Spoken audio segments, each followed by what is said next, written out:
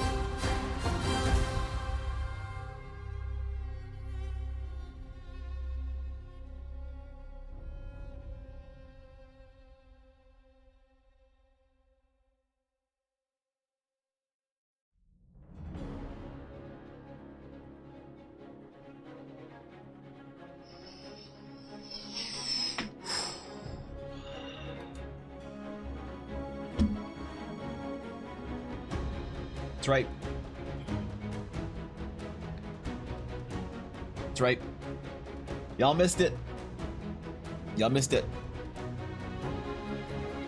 Over the weekend, the Dragon's Claim was actually reordered. The first Tolarian Empire.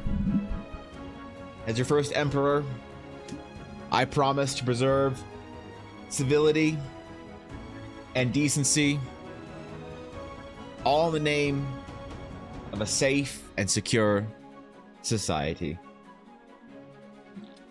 So, what does it mean for the average TDC member? Absolutely nothing. Let's face it. Am I really gonna police a new empire?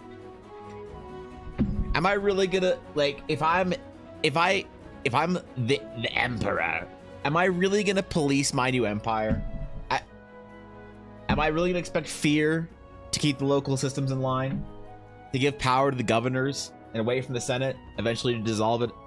That's a lot of work. You know, I'd be a bad emperor. Like, you could trust me. You could trust me with, like, supreme dictatorship or something.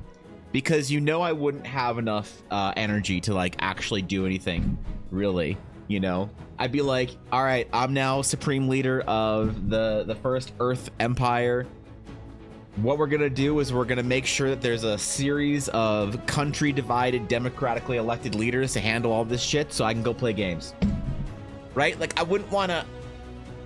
It sounds like a lot of work to build a Death Star, you know? Like, I would still build one, like, you know, that's what you do, but I wouldn't, you know, I wouldn't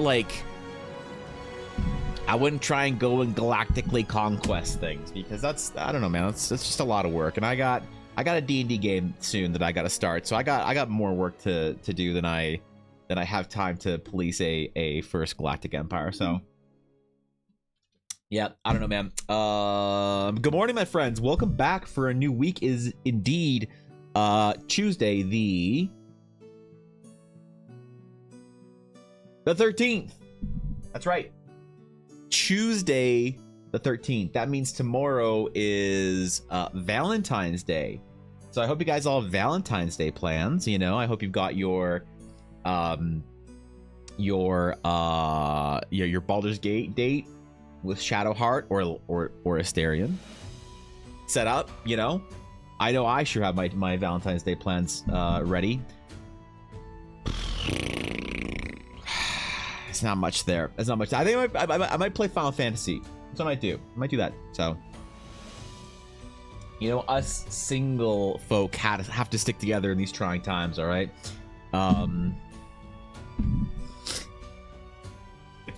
No, it is indeed the 13th, which means that we are a couple days after Super Bowl, a couple days before Valentine's Day, which means both sides of the spectrum can be disappointed, and gamers are not affected. Because let's face it, do gamers care about the Super Bowl? Not really. Gamers care about Valentine's Day? Not really. The gamers care about the Valentine's Day event in whatever MMO you're playing? That's what I'm about. So maybe I'll do the Valentine's Day stuff tomorrow with Ella. We'll go do the Final Fantasy 14 event stuff tomorrow. I think that'll be a good way to spend the day. We don't usually go out and like do anything on the actual day. We just kind of chill. So can I be Darth Thorkin? I'll take care of the conquest if you want, Thorkin. If you want to take care of the conquest, you can. You have to at some point in time save my life though, when I'm being, like, I don't know, threatened by a master astral knight or whatever. And then henceforth you can be Darth Thorkin. Right? So, major plans to paint all day. Busy. What do you mean, bro? Karlach, your beloved. You're spending your Valentine's Day with Karlach, Fishy? Man, I don't know, bro. I don't know if I could, if I was gonna romance a character in Baldur's Gate 3, I don't know if I could romance Karlach. I don't know. She seems too high maintenance.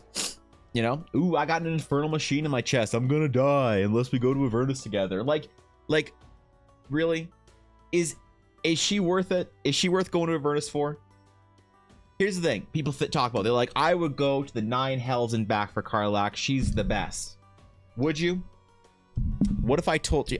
Why did you just... What the fuck?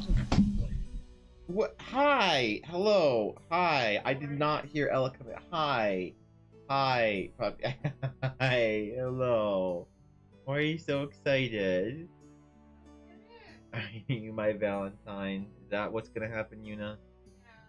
Yeah. Hi. Hi, baby. Hi. Hello. Ella just threw her on my desk. Just deposited a dog.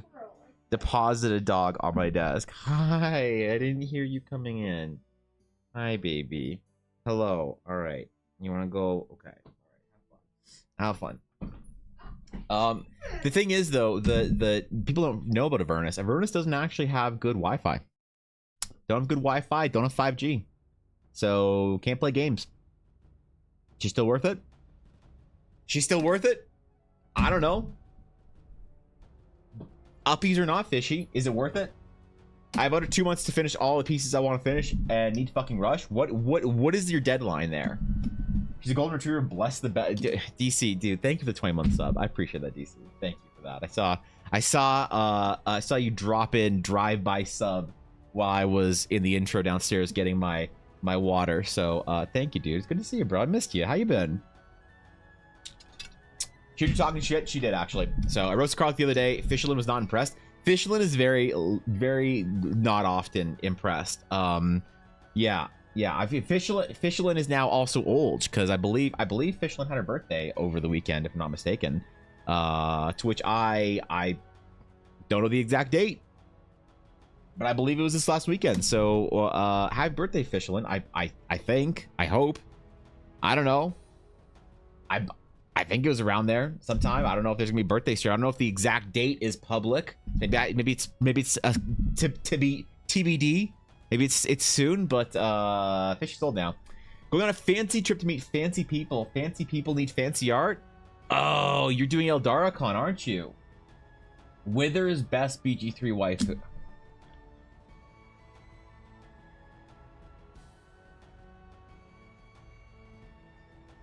I don't want Larian. I don't want Larian to add a Wither's romance option. I don't. I'm good without it. I'm okay. That's something I don't need patched in, right? I like that they added the epilogue romance sort of like event thingies, the dialogue options. You can give Shadowhoney a hug or whatever. But Larian, look, I respect that they let you do anything in Baldur's Gate, even romance a Mind Flayer.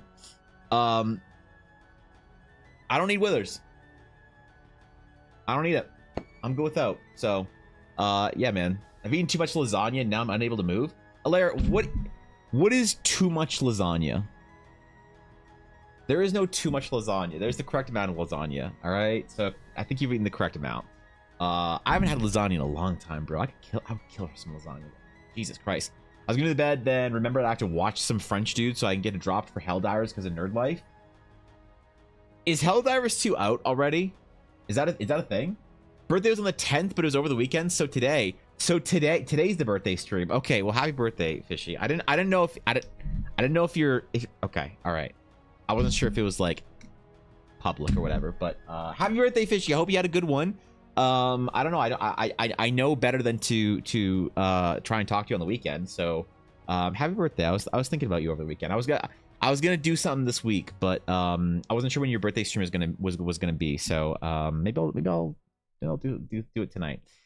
I'd kiss Withers on the mouth. You wouldn't be able to find it. So, there's no such thing as too much lasagna. I agree, man. Would you rather screw a dead guy or a bear? Oh my god. Whoa. Oh my god. Would I rather romance Withers or Halcyon? Oh god, that's tough. I think I'd pick Withers over Halcyon. I would pick Withers over Halcyon. Is that weird? Is that, maybe it is weird. I don't know. Yeah. It is out? Okay. Yeah, you said it dropped. All right, fair enough. I thought that I saw trailers for it, but I wasn't sure if it was coming out anytime soon because it looked pretty cool though. I don't know. I haven't played any games in a while because I've finished Baldur's Gate, so what am I supposed to do now? What the hell am I supposed to do with my time? Play D&D? I actually do have my D&D game coming up soon. My player's getting very impatient. All right, they have decided that we need to play soon. They have they've begun to revolt. So I have to start my D&D game soon, which means we have to get some character art for Ella finished.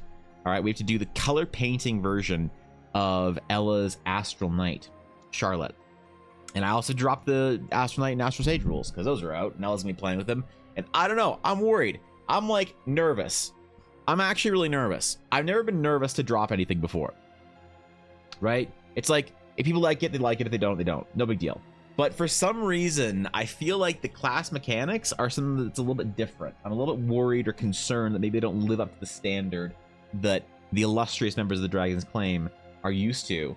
I know you guys are all very high, highly educated D&D players, and I am not. I am but a simple storyteller that uses D&D for my own whims. I'm not really a D&D guru. I don't really give a shit about rules changes and stuff. But I did see, actually, did you guys see this? Hold on. I was looking at this last night. I saw this article. Check this shit out.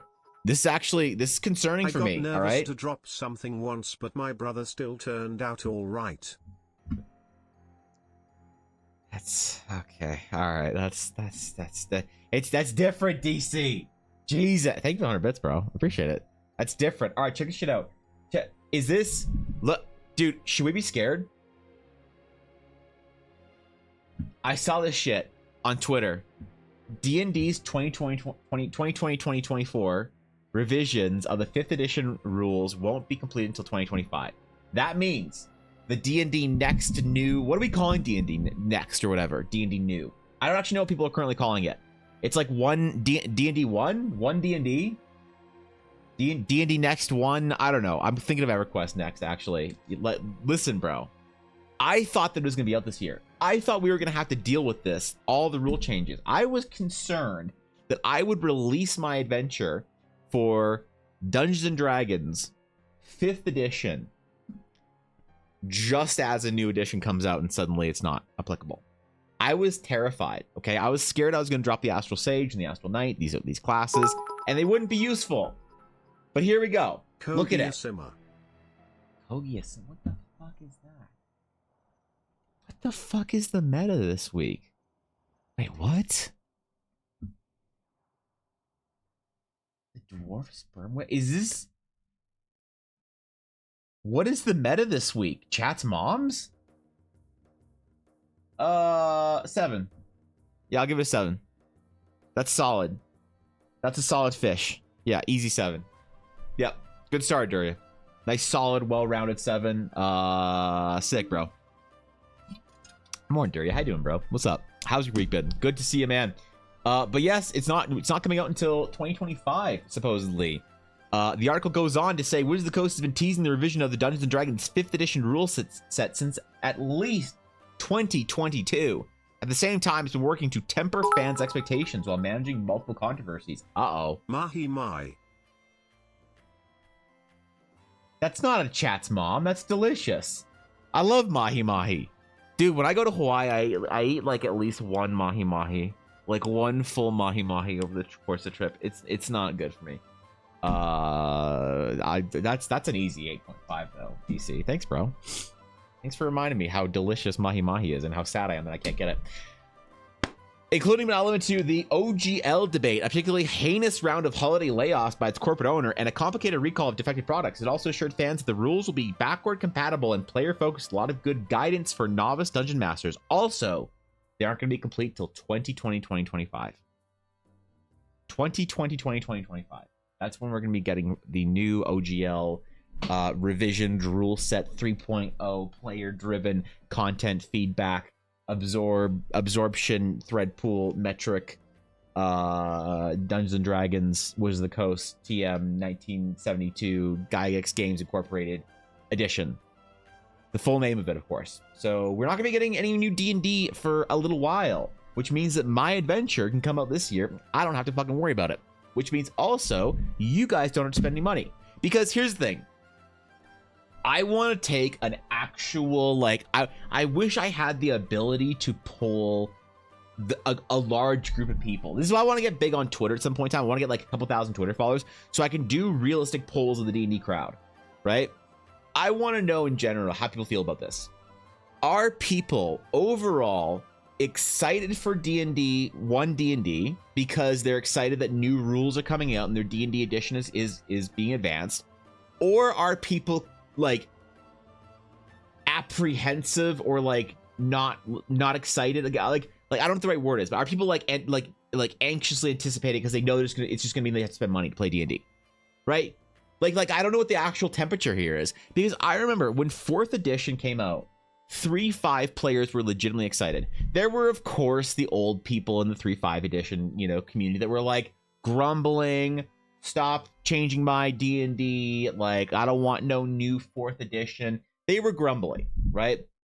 But realistically, people were excited for the most part. There was a good amount of excitement, I should say, right, for 4th edition. 5th edition, I remember there was lots of excitement for. A ton more excitement. People were actually like, give me the 5th edition. I want to see it. I want to see it.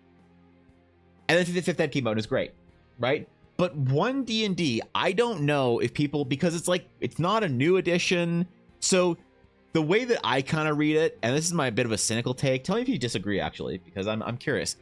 It's like Wizards is saying, hey, we're not giving you a real new edition. You're like, okay, this isn't a full new edition D&D. You're like, all right, but we're still going to create a new product. And you're like, okay, so we're going to charge you for this product. And you're like, uh-huh.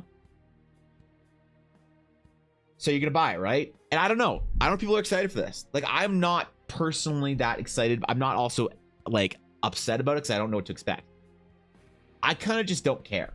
And I wonder what people are going to choose, because realistically, if there's a new D&D edition that comes out, everyone's going to move to it. Everyone's going to move to it begrudgingly, because if you want to be in the sort of the same sphere as the rest of the D&D community, you kind of have to, right? Regardless of what you think of it. There are going to be holdouts, but like no one cares about them. They're just doing their thing. But I don't know. What do you guys think about that? Keep 5e, make 6e for real. I agree. Like make a real new edition if you're gonna make a real new edition, I guess, what's up, Bragg? Also, like a year delay from the book to the monster manual. Oh wait, there's gonna be a delay between the wait, really? Why? What? It's a stinking cash grab. That's look legit opinion, I'm not saying you're wrong. Rather have 6e. I think it'll slowly die off after 1, and then likely with 40 people we'll go over to other systems. People already just want to play Lancer. You want to play Lancer? Jesus. Okay. I'd be surprised if BattleTech came out with TTRPG. They already have one. BattleTech has a TTRPG. It's great. It's beautiful. You can play it if you want to. I feel like 5.5 we're trying to sell it as a full price if for a 6. Yeah, do you feel like where you're being offered less for like but here's the thing. Let's be fair to Wizards. If you want to criticize, big company bad, let's be fair to the company so we know when we're criticizing it and when it's legitimate and when it's not legitimate. So we don't get lost in just like, we don't look stupid later on once are just mad about everything. We don't know, do we? I could be wrong. I'm sort of asking this as a question. We don't, but from what I know, we don't know what this is going to cost the individual user, right? Now, to be fair, I am aware we can infer it's going to cost a lot, because of statements that the CEO, Cynthia Williams, has made about how Dungeons & Dragons players are under-monetized, right? Likely this will be either built into a subscription for D&D Beyond or some sort of new product line. So I am aware that likely this is going to cost a lot, but we don't actually know for sure yet, do we? Why does D&D need a rules update other than more money to Hasbro? I don't think it does. I think 5th Ed is great. It's not my favorite edition. By a long shot, 5th Ed is not my favorite edition. But I think it's great. I think it does what it's supposed to. I think playing 5th Ed is other. I don't hate playing 5th Ed. I would prefer if my players were intelligent enough, sophisticated enough, and charismatic enough to play 3.5, but they're not. Few people are. And I can't hold my players to that high standard, right? But no, man, 5th Ed's fine. It's not my favorite edition, but it's fine. I don't think it needs an update, I don't even know what the update. What are they even updating? I haven't done. Now, this is my fault. I haven't done any research into 1 D&D because I don't care until it's like actually like we know what's going to change. right? Which is partly my fault for not staying updated. But I don't actually even know what they're really changing in 1D&D. To be honest, I don't know what like things they're going to be updating or upgrading. Like how easy is it going to be to transition? Is it just strange? I don't know, man. 3.5 edition Octopus. 3.5 edition was my favorite. It still is. It's not my first D&D edition. It's not like it was my first love. My first D&D edition was Second Ed, and third. But 3.5 I think is for me. It's a beautiful, well-crafted, very deep, immersive system. Allows for a lot of flexibility. Has a lot of, you know, the crunchiness that you want, the ease of use that you need. I like 3.5. I don't know. What's your favorite system, Ink? What's your go-to? I guess. I don't think Wizards is doing anything significant that'll actually fix the issues with their system. D&D falls apart after level 12. This new rule set doesn't fix high-level play as far as I've seen. So that's a good point. I don't actually play all that high-level games. I don't have that much experience in 5th Ed at high level, to be fair. So I guess I legitimately thank you for the info, because is this common knowledge? People feel like this for D&D editions, that they just kind of fall apart after a certain level? Because I know like that's one problem people had with 4th Ed. Once you, and this is an Ashy question, because I don't remember. Fuck, I should ask Ashy about this. After you hit like Paragon level, I think or maybe it was Epic level. I don't know. There's certain transitioning in 4th Ed that felt really good, and then one that didn't. I don't remember which one it was. I don't blame WotC, I blame Hasbro. They're kind of the same now, unfortunately. You know, WotC giving you MSRP of something they make. What an alternate reality shit is this? Yeah, wait, there's actually an MSRP for it. Miss buying something once and owning it, then grabbing extra things if I want them. Yeah, me too. Preach, bro. Evan Boomer, shut up, Fishy. Shut up. Aren't you like 34 now? Didn't you turn like 38 last week or last weekend? I want to hear this boomer shit from you. What? Ella, why closed door? What? Okay. Una wants out, but all right. What? Anyway. Oh, she's cleaning the carpet in the hall. Okay, I see.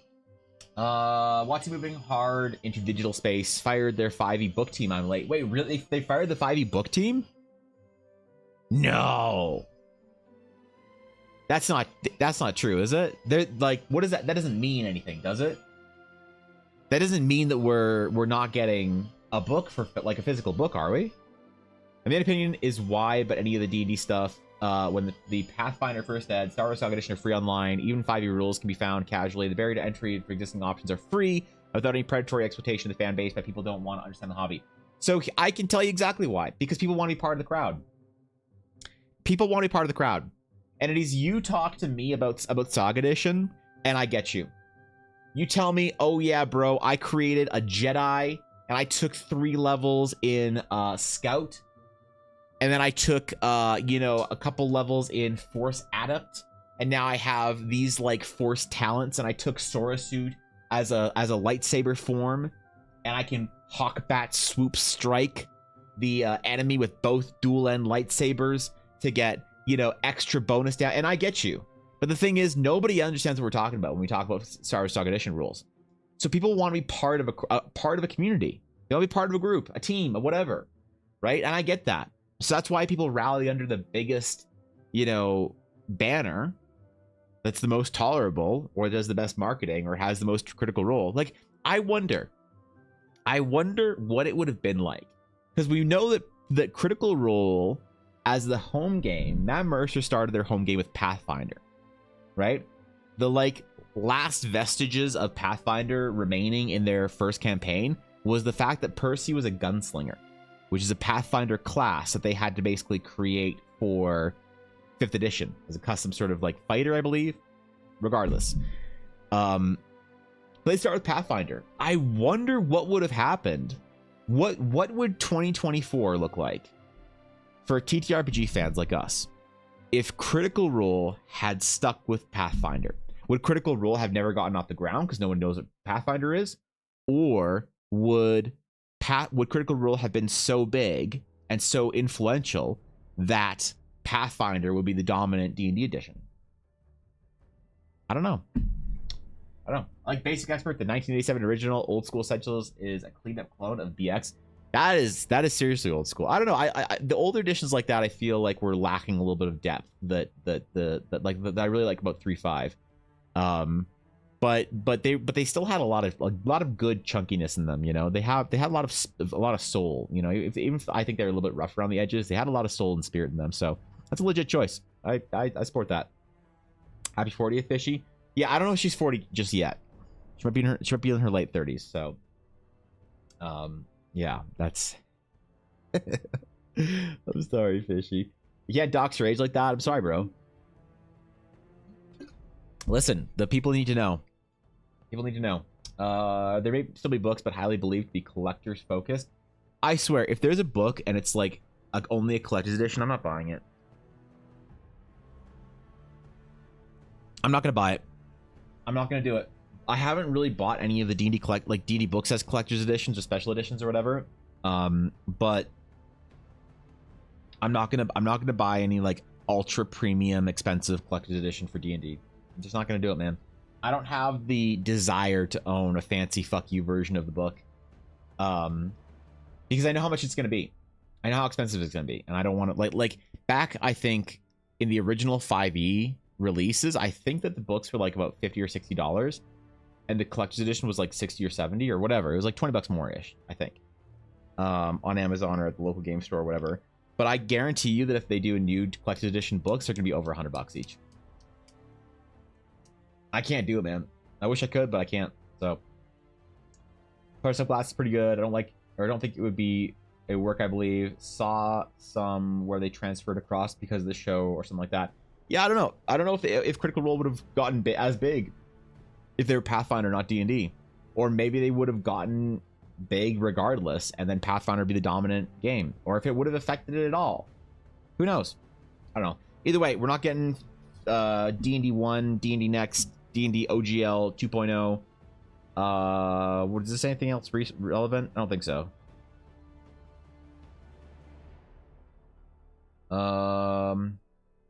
The Player's Handbook 2024 is expected to release on September 17th, followed by the DMG 2024 on November, and the Monster Manual 2025 on February 18th. According to Wizards, all three will now have a customary 2-week digital pre-release window. And then we have our Vecna campaign, right? Yes, I saw a lot of information about this, the Vecna Eye of Rune thing. It's a campaign for characters starting at level 10 and tops out at 20. It's set to arrive as a physical product in May, as a digital product for those who pre-order 2 weeks ahead of time from the official description. Yeah, so I don't know. There's gonna be some shit. There's gonna be some cool D&D stuff coming out this year, I guess. We gotta keep an eye on it and see what happens. I don't think I'm gonna really jump into the D&D 1 stuff if I don't have to. I will probably if that's what everybody else is doing. But I really kind of hope that there is either something legitimately useful from 1D&D, or people just don't give a shit. One of those two things that happens, you know? Because I could see them doing... I could see it 1D&D being like... rules changes surrounding character creation that are like kind of optional. Sort of like how like Ancestry stuff worked in Tasha's. Like, if you want to take the Tasha's Ancestry rules and you're like, I want to be a gnome with half-work racial feature, it's like, okay, dog, whatever, man. Like, do what you're gonna do. I don't care. Fine. Be a gnome half-orc. Like, whatever, bro. I could see 1D&D being a lot of that stuff in the end, but if they try and change the mechanics of how combat works, I don't know, man. I don't know if people are gonna tolerate it. I don't know if people in general are gonna be willing to hear WotC tell them how to replay the game, you know? Because, like, does D&D really need anything, like, combat-related changed? Let me move all my windows here. I gotta set up for our project today. I don't know. I don't think, where's our new window? There we go. I don't think the D&D combat really needs anything new. You know? As far as, like, new additions or changes to the game or whatever. You know, I personally think that 5th Ed combat is fine and the mechanics are fine, and I wouldn't mess with it. Why can't I get my ruler? There we go. All right, there we go. Okay, I gotta paint an Astral Knight for Ella today. Okay.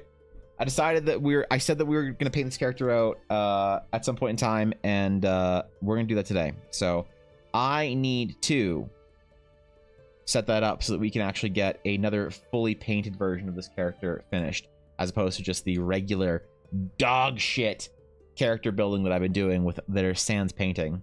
So that's gonna be the project today. I don't know, maybe we'll finish it today, and if not, then we'll work on it tomorrow as well. But I'm very much looking forward to this, actually. I've been wanting to do this for a while, and today is finally the day. Today is finally the day. So that's what I'm doing today. Okay, hold on. Make a big selection, and then we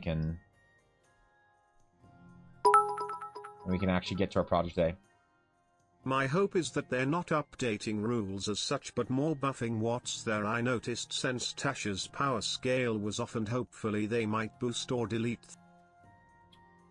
Wait, boost or delete things to help balance it. What do you think is the... So I've heard people say a similar thing, but nobody ever really elaborates on that. Like, do you have examples of like things that are like in general? Is it like casters are more powerful now, do you think?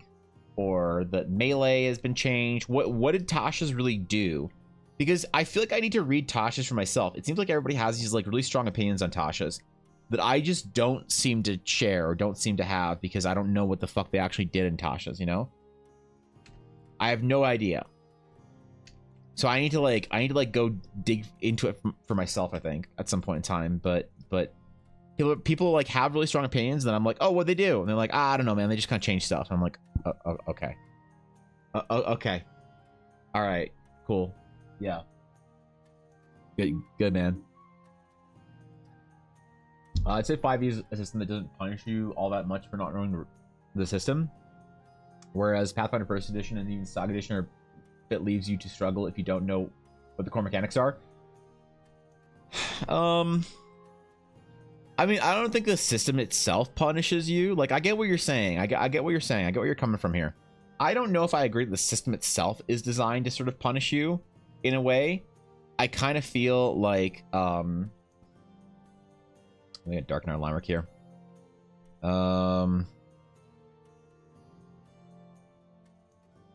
All this color line work.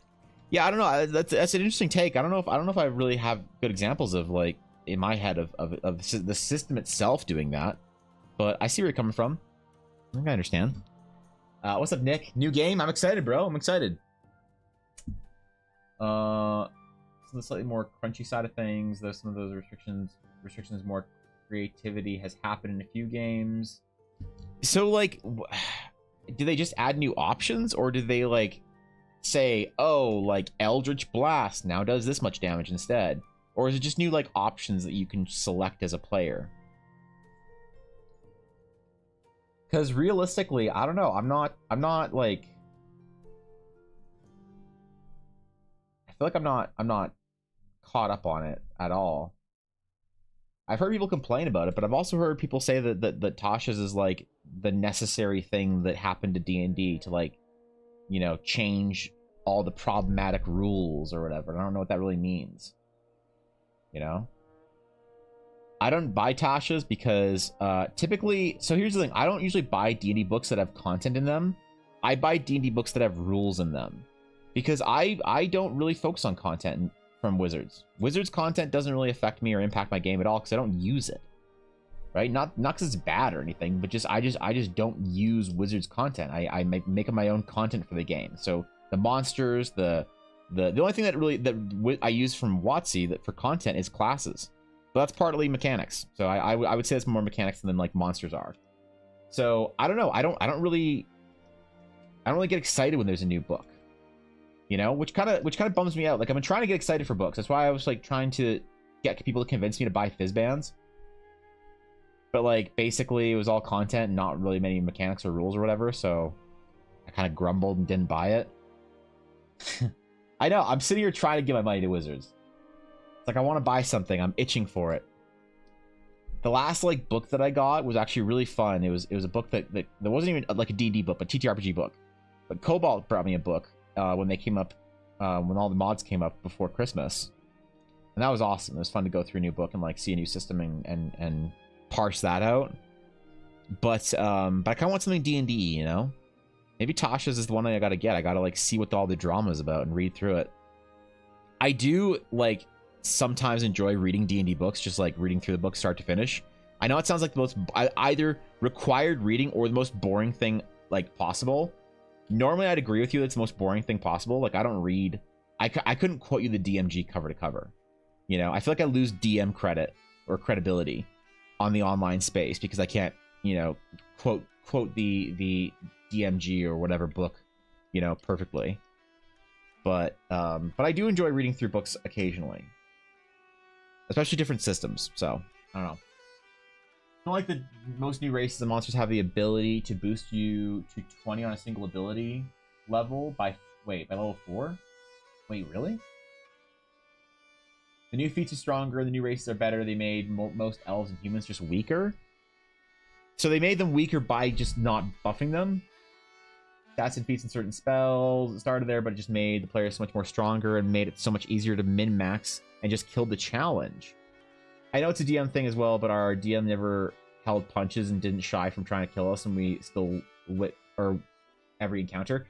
So I would just, I mean, honestly, like realistically, the way I feel about balance and stuff like that is like if Wizards is gonna make the classes more powerful, like I'm like, don't worry, you will still almost die. WotC can buff your class as much as you want. I'm still gonna find a way to kill you. I'm not worried about that. So I don't know. I guess if DMs just need to rebalance or retrain their, I don't know, man, rewrite their encounters. But I'm also not afraid to balance on the fly though. If I feel like I miss like improperly balanced like boss health or whatever, shit, man, I'll just add an extra 100 HP onto that boss. If I'm like, bro, this guy's going down way too fast and not for like an amazing reason. Like if a player does some crazy shit, yeah, what's up, Dice Legends? If a player does some crazy shit and like blows up the boss or whatever, I'm not gonna just rebalance the boss because I need 10 turns or whatever. No. But if I'm like, okay, combat's been pretty steady, things have been going pretty predictably, and this boss is about to die way too fast because I super underestimated how much health my players can get through at this level, then I just rebalance in the middle of the fight. I don't think there's anything wrong with that. I don't think there's anything wrong with that at all. You know, if like I said, you have to know if your health pool for your boss or your damage for your boss or whatever it is has been improperly written by you because your players did something amazing and they deserve to kill the boss faster. It's like in Baldur's Gate when you throw a bunch of shadow powder or smoke powder bombs on the ground and blow some shit up, right? It's not like you'd add extra HP to make sure things don't die. You'd reward them for that. But if it's just like, oh, my players are auto-attacking this boss and the boss is like about to die, then you just rebalance it, bro. Less of a Mercer player and more of a... What's the bald cokehead guy's name? Perkins? Tasha's rules in it has spells and class options. They put Artificer in the boss. There's magic items, DM stuff like sidekicks and other things. Okay, cool. I don't know. The system isn't necessarily designed to punish you, though how you build a Pathfinder character versus 5e character are different, not just by the system, but with how your Pathfinder first edition choices mesh with the core mechanics, like character size affecting bonuses to hit. I see what you're saying. Yeah, there's more that yeah, your decisions do matter a little more in Pathfinder than in D&D on creation. Yeah, I agree with that. Yeah, all right, that's fair. I understand what you're saying now. Agreed, but suddenly the scale is weird, which is why random things feel so powerful. Oh, okay, I see. So it's just like kind of it was like jarring for most people, right? You make a campaign book, it better not have typos like hunter down and defeated. It absolutely will have typos in it. What are you talking about? It's gonna have intentional typos to piss people off. Never let them know your next move, Rob. Never let them know your next move. Always put intentional typos.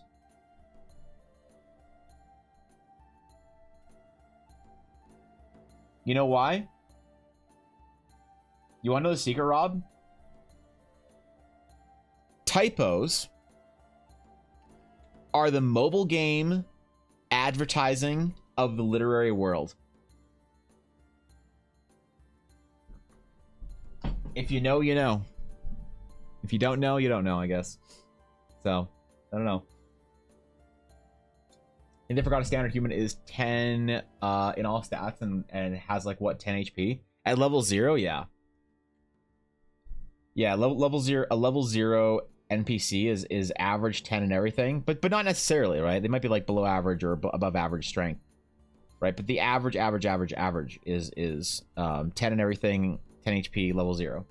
I thought it was less HP actually. I thought it was like 8. I don't know. Same thing. Minotaur monster, 5e, large size. Player character, medium. Pathfinder, first edition monster and race, both same size. Yeah. Yeah, I don't know. I enjoy Pathfinder sort of more for those reasons, but I don't know. I think 5e is fine. You know, I don't dislike 5e. I like other things more, but I don't dislike 5e. So I'm fine with them like making some changes to it for this like one D&D or in Tasha's or whatever, but I just don't want to pay more for a book that doesn't really do anything, you know? I don't want Wizards to like, and what I really don't want out of this one D&D is I really don't want Wizards to try and get me on a subscription model. Like, I'm just gonna say it right now, I am not going to sub to something to play D&D. I'm just not going to. They're not going to get a sub out of me. And I know Cynthia Williams thinks that she is. Right?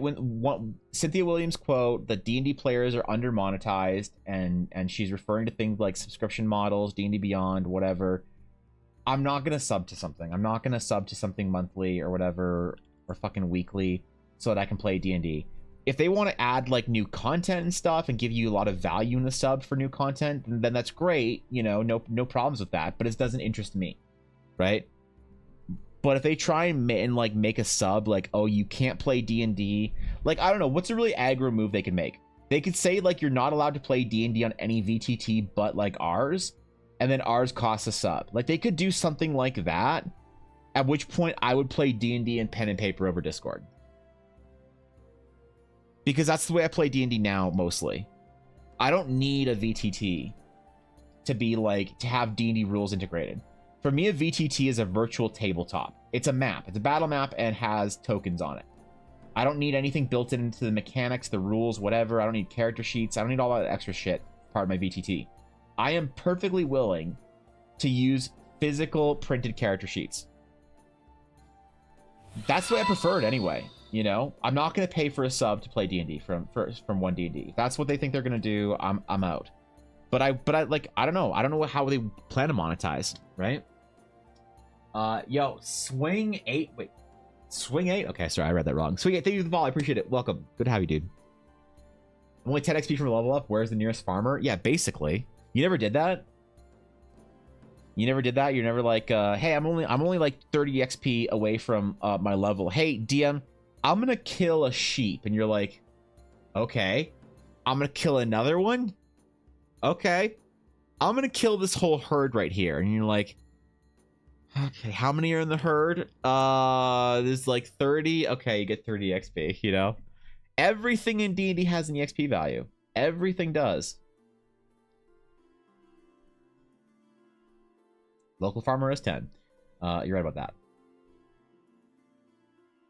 Yeah, I don't know.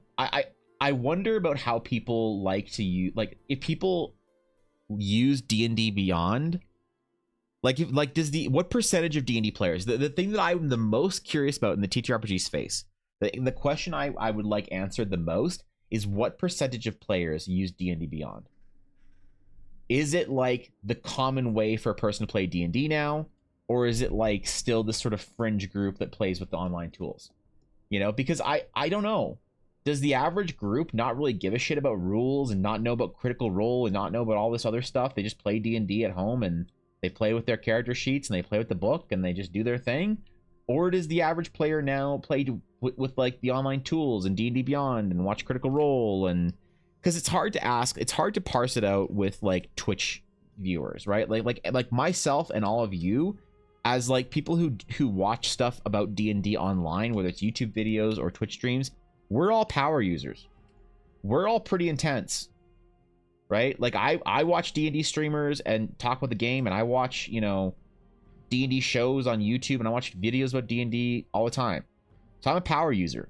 So it's hard to ask other power users that use, they're like, oh yeah, I use D&D Beyond. Okay, so D&D Beyond's popular among the power users. But like, does that represent the average like Timmy's? I don't know. I wonder if it does now or not.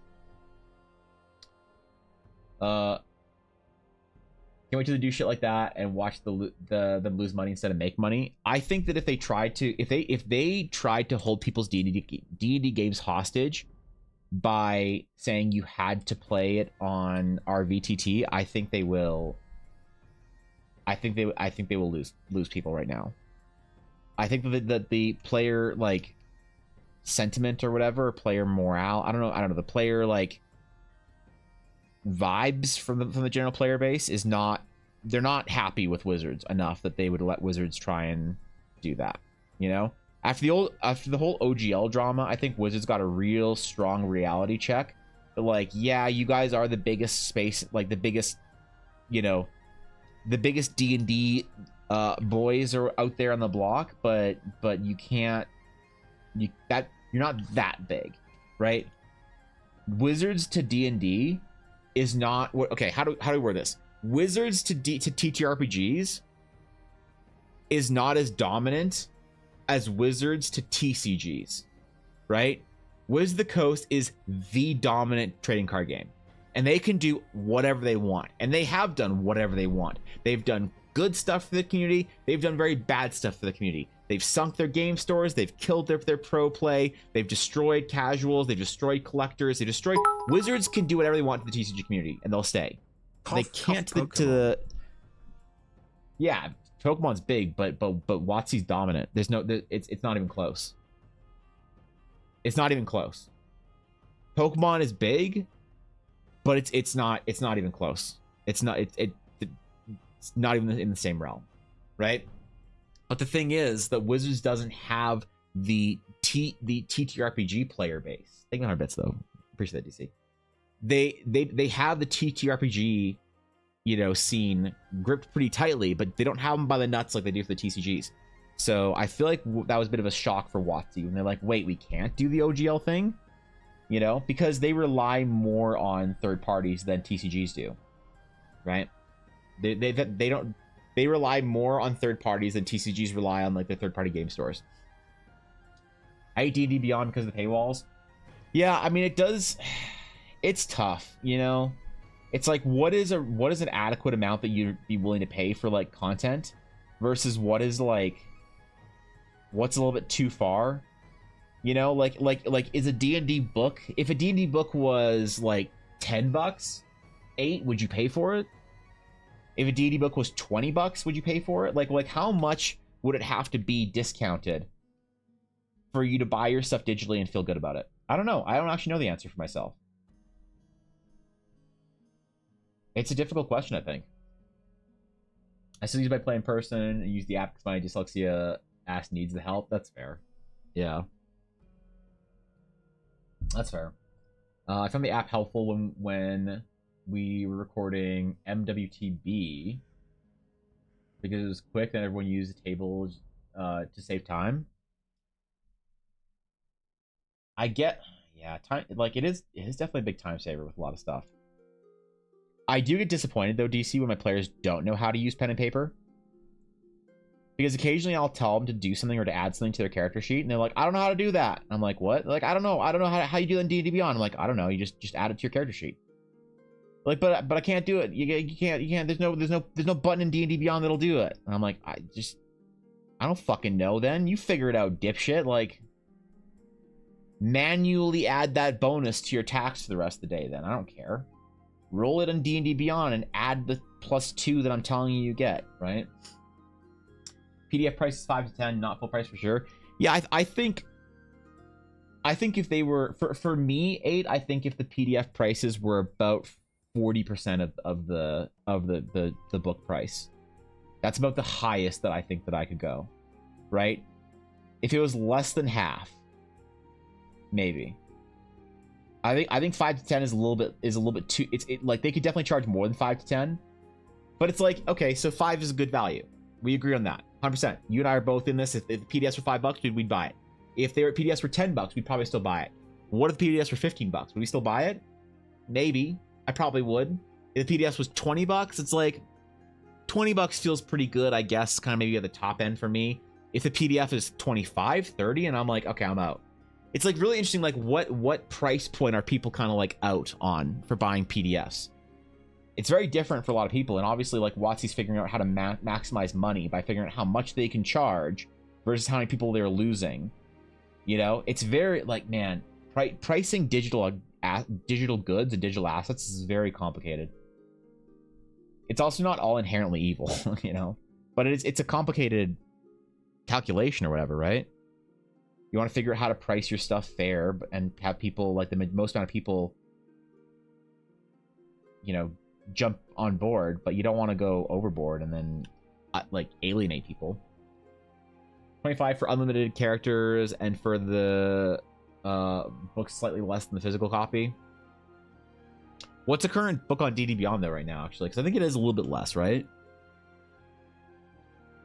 Sadly, WotC doesn't do PDFs. They have D&D Beyond, and have every book they use the site now costs roughly $30-$40 per book. It's $30 to $40 per book on D&D Beyond, really? That's a lot, man. 30 to 40 US? That's a lot of money, bro. Yeah, I don't know. I mean, I'm not ashamed to say WotC priced me out of the market for D&D Beyond. You know? But I'm also in the market of a player that wants both the physical book and the digital book. Right? Maybe if I just cared about the digital book, that was the only thing, maybe I'd be okay with that. I don't know.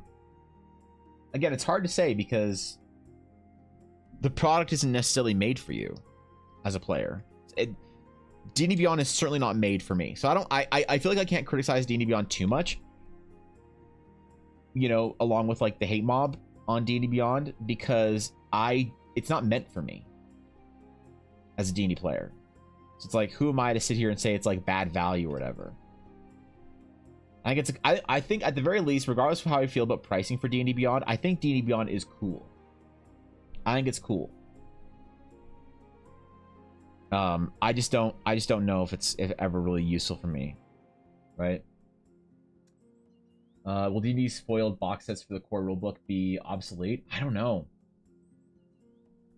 I don't know how much they're gonna change it. You know, it's a good question, Captain. What's up, Gabby? We're doing good today. How you doing, Gabby? I don't like the idea of buying a PDF that they can go back and edit / remove on a whim. Digital media is too volatile for me to want to spend lots of money on it. Reasonable. Absolutely reasonable. You know?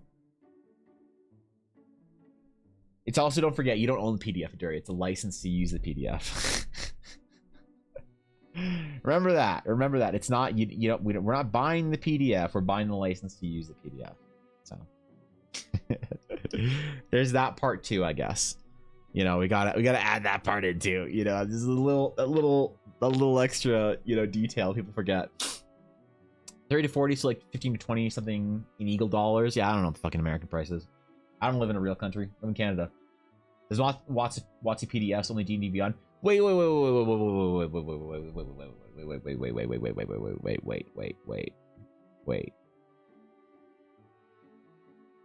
You can't download the D&D Beyond book to use offline?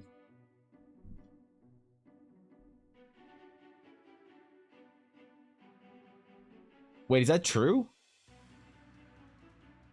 So if I buy a D&D Beyond book, I can't download it offline? Not for 5e? No downloading? Really? Ooh, that changes things. Okay. Kind of person likes physical books to hold. Yeah, me too. I want to buy a 5e book, but Pathfinder and Saga Edition. Yeah, I agree. Saga Edition books are beautiful, by the way. Did y'all see the email for D&D's 50th anniversary? I saw the footnotes, the book releases. What are everyone's thoughts? We actually just covered that. We were just looking at the article. I don't know what these books will like, because what? Player's Handbook 2024, DMG 2024, and Monster Manual 2025. But this isn't one D&D, right? These are just updated versions of the books. Oops, sorry. There we go. Yeah, I don't know, dude. I don't even know what the new PHBs are gonna be, Captain. So I don't know what. I don't know enough to have an opinion on it yet. You can with their mobile app, but it's not a good app. Only things you download are the one D&D playtest stuff. You download, then you could share it, and then they can't have that. Well, I mean, to be fair, you can Google D&D 5e PDF right now. I don't think that allowing players to have PDFs would increase the like amount of D&D piracy. You can do that right now if you want, you know? So I don't know if like that can't be the reason, right? Maybe it is. I don't know, man. DRM, aka you don't own anything digital you purchase these days. Yeah, true. Maybe on the iPhone you can. But a lot of people say you're basically renting the item that you could potentially disappear. Yeah, or you can get your account like removed or whatever, you know? That's like a big problem, right? Get your D&D Beyond account revoked because some reason or another.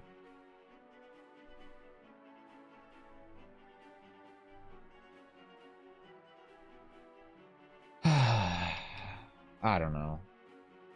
I don't want to be overly negative, you know?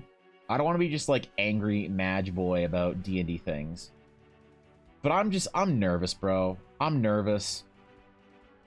Like don't screw me, Wizards. Just let me play the game, please. I don't want to pay more money for like all right, fine. You want to make a new edition every couple years? You want me to buy, you want me to spend $150 on new books every 3 to 5 years? Sure, fine, fair. Like fair, legitimately fair. I think people should be willing to buy new books or whatever every couple of years. But like give me something valuable for that product. Give me something valuable for it.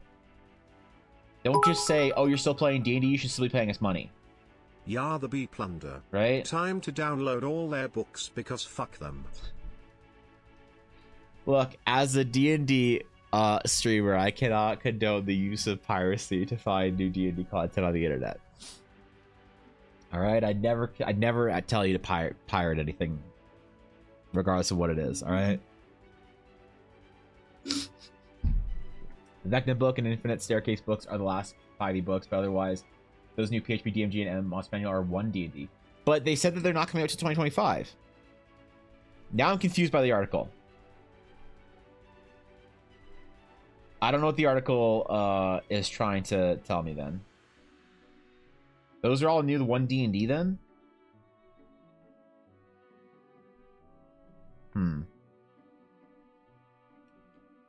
Like, I definitely think that the Wizards used to have a different valuation of their time, of your time. They're like, hey, here's our product for D&D. If you like it, great. Please enjoy. If you would like, we're going to be releasing supplementary additions to this product. So if you would like to do an adventure, see new like content, we'll release those. Long John never here tell us to not pirate, wink wink, definitely don't go to www. Yeah, I'd never suggest you go to www.thepirate. No, come on, I'm not gonna do that. I'm not gonna do that. Come on, man. Here's the thing. You don't know how to pirate stuff. God bless you. Oh, sweet little you. You know? You're unaware. You don't know. But like I get it. I get it. Wizards wants to like I don't know. Wizards kind of is of the opinion like, well, if you're still playing D&D, you mean you play D&D every week and you don't give us any money for it? That's kind of the new corporate mindset. It's like finance focused instead of like product focused. The way it used to always work for TTRPGs is, yeah, they used to like give you your product and then they would try to encourage you to buy things, which there's nothing wrong with that, by like giving you new content, giving you new cool shit to buy. But it was never like this idea of, oh, you owe it to us. You owe us, like, you get thousands of hours of fun per book, and you can't even like fork out an extra $300 every year for it. Like, I don't know, man. I feel like that's getting a little bit lost in the sauce for where your place is as a creative company, as a game maker. But you know, late 2024 months. Oh, months will come in 2025. So wait, what is the article? The article said, hold on. This is what caught my attention. They said D&D's 2024 revision of 5th edition won't be complete until 2025. I see. Okay, I thought it said it won't be coming out until 2025. So that's what they're saying. The player's handbook is expected in September. So these are all one D&D then. These new revisions are the one D&D. So does anyone, and just explain, can someone explain, like I'm 5, what is one D&D's changes? Just the TLDR. I'm not looking it up. I have no idea. I've never done a fucking playtest. What is the TLDR of what the fuck does one D&D actually add to the game? And do I need it? Do I need to care? Is kind of my question. How's the pirate ship he's building in the backyard? Yeah, you wouldn't know, Jacob. Of course not. I have a friend who really loves Warcraft 3 while growing up, but the only way to play it without me was without the main cash grab, cheap release, is through a treasure map. Yeah, that's fair. I'll be waiting until late 2025 to see if everyone's review and the new books. For all we know, the new books could flop, and the majority holds the 2014 rules for another decade. I really have no idea what to expect, Captain. Like legitimately, I don't know. If I had to put money on it, if I had to bet money on it, I would say people would upgrade to the new rule set. Just because that's where everyone's going. That's just the easiest like flag post to wave and be like, hey, D&D players over here. Because like, why do people play? My reasoning for this, Captain, is why do people play D&D to begin with? Is D&D the best TTRPG system out there? Maybe. I don't know. But is it everyone's favorite? No, of course not. It's like saying, what's your favorite video game?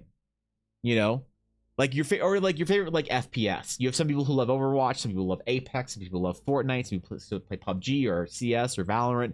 You know, to say that there's one FPS that's the best FPS game that's currently out is like ridiculous. To say there's one TTRPG out there that's the best TTRPG is again ridiculous. So why does everyone flock to D&D? They flock to D&D because D&D is the flag that waves and says like TTRPG players over here, right? If everyone only played one FPS, then everyone would play that FPS. The other ones, they would never get off the ground because no one wants to break away and not play with anybody, right? So that's why I think they'll upgrade. Too. Okay, yeah, you're. Of course you're right. Of course you're right, DC. Yeah, thank you for. Yeah, no, you're absolutely right. Thank you, 100 bits. Thanks for reminding me about that. Yeah. Sorry, I forgot. I'm not a Nick Marks viewer. My bad. Forgot about the CDL league real quick there. You know, but so people play D&D because, you know, it has the name. I don't even know if it's because of the name necessarily. It might. That's probably why it started. But I think people play D&D because it's the place where everyone plays D&D. And you literally can't play. If you're a Pathfinder player and your friend's a D&D player, you can't play your two systems together, right? So you play D&D because everybody's there. I think that if Wizards holds the flag up, holds the banner up, and plants it in one D&D and says, D&D players come here, and Critical Role upgrades, and people are excited to upgrade, and they're excited for the new shit, because people are also excited for new shit, as happens with people. I think my intuition is that one D&D will be the predominant way people play. But wait, what does it actually change? Hold on, let me catch up here. Every cheated game you buy and you can play for infinity. My Grammar Monopoly version still works. Yeah, that's true. Build a community, create memories for the players, create minis and toys, do the Star Wars. That's the goal. Change the feats. The only small changes like 3.5. They changed the name. Shut up. Change mobility. While technically backwards compatible, the new rules will have updated player options for classes and characters. Major changes to the druid, for example. Okay. So it's updating the content rules and not the mechanics of the game, right? Like they're not updating any game mechanics. Correct? They're not changing any of that shit. They're not changing the way that, like, I don't know, skill checks work, or that, you know, your initiative roll is calculated or whatever. They're not changing any of that shit, right? They're just updating or changing the like player choices, as if it's a new book, right? Healing spells do double than what they could do in 5e. Oh, wait, so they are changing. Ooh, interesting. Only minor changes. Who plays Druid? I don't know. Furries or some shit. I don't know. I don't fucking... Who the fuck knows, man? I don't have a Druid player in my game. I'm a bit intrigued by the Daggerheart system in the works as well. Daggerheart? I haven't heard of that. Proficiency, skills, and rolls, D20 plus mods versus DC will not change. Okay. Yeah. They should just done another errata. They probably could have, but... Well, could they? Would an errata really be a widespread enough? Like, if they had enough errata over the years to, like, really change some shit, would errata really, like... Would errata really, like, make a difference? I don't know. It's an interesting dilemma, I think. Errata is very difficult to do on a wide scale, I think. D20s are so great. Where are D22s? Man, actually, I don't know. Look, you're right, Ashy, but, like, you need to make people buy another set of dice? Come on, bro. Come on, man. What are we doing here? Wizards, what are we doing? Ashy's right. ED conditions are a mess. They better fix some rules. Conditions are a bit of a mess. I will agree with that. If they clarified and, like, maybe made new or interesting conditions. Like, I also miss, like interesting conditions. Anybody remember Mummy Rot? Any 5e DMs give their players Mummy Rot from time to time? I do. I still give my player Mummy Rot. I don't care.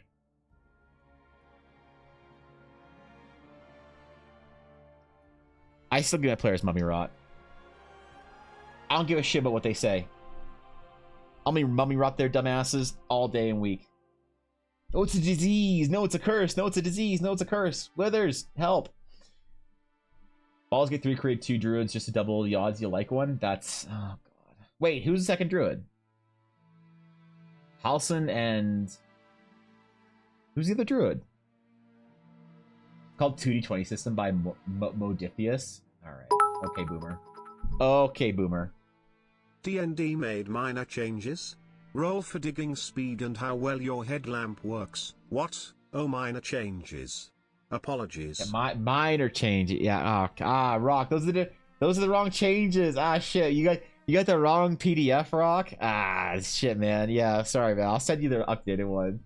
Yeah, we got the. I think they sent you the wrong PDF on that. The wrong updates, but it's okay, man. I'll get you on the right ones. Yeah. What's up, dude? How's it going, Rock? Level drain. They fix certain spells, make them better than 5e versions. 5e True Strike sucks. 1D True Strike is effectively a mini smite. Okay, that's cool.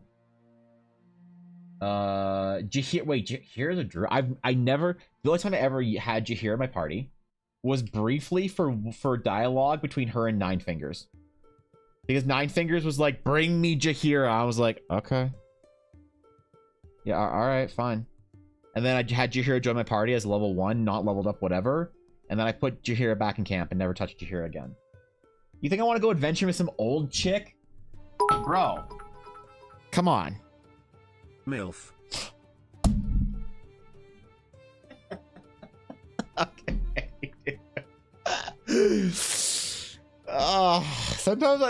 Sometimes the best TTS is just like a very single to the point TTS, you know? It's like good TTS doesn't always have to be a paragraph that, like, you know, stretches the bounds of what's possible for the AI voice, whatever. Sometimes the best TTS is just to the point. All right, okay, dude. I've been called out. No, I said sometimes, Rock. I said sometimes. Mastery of the paragraph of the limerick is a dying art. So, oh man, necrotic permanently lowering health. Monks are way cooler now, and Rangers seem a bit better as well.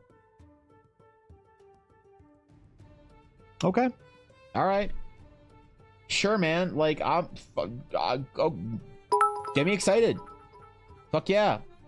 Make Won't people let play me underplay. romance MILF, but I can fuck a bear and a squid. All right, listen. Baldur's Gate 3 is a different, unique take on D&D. All right, we're not gonna judge D&D based on what you can do in Baldur's Gate. Okay, your home D&D game is not as free or liberated as your Baldur's Gate 3 playthrough. All right. Rishkira, no, I mean Jaheira. Yeah. Yeah, I never used Jaheira. I never used Minsk. I used Asterion, Gale, and Shadowhoney. I briefly used Karlach, and then I did the Krekch with Lae'zel, because I thought that it was important she was there for it. But when I got to too high level, I just didn't want to level everyone up. I was tired, man. I don't want to bother trying to level up Lae'zel or Karlach or Will or whatever. So I didn't use any of those losers. Only ever used the important core party for me. The first 3 you meet. I really messed up Gale though. I should have gone Sorcerer instead of Wizard. Whatever. I beat the game on normal mode. I'm a gamer. And you know what? Probably not going to play it on honor mode. Because I'm not a fucking loser. That's why. So, there it is, man. YouTube video has 2 views, 3 from unique viewers, and I was watching an average 102%. Does it not consider, like, Final Fantasy 14 fanboys full people? Or something, Ashy? Or how does that work? Yeah, I use Withers and Shadowhoney. Oh, my God. Okay. I did a deep dive on Withers lore after I finished the game. Obviously, we're not going to spoil it, but the fuck? That was some crazy shit. Terry's no wrong way to play it wrong. There's no way to play it wrong. What do you mean, bro? You can play the game wrong. Absolutely. You can choose to play with Lae'zel. What would the most cursed party be? The most cursed party in Baldur's Gate 3 would be, in my opinion, you play with Will, Lae'zel, and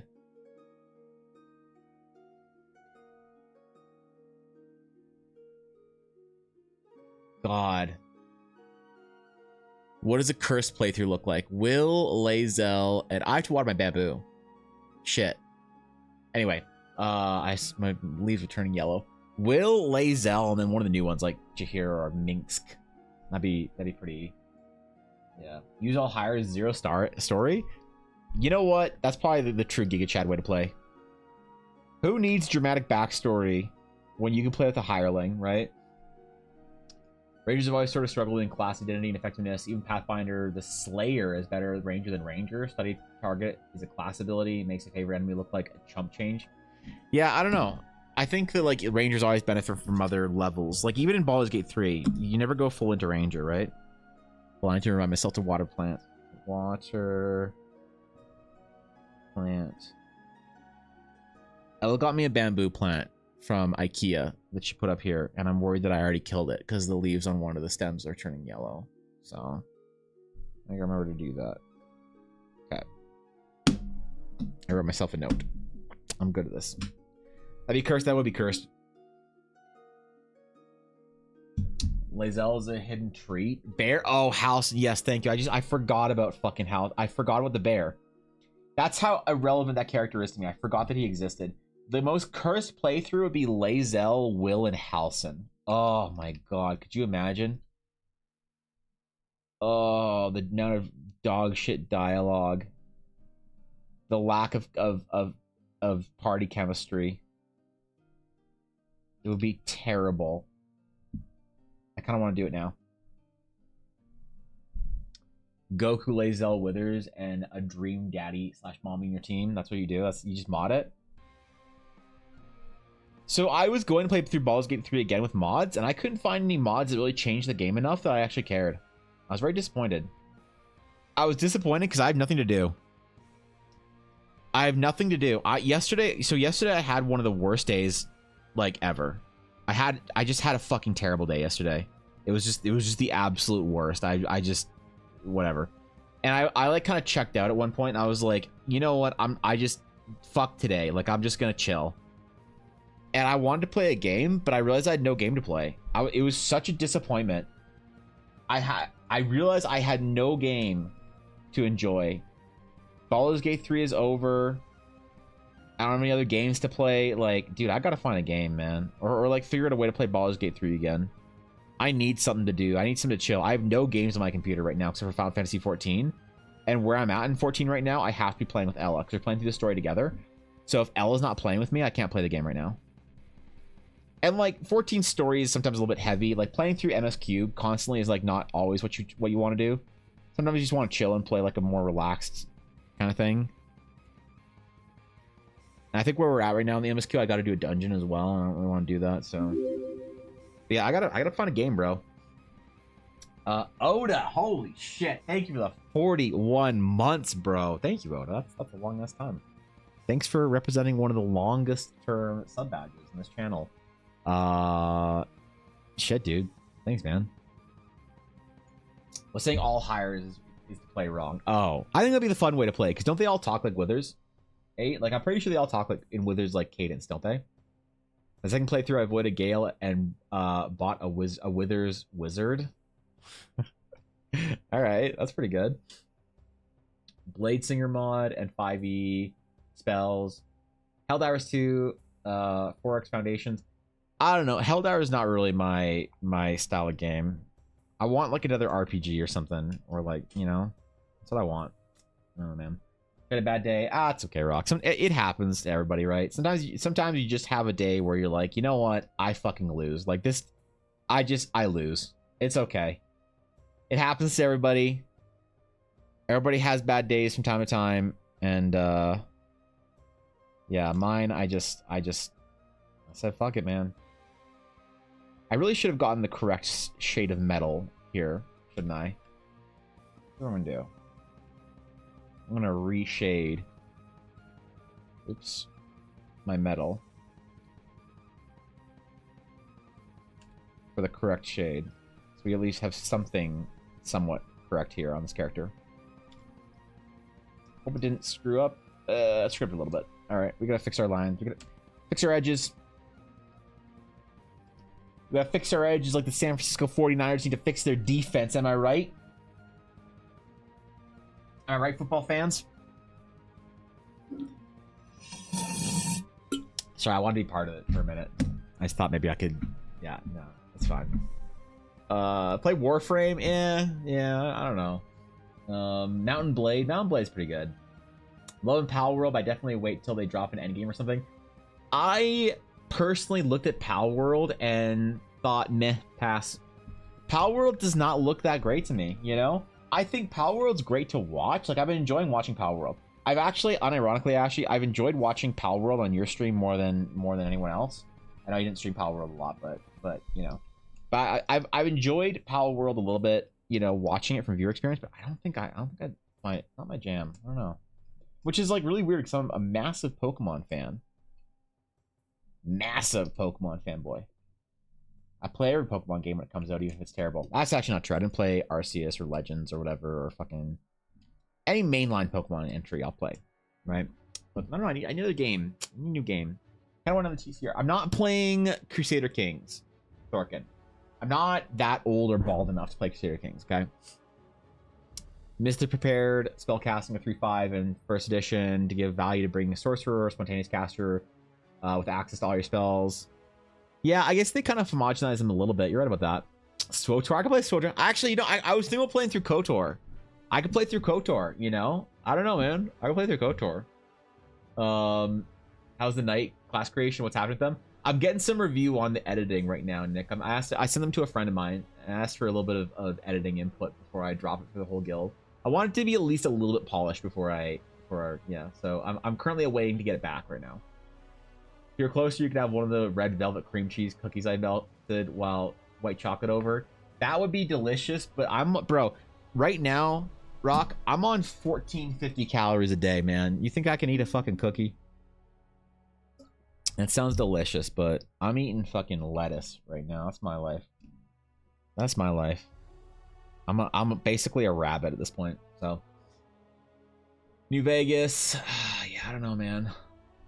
I do go to bed for the dude. Yeah, DC, go to bed. Have a great rest of your night. Have a great sleep. Have a great rest of your week. DC, don't work too hard, bro. I don't want to hear nothing about you working hard this week. I want you to relax. I want you to chill out. You deserve it, man. You work hard as it is. Power is more of an arc survival game than it is a Pokemon game, which is why I'm in your same boat. Yeah, I like survival games, entities, but I'm not much of an arc fan. I'm not much of an arc fan for a couple reasons. Mostly because arc looks like shit to me, right? And I think that the building in arc doesn't look very interesting. And to me, the building and the base building in Pal World doesn't look very interesting either. If the base building was more interesting in Pal World, I'd probably play it for that. But yeah, I don't know. Quarter 1 and 2, My and New both Year's of them. resolution was to lose weight. So I got back into baking to make everyone gain weight. I look skinny by comparison. Oh, so it's like grading on a curve thing. Yeah, I get that, Rock. That's smart, man. I'm out here going to the gym every day, doing my fucking stretches and cardio, lifting weights, eating protein, calorie deficit. No, you're saying all I need to do is start baking for my family? Huh. This is why you're the genius, man. This is why I'm throwing. I'm throwing. Man. I don't know. Last time I broke my week-long streak of getting sleep, an adequate amount of sleep. Well, sometimes you need an all-nighter. Yep. All-nighter. Okay, wait. What are we gonna do next? All-nighters are necessary once in a while. All right. I won't pretend that they aren't. I always am concerned for people doing all-nighters, but at the same time, I recognize they're necessary. All I can say is good luck, and I'm proud of you. That's it. Pretty much my same stance. Yeah, I don't know. Pal World, like, yeah, it's just not. It's not for me. Maybe it will be. Maybe like look, man. Maybe I'll want to play Pal World in like a couple weeks or a couple months or something. I don't know. But I've just had. Okay, so here's the thing. Let me. Because you guys give me good suggestions, and I'm like, I don't want to just keep being like, it's not for me, or no. Like I'm just kind of brushing stuff off. Like, I'm not really into that. You know what I want? I've had a problem with games recently. Maybe someone can relate. Maybe some of you guys can relate. Please tell me I'm not crazy. I've had this feeling like since I started working really hard on my own stuff, and time for me has been really, really difficult. When I play a game, I want one of two things. I want comfort, coziness, and that is a purely, strictly, uniquely me thing. When I say comfort, coziness, I don't mean like, oh, play a little witch game where you're like a witch in the woods and you just need to like, grow mushrooms and pumpkins and like learn new spells. No. When I say comfort, coziness, I don't mean cozy core shit. I mean like cozy for me. So for me, a cozy game is like playing World of Warcraft. It's a game that I feel like I don't need to try that hard and that I've played forever. Like I either want comfort, cozy, and that's like playing World of Warcraft or one of those games I've played forever, or I want story. Because I found that I've had this sort of problem with games where a lot of the times I ask why I'm playing this game. Right? I even do it with like World of Warcraft. It's like I finish the main story, I do the dungeons, I see the new area, I see the new patch, I go do the thing, I'm like, wow, that was crazy. And then once I'm like trying to get a higher item level just so I can do a harder version of the content, I'm kind of done with that. That's like not really appealing to me anymore because I don't have friends that play World of Warcraft. When you're doing it together and you're just logging with the boys and you're just going to do a dungeon, that I get. I totally get it. If you have friends that play World of Warcraft, nothing wrong with that.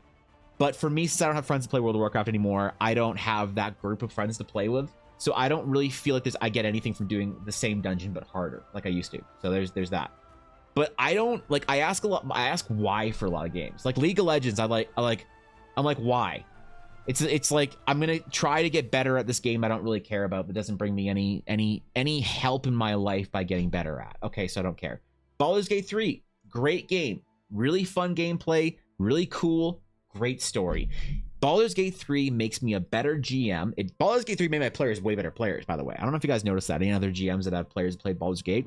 I have still fairly new players. For two of my players are fairly new. They became way better players after playing Baldur's Gate 3. It was insane. It was really crazy how that happened. So I played Baldur's Gate 3. I was 170 hours and I fucking loved it. But now that I'm done the game, I don't really want to play through again because the different things you can do. Oh, you can play through an evil game. Okay. You can play through an honor mode game. Okay. You can pick a different like party. All right. You can play Dark Urge. But none of that changes the game enough that it's worth another 170 hours. Like I feel like you can watch the Dark Urge playthrough in like 45 minutes, an hour. You can watch a YouTube video that's all the different Dark Urge cutscenes. You can watch the cutscene of what happens if you let Astarion ascend, or what happens if you let, Gale do whatever. Sure. To me, that's not worth another 170 hours. right? Unless the game is way different, which it isn't. So I'm not going to play Baldur's Gate 3 again, probably. And the mods don't add enough. So it's like, I want another game that's another like story. I want another experience. I want something that makes me like enriches me as like a storyteller, brings me into a new world, shows me a new area, new experience, new art, new whatever. That's what I want out of a game. I don't just want like something to spend my time on, you know? That's the dilemma that I have right now with games, is that I don't want to play a game unless I feel like it's benefiting me in that way, in some way, you know? But that's like really hard, because like a lot of games are just supposed to be like gameplay. It's like Warframe. It's a fun game. Am I gonna play it? Not really, because it doesn't really like, you know. It's like Pal World. Does Pal World have a great story? Like I don't know. Does Pal World have a story at all? I actually don't know. So that's the problem with me trying to find a game right now. It's like I feel like I need to find another RPG and a story-based like game like that, which is really hard, especially after Baldur's Gate 3.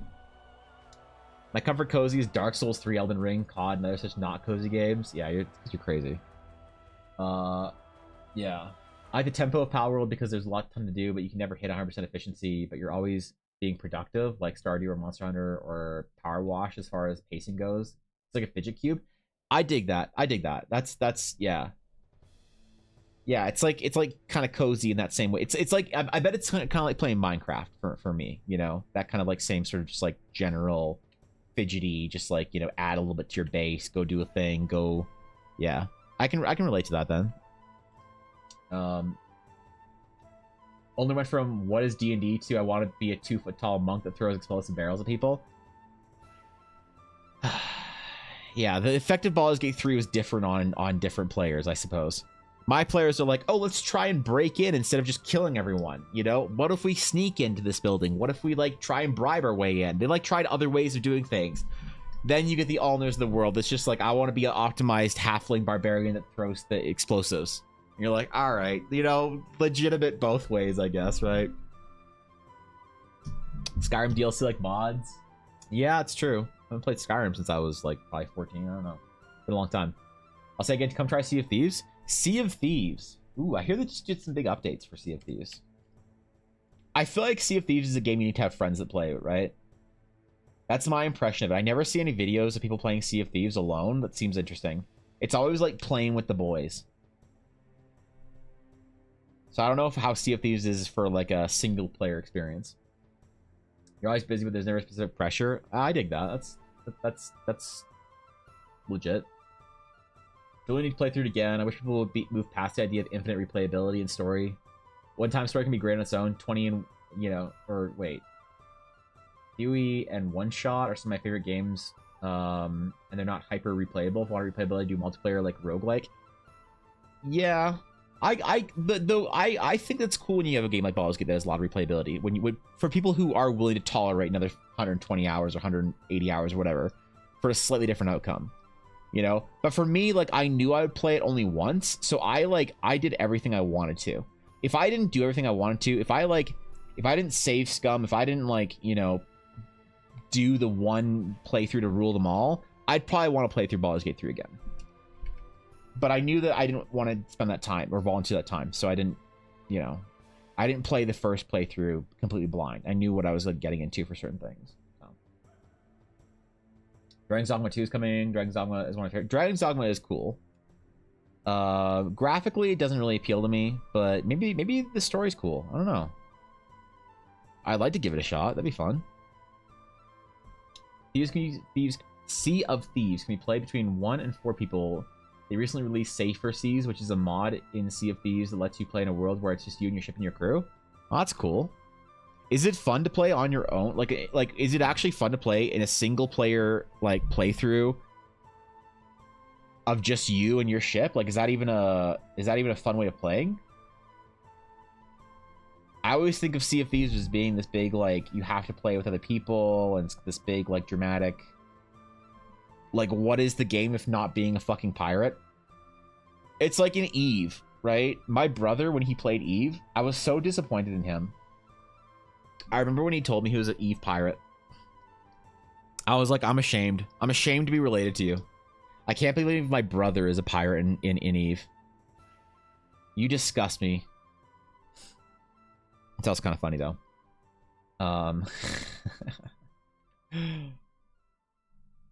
But yeah, you can't play Eve on your own. You got to be a pirate in a game with a lot of people. You know. Stormgate is out soonish. Stormgate. Oh, that's true. I will play through the Stormgate campaign. 100%.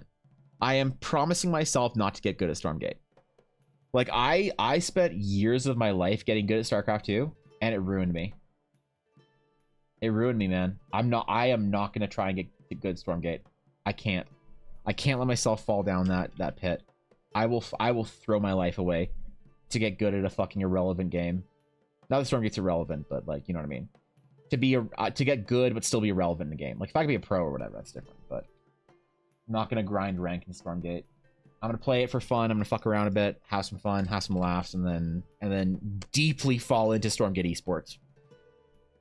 I already watched like videos on YouTube of Stormgate like matches between like old StarCraft pros. So I'm already in the Stormgate esports thing, but I will not get good at the game myself. I refuse. The world ends with you. Oh, the world ends with you. Okay, that's what that is. The option is there for Baldur's Gate 3 because that's how it was envisioned. The developers only really talk about how most of their games will never be experienced by most people. My issue is more when people ask the game if games where that wasn't the intention. Oh, I see what you're saying. Yeah. Yeah, I don't know. I really cherish my Baldur's Gate 3 playthrough. I'm very sad that it's over. I need something else now. I need something crunchy to get my teeth into. I need to start playing Dungeons and Dragons. That's what I need to start playing.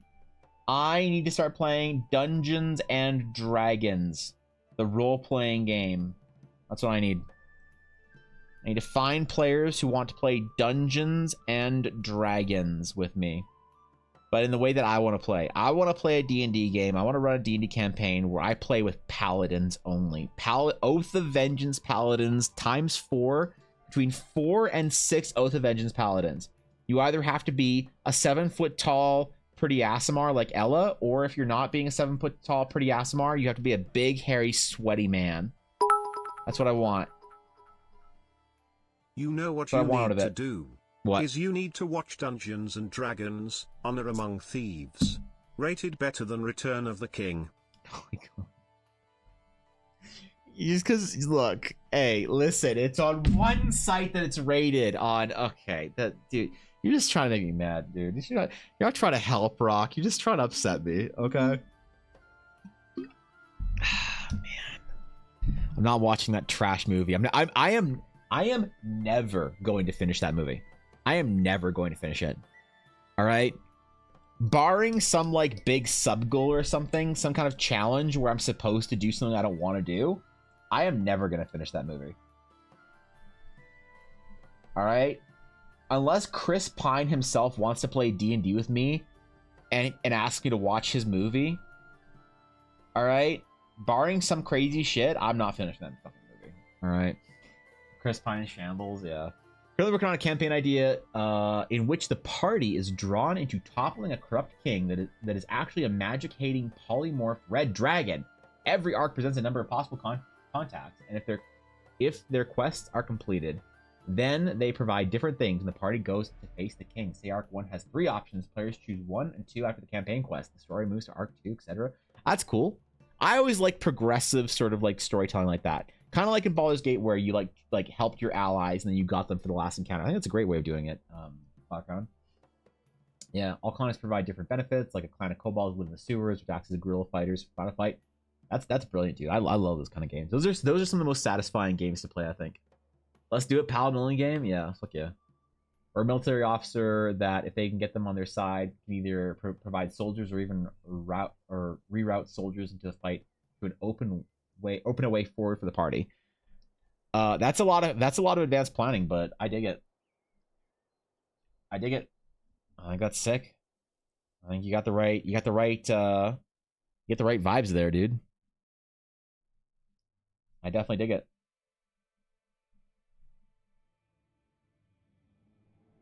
I'm excited for your game. That sounds fucking sick. I watched 5 minutes and stopped the movie. Yeah, I watched about half and then I stopped it.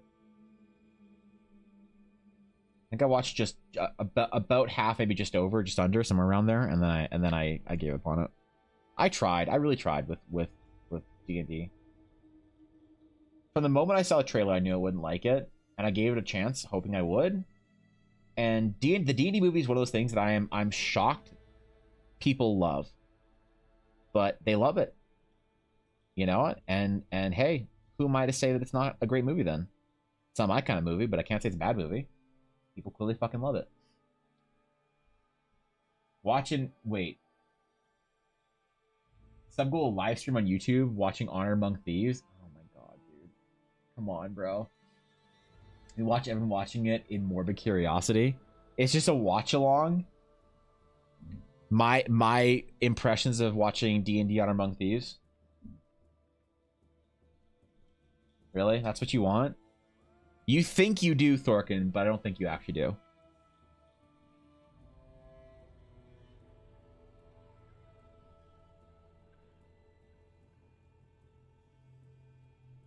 Don't worry, we're gonna mess with our hatching so we can actually see our colors around like the character's eyes and stuff. We're not gonna keep this dark hatching for the entire piece. Just for the temporary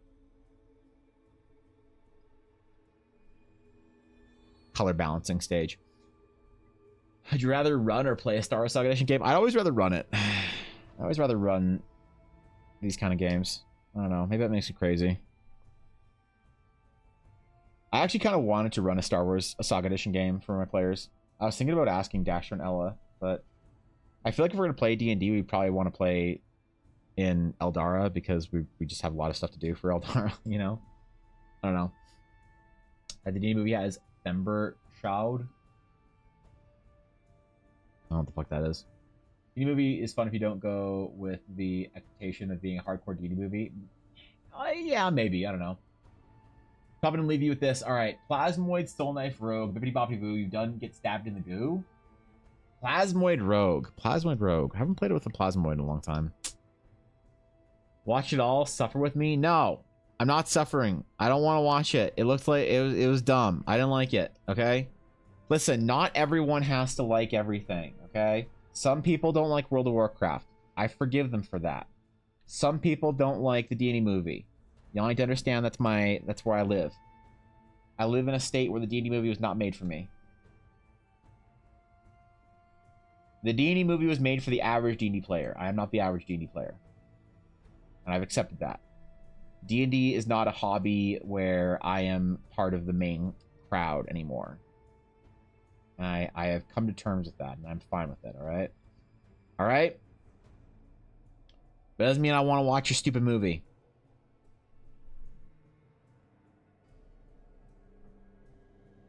What colors are lipstick? I don't know. We're just going to do dark color. Posting from earlier. Hi, Evan. Hi, Chad. Ride-bearing news of great triumph and deep sorrow. All right. Try and finally finish one of my balls to get 3 playthroughs in sorrow. Best girl Carlick did not make it. Good. Yep, good. I chose not to save Carlick either. Why would I want to save Carlac? What am I, Mindari? What am I, Fishy? Do I look like a Carlac simp? I sat there and I watched her die in front of me. And you know what? I do it again. I do it. Stands for acting are too high. I can't watch bad acting. I mean, I don't know if I'm. It's more about the writing, like for the movie, than the acting. I thought the acting was probably okay. For me, the writing of the movie is it's just meant for like D&D fanboys. It's like meant for modern D&D fanboys to be like silly references to their silly home games, and that's fine. There's nothing wrong with that. There ain't nothing wrong with the movie being silly, okay? It's not, it doesn't impress me. I'm so tired of silliness in that way. It's just not interesting to me anymore. It's just not funny. It's like kind of old, kind of boring, kind of lame. Like I'm not about it anymore. Right? Oh my god, it's a fat dragon. It's like, all right, here's your low-hanging fruit, everyone. Yeah, the dragon's fat. Oh, it's funny. Okay, I get it. Yeah, the bard's hilarious. He made a one-liner. Like, I don't know. The movie's just... This is not for me. I'm happy people liked it, though. There's lots of stuff that I like that's like not considered to be like high culture or media or whatever, and I accept it. I also gotta accept it when, like, you know, people like shit that I'm just like completely checked out on. I just do not care about. I gotta live with it, you know? You know? Save Karlach or kill her yourself and get great armor in return? Ooh. Well, I didn't choose to kill her. I just chose not to save her. I wasn't gonna send her back to that dog heap, alright?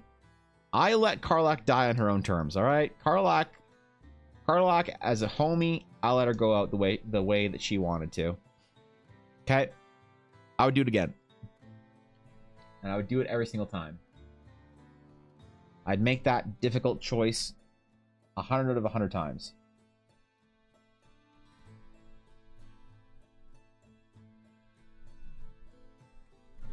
I realize how monochromatic this character is going to be. Black and silver and blue. That's it. That's it. I cut her head off? Jesus. I'm not that mad at Karlach, alright? God damn, bro. Like, god damn. I'm not that desperate to be a contrarian. Holy fuck.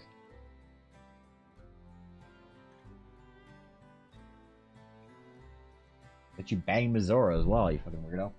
Big benefit for having such a fantastic artist in your D&D game is baller designs you cook up in collaboration with them. Goddamn.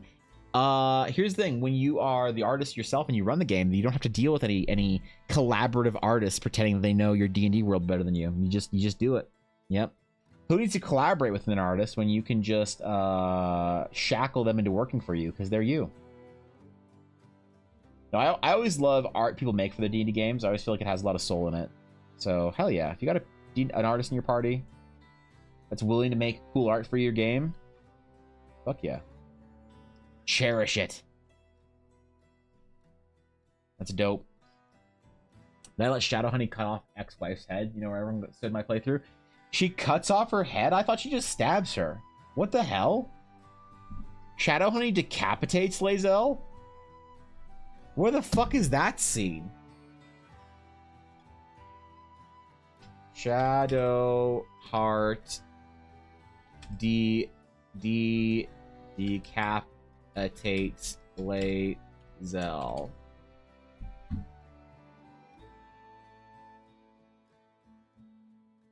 What? No, stop. Oh god.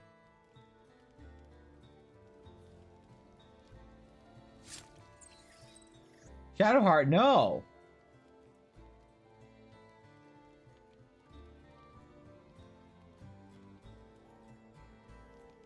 Shadowheart, don't do it. Not the parasite. The slain foe is a gift, blessed Nightsinger. Jesus. Usher her into your darkness. Right in the neck. Long rest. All right. Wait, she doesn't decapitate her. What are you talking about? I don't see decapitation. She just stabbed her in the fucking neck. What are you talking about? What is this shit? I've been lied to. That's skamazed. I trusted Blaze. She didn't actually cut off her head. It just sounds better. Oh, okay, that's fair. Yeah, I dig it. Yep. I dig it. She did it? She did it, man. She got her. Dude, you let your Shadowhoney kill your Lae'zel? That's pretty metal. More metal than I am. I don't have the confidence to be that metal. I'm impressed.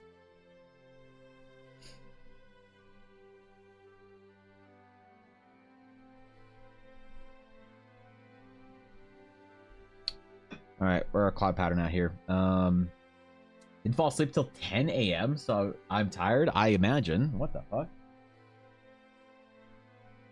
Dude.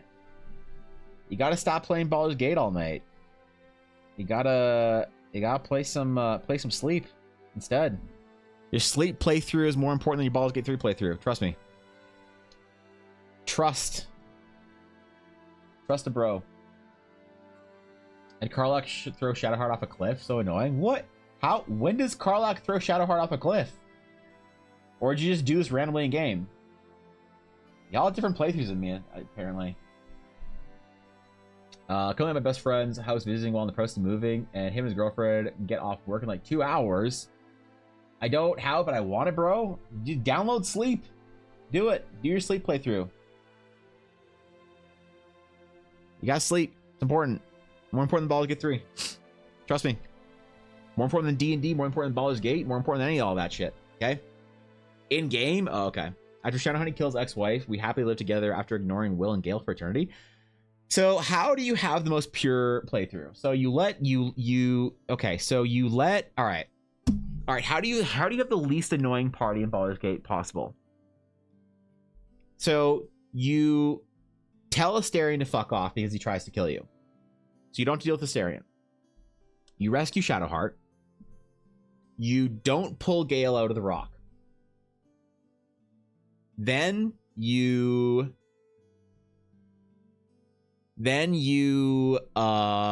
never talk to Will in the tiefling camp. Never talk to him. All right, you don't have to cool story bro with him. What else then? Then you have the tiefling. You let the tieflings kill Lae'zel. Yep. Then you have to deal with that shit. Then what? How else do you not have to have a cursed, an annoying playthrough? So at this point, you don't have to deal with Astarion's weird darlinging of you. You don't have to deal with Gale's whining. You don't have to deal with ex-wife's bitching.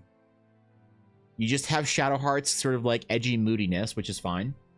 Do you let Karlach live, or do you just do you kill Karlach? I don't know, man. Karlach isn't that annoying, is she? She's a little annoying. Let's just say you let Karlach die to the dudes. Then you get hirelings. So you have Shadowheart, 2 hirelings, and you. And then you get to Moonrise or whatever, and you tell Jaheira to fuck off, as you do. And then you don't deal with Minsk either then. And then Halsin, how do you get Halsin to fuck off? I guess do you tell him, you're like, Halsin, my brother, you need to help the druids. Go now. Go back to the Druid Grove after you save the Shadowlands expansion or whatever. You stop playing World of Warcraft, go save your Druid brethren. And then you just have Shadowheart, and you never free him. Actually, that's a good point. You never free Halsin. You can avoid the whole Halsin thing completely. You're absolutely right. Absolutely. Yeah, great. So you finish the game with Shadowheart and 2 hirelings.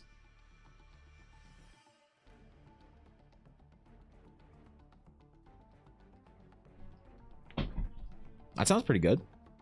Yeah, that sounds like a playthrough I can get through. I can get on board with that. Okay, I will be right back. I need to go get new water. You never got Halsin in your playthrough? Wow, what the fuck? In my very, very, very first playthrough, I actually lost Astarion because I didn't want to deal with his shit. I'm like, fuck you. You tried to kill me, bitch. And then he ran away. So, okay, we're back. 2 minutes. BRB.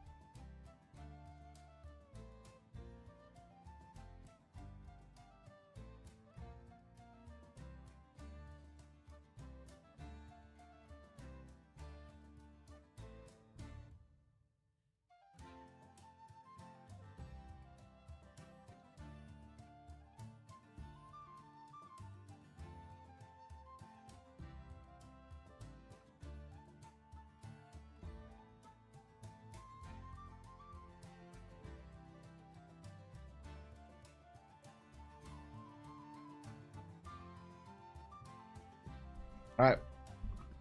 I return. We go again.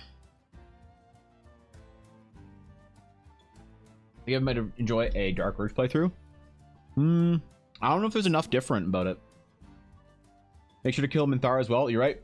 Forgot about that. Forgot Minthara was a playable character. You leave Minthara alone. You let her live her life how she sees fit. She did nothing wrong.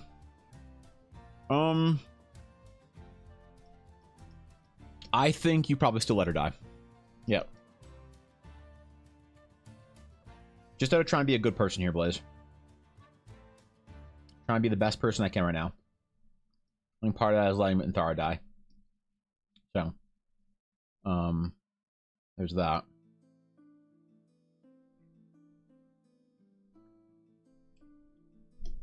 Dude, I love Baldur's Gate, but like, I don't know. I feel like I have a bit of a...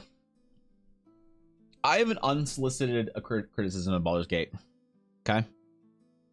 Unsolicited criticism that I think might get me in some hot water. I'm worried. I'm concerned. I kind of feel, sort of, all right? Like because of the type of game Baldur's Gate 3 is, they make it very hard to get to know or care about the characters.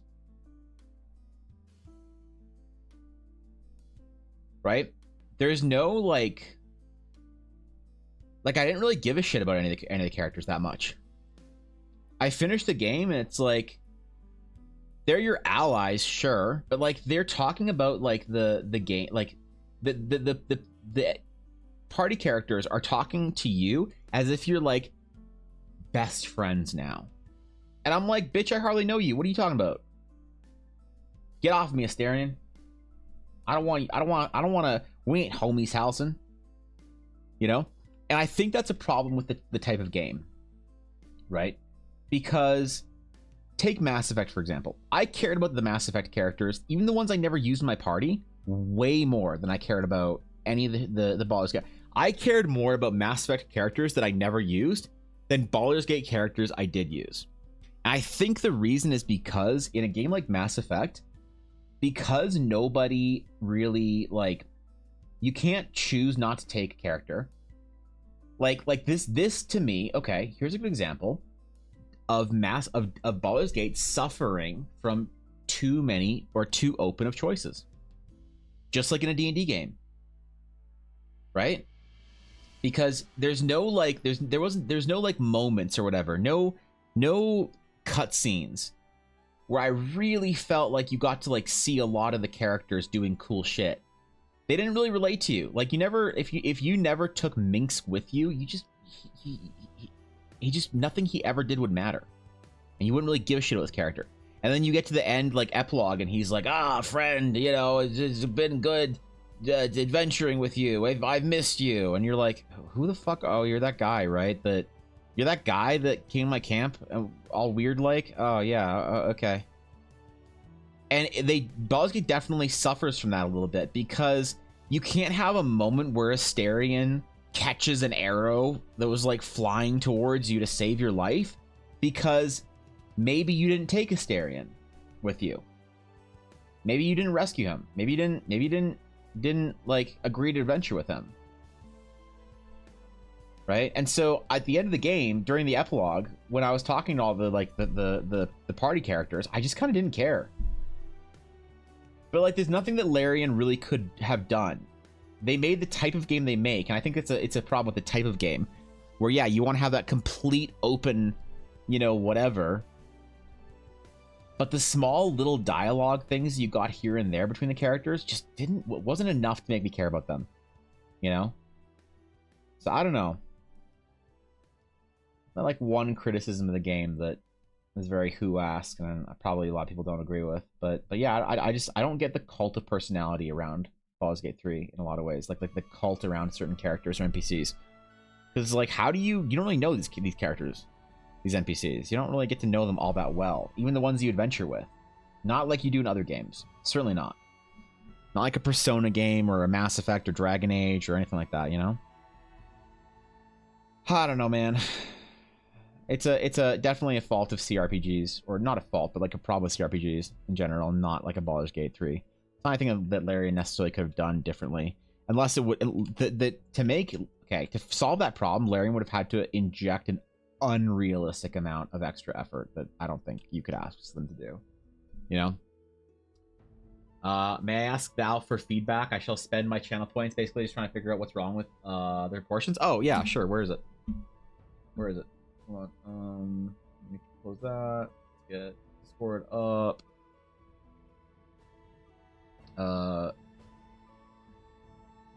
Studies whip and fb. Where is it? Where is it, Thorgan? One sec. All right, I'm waiting for it. I'm waiting. Part of it is that you need to put in the energy to interact with camp characters, and the other part is taking a ton of long rests since much of the cutscenes happen at the end of the day. Even with all of that, I still don't feel like you got that much interaction with them. You know, I feel like you get like one or two things here or there. Proportions.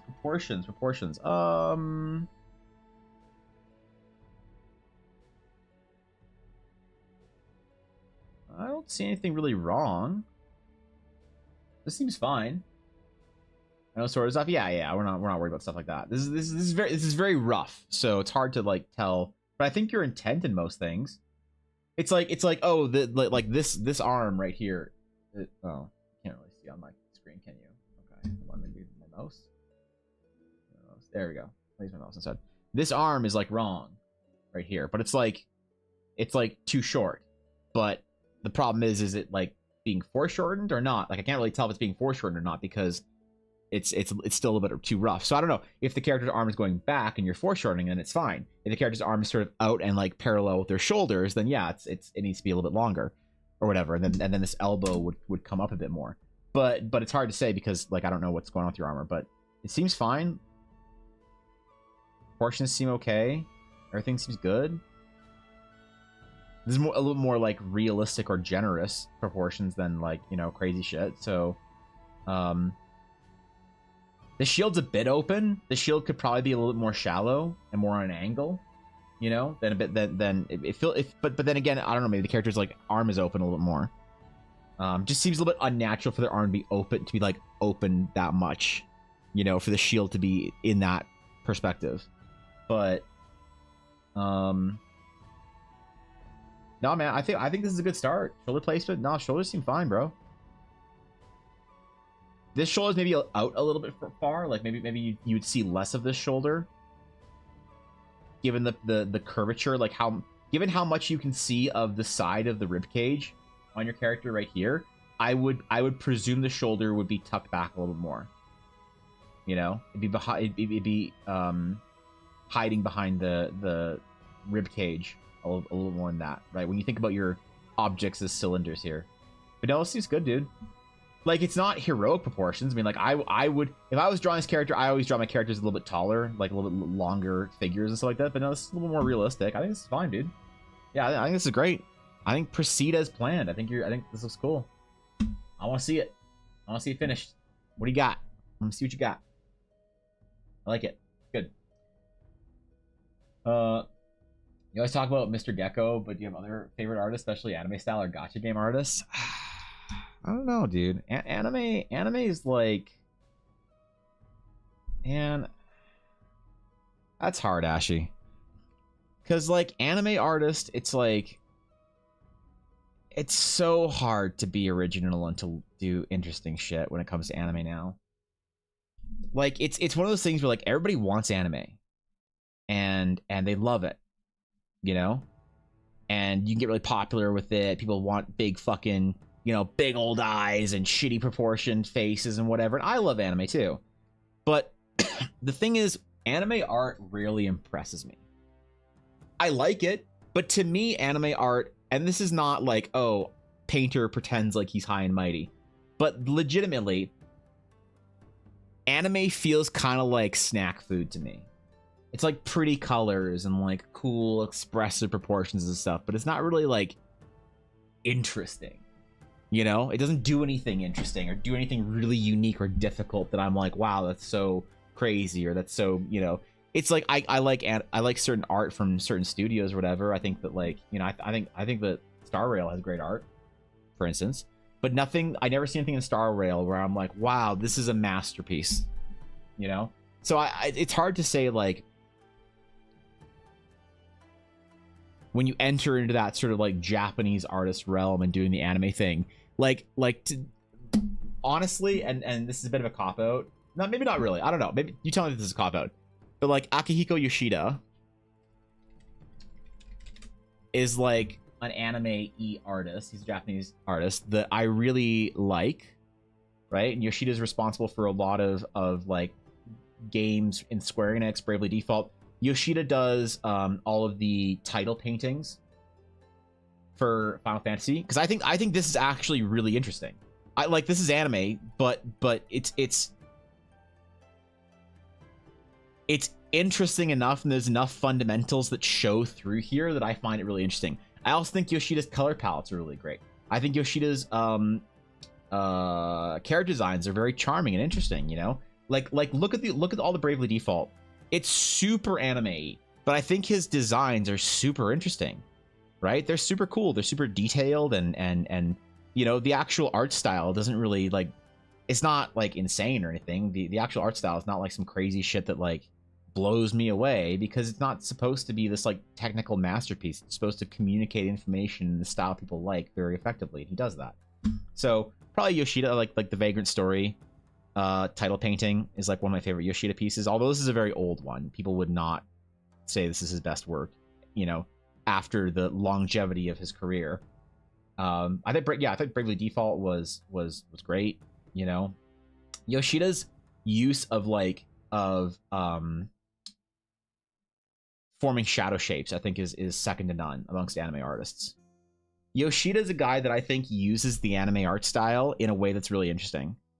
There's lots of people that I think just use anime art style because it's popular and don't really do anything interesting or new with it, but Yoshida, I think, is maybe one of the better ones at it. I think Yoshida's a guy that doesn't need to do anime because it's easy. Yoshida does anime because he chooses to sort of invoke the style for a reason.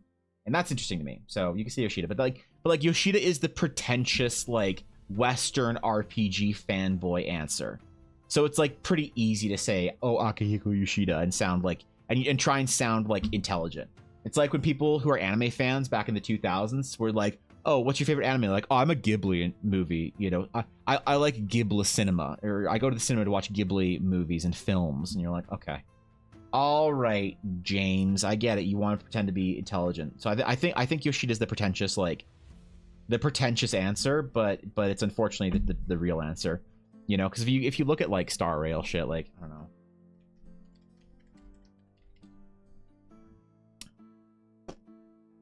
It's like, yeah, I mean, it's pretty. This is pretty. There's like lots of cool, pretty colors happening, you know, interesting character designs, hot mommy legs. It's like, well, I don't know. It's cool, but like, is there anything really interesting happening here? Like groundbreaking that like, as an artist makes me really excited for? It's like, not really. It's like, it's cool, it's good, but it's not. But it's like I can enjoy this. I can put this. It's like being a classical composer and still wanting to listen to EDM. You know, you can like it. It just doesn't do anything like super. It's not super interesting or memorable, but it's great. So that's like, I don't know. It's like hard, man. People don't like when I talk about anime like that, because I love anime. I love anime more than most people. I love the art style more than most people I know. But I just, from an artist level, it's not like I can say anything that's groundbreaking about it. You know what I mean? What twist would you want to see to make anime style stand out more while staying in the genre? I would want to see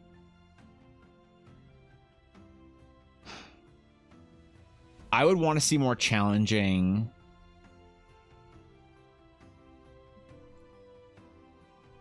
I would want to see more challenging attempts at composition and lighting. You know, like a lot of anime art is like, it's focused on the character and on the like, I don't know, it's like really popular, like Samyang raw straws, just like in your face, blah, just massive, like it's like super juicy stuff, you know. But like I think there's a big difference. All right, here, let me show you the difference.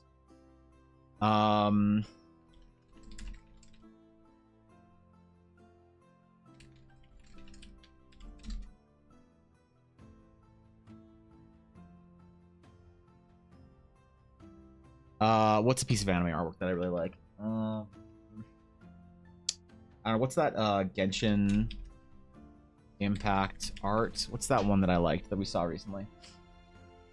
The two characters, the male female main character. I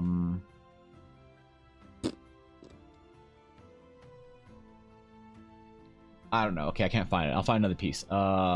Great. This is cool. Sure.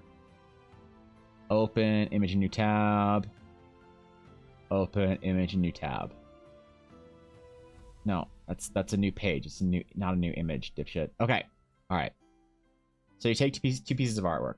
It's like, cool. Very pretty. Lots of cool stuff going on here, man. Very pretty colors.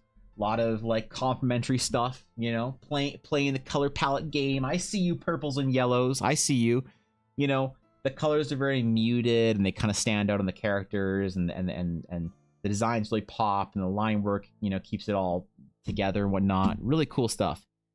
But like,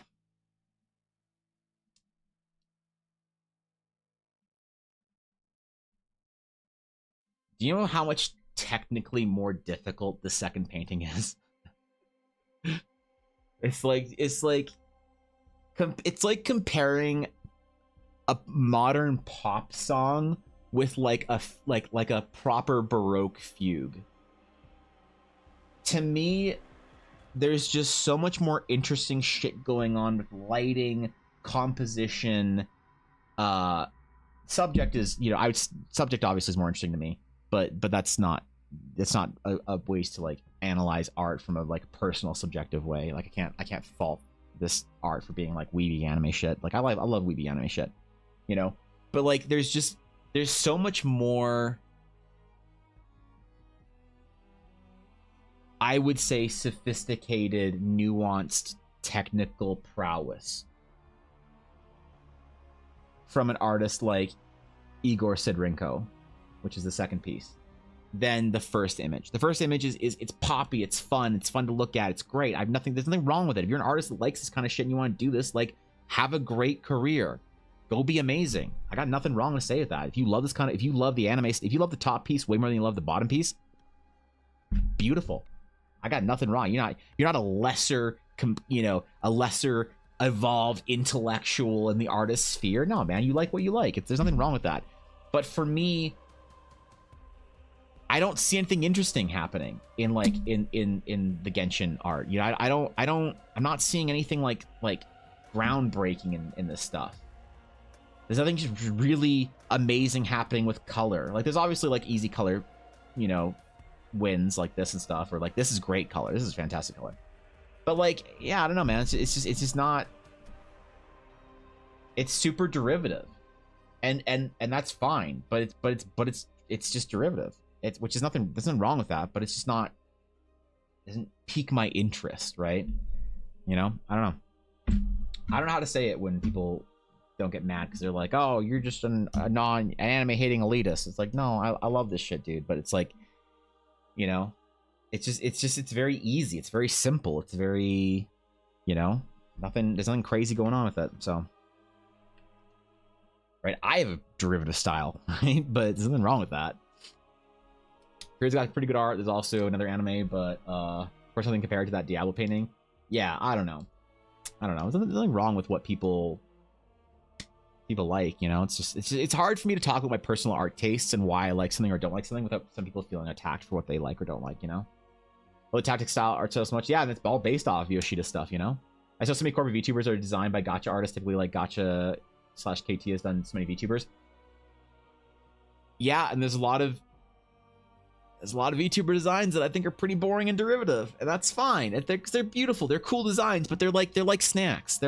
It's like the difference between going and enjoying a donut or a hot dog versus like, I don't know, a fucking, you know, greatly, you know, well composed Michelin star meal. It's not the same. You don't always want one or the other thing, you know. We love what Rasuri does with it. She does done a lot of VTuber models, but also some game stuff. Rasuri's really good. So I like Rasuri stuff, but the reason why I would, and this is not this is not a shot against Rasuri, but I feel like I have seen one of Rasuri's paintings, and so I've seen all of Rasuri's paintings. You know, that's my one. That's why I wouldn't add Rasuri into that mix. You know what I mean? It's like Rasuri knows what he wants to do, and then performs it, and that's great. And it's awesome. And they do the same thing, and they go for it. But it's like you see one piece, you know, right? Like you've seen it all, kind of thing, right? What about Violet Evergarden? See, Violet Evergarden's different. Yeah, good example. Like I like Violet Evergarden. I think Violet Evergarden shows a little bit more ambition with some of their with some of the like, but like KyoAni's always been like that. And it's not just about detail. It's about like lighting in Violet Evergarden. Like KyoAni has always tried to show off what it looks like when your fundamentals are on point. Right? I don't know. There's not really any good scenes or whatever I can bring up from Violet Evergarden, but I definitely agree. Violet Evergarden I think is one of the best looking or most interesting animes to me. But again, it's all subjective, dude. You like what you like. Don't feel bad about liking or not liking stuff that other people like. Right? You gotta have your own opinion. Octopus Inc., thank you for the follow. I appreciate that. Thank you, dude. Welcome. Wait, what was your favorite? Okay, hold on. What was your favorite? Yeah, that's pretty, you know? That's pretty, but it's like I don't yeah. Yeah, pretty. It's great. It's great. I've seen that color palette and that lighting billion times, right? So I don't know. It's great though. It's nothing wrong with it.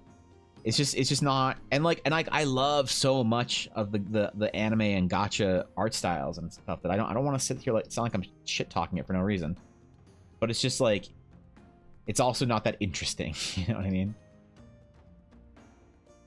You don't take some like a chef from like a high-end restaurant and take them down to like get a slice of pizza and say, hey, is the pizza good? Sure. Do you like it? Sure. Do you enjoy eating it? Sure. Is it interesting? Not really. Or whatever food you want to compare it to. Pizza might be a bad example. I don't know. You know what I mean, right? A lot of it also comes down to design for me.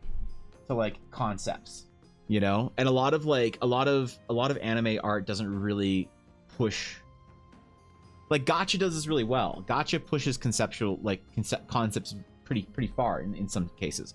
But which is why it's great, you know. But like the art itself isn't always the most interesting to me, you know. I don't like shit talking anything or whatever, but or any artist specifically. But that's the way I feel about something. But so I don't know. You know, it's also like it's one of those things where it's like people don't like to hear criticism from people who aren't like really accomplish what they do. It's like it's very easy to sort of like blow off criticism that I have of these things by being like, oh well, clearly you're not doing, you know, whatever at whatever level that you find interesting. Which is why I try and like keep a lot of my criticisms to myself. Because like who gives a shit, right? Who gives a shit what I think about it? You know?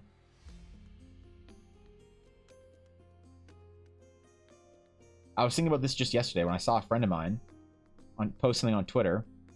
And she was like, she's like getting a lot of like love and attention for her art right now. And like, I love her art, but I also find it pretty boring. And she's like, she knows that. She finds my art pretty boring. And we've joked about that, you know? But it's like, if you want to talk about like which one has like a more valid opinion, well, clearly she's doing something right with, you know, tens of thousands of followers. And I'm who am I to criticize, right? So, Grimgar's beautiful background art. Grimgar's good. Yeah, I like Grimgar, you know?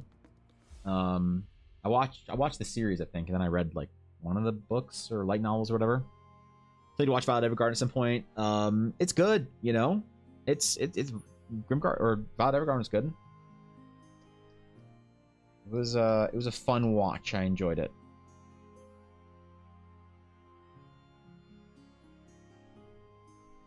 It's everything I wanted out of it, I suppose, Thorkin.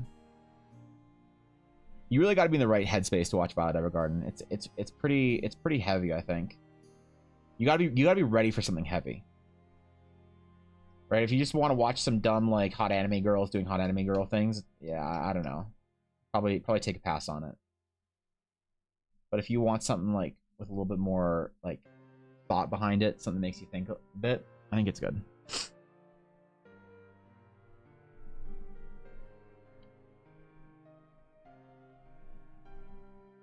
The only thing I really feel like I can criticize with, like, legitimately criticize with anime is the longevity of the art. Right? It goes with any stylized art. The more stylized it is, the less it's going to like the less time it has, the less longevity it has. The more classical or traditional the style, the longer lasting the art is. The more anime, the more stylized it is, the more like culturally relevant to a point in time it is. Not a bad thing, but like you got to know what you're doing with your art, and if that's what you want to do with your art.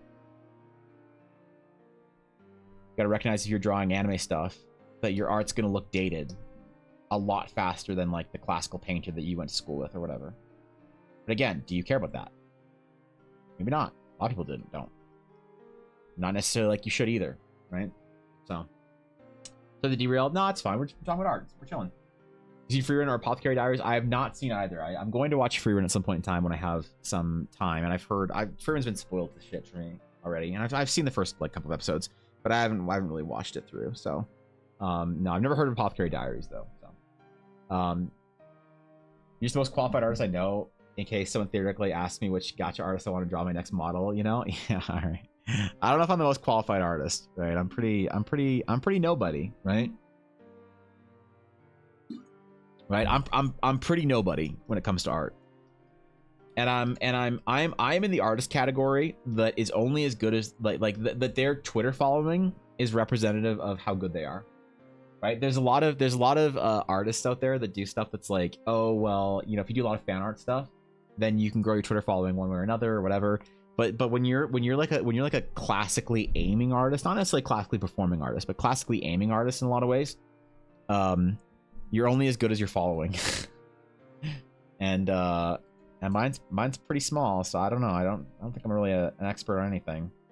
I'm really trained. Probably other artists that are more that have more valid opinions in the current cultural space than I do.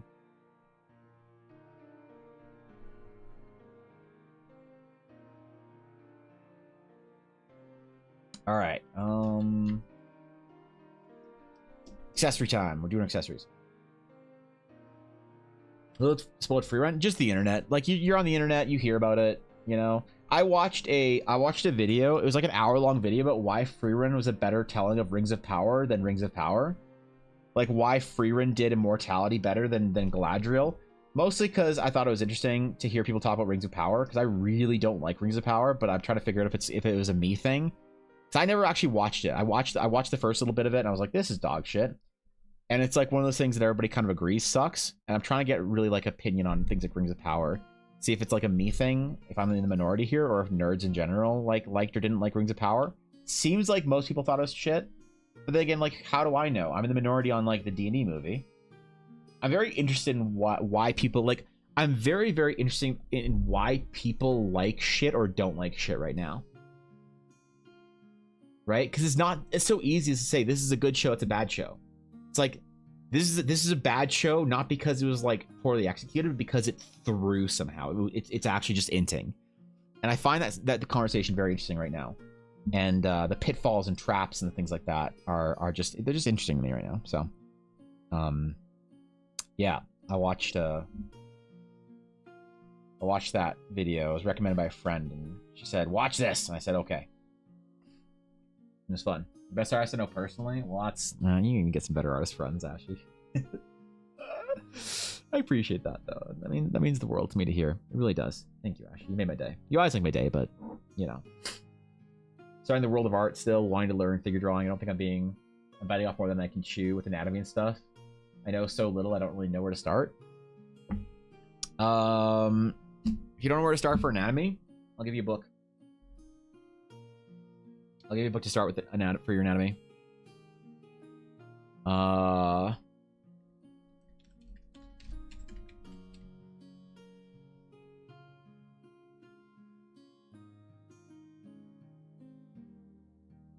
Very affordable books.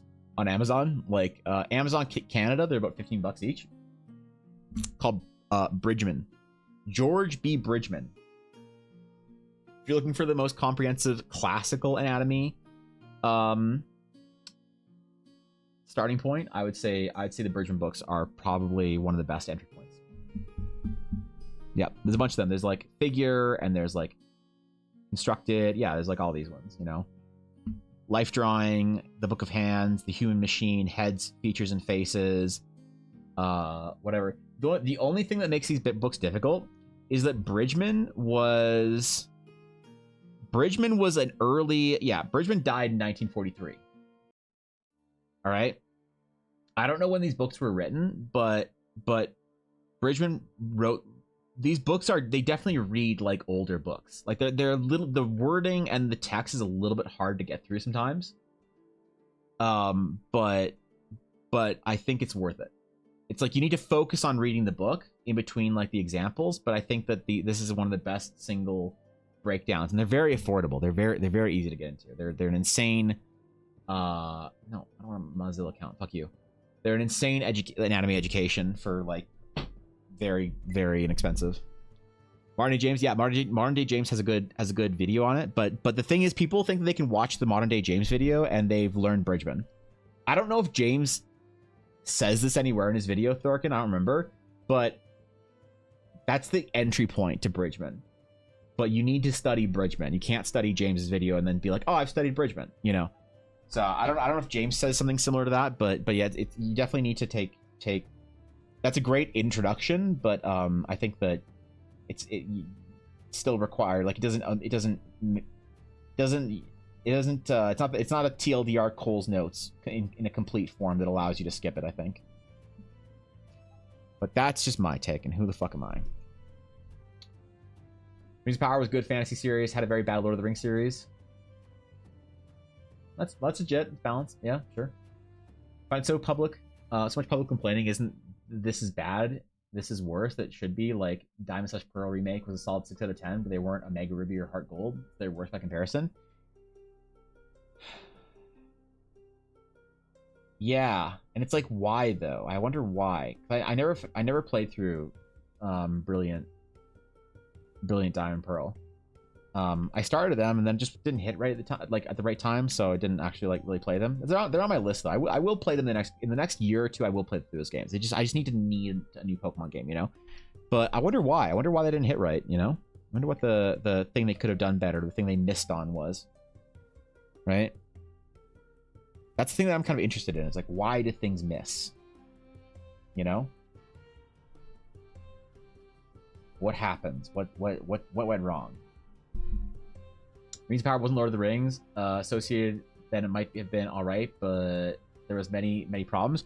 Well, like a lot of people just said that the show just wasn't good because the characters sucked, and you know, there's like problems with writing and all this garbage.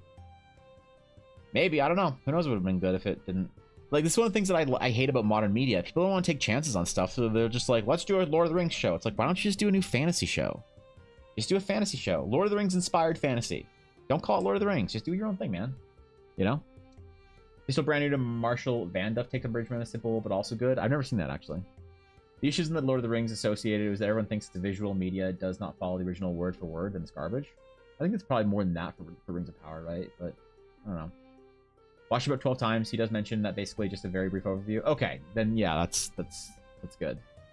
I don't think Modern Day James would say that. I'm just saying, like, in case Modern Day James didn't explicitly say that, I think it's important to recognize that you can't watch his video on Bridgman and then say you know Bridgman. There's a lot to it that's very... You need to be in there. You need to be in the weeds. Every single person I know who reads a book before watching a movie always complains about the movie instead of enjoying the cinematic works of the movie. Yeah, I actually have never read Harry Potter. I was like, because I grew up in the age of amazing movies. Lord of the Rings, Star Wars, Harry Potter, all that kind of stuff. They were amazing movies to look forward to. And I intentionally never read the Harry Potter books. Like, Ella and all my friends all read the Harry Potter books, so when the movies came out, they were so excited. Like, oh my god, I can't believe it's this character. I can't believe it's that thing. But I was like, you know what? I kind of just want to enjoy this as movies. I want to see what happens, and I'll read the books later. I never read the books later. But that was the intent. That was the original plan, I guess. And it was fun. I got a unique experience my friends didn't get. It was kind of cool. Harry Potter movies were pretty good.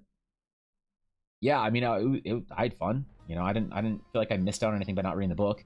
It was cool when my friends would give extra context. They're like, oh, you know, in the books, like Luna, you know, joins starts the Hogwarts Luchador Wrestling League, and she, like, you know, power slams the chick that Harry was interested in. I forget her name. And then breaks her neck or whatever. I'm like, oh, that's cool, right? Like, there was extra context that was interesting, but she's a great wrestler. Yeah, I don't know. Who's the chick that Harry, like, asks out? The, like, what's her name? Fuck, I don't remember. Like, asks her to the dance and she turns him down. I don't remember. I don't know these characters' names. Leave me alone. It's been a long time. The modern readers have an incredibly hard time coming up with original fantasy and sci-fi stuff because they're so used to Lord of the Rings and Star Wars. Yeah, that's why my big criticism of modern fantasy is that it's self-referential and incestuous. It's boring. Because part of that is also the modern fantasy consumers. They just want Lord of the Rings, and if it's not Lord of the Rings, they don't want it, you know? So, fuck. I gotta get my sleeve on, I feel like. I forgot, I've been wearing a sleeve all last week and this week, and I didn't put it on this morning because I thought my elbow was okay. But I think I gotta put it on. I gotta take a massage / stretch break for a minute or here or so. Wrestling with stereotypes, that is? Yeah, okay, there you go. Marshall Vanda from Bridgman is a 12-part, 1-hour-long video series with homework. It's very complicated, but he teaches in a children's simple way, which can be a bit frustrating. Overall, pretty good series, though. Probably a great introduction. Yeah, when we're talking about his introductions. You know, one thing that artists have a problem with is lowering their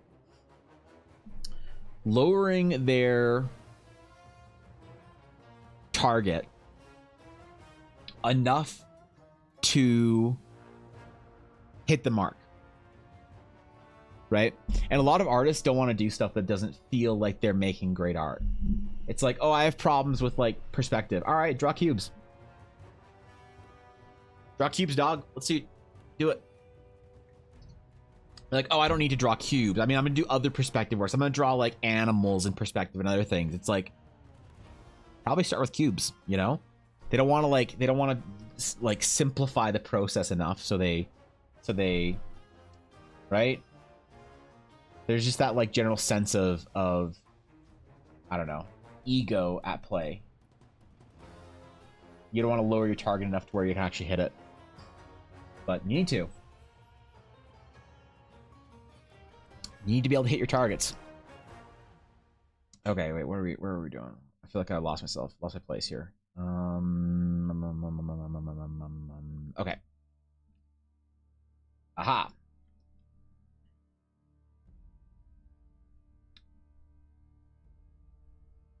Doing this sort of flat color style painting is, like, it's kind of fun, but it does feel a little tedious to do this phase of painting out flats. If we're painting a character out without line work, it's one thing, but if we're doing it with line work, it's like this whole other process that, I don't know. Like I said, it's kind of tedious, but it's fun still. Cubes are useful.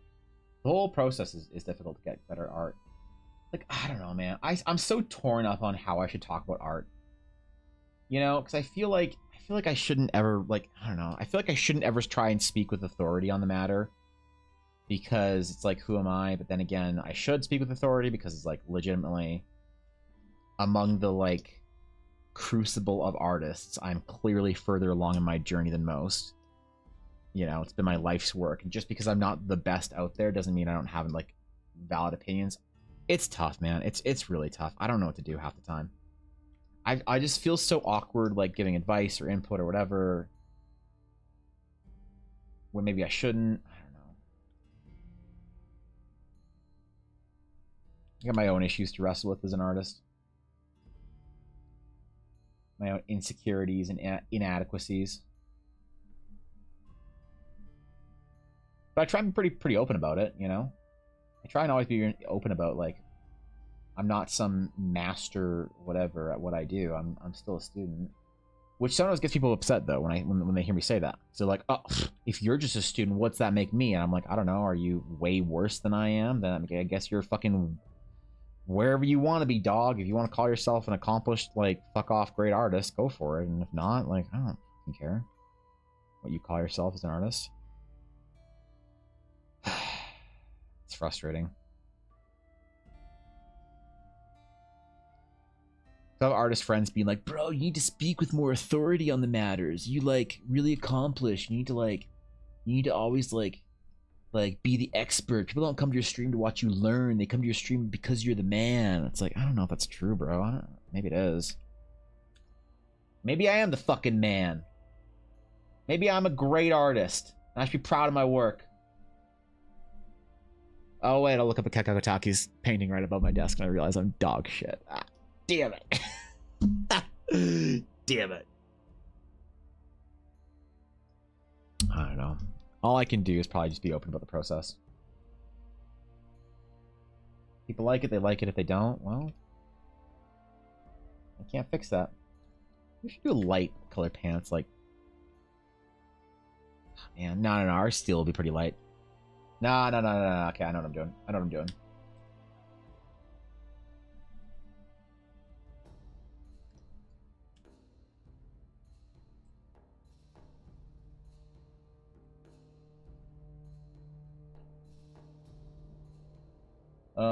Portions I find hard AF, so beginning to take note. I find that helped me a lot. Yeah, I mean, that's why... one of the reasons why, Thorkin, why you're going to be an amazing artist, because you've never had an ego about it. You've never thought that you're not... And I don't know this on a personal level, but I have a pretty good sense of how you and your art interact. You never have insecurities about your art that force you to do things that are suboptimal for your learning. It's maybe one of the best predictors for successful artists. Sharing experience and thoughts does not mean you're speaking authoritatively. It's like a circle of academics or artists exchanging.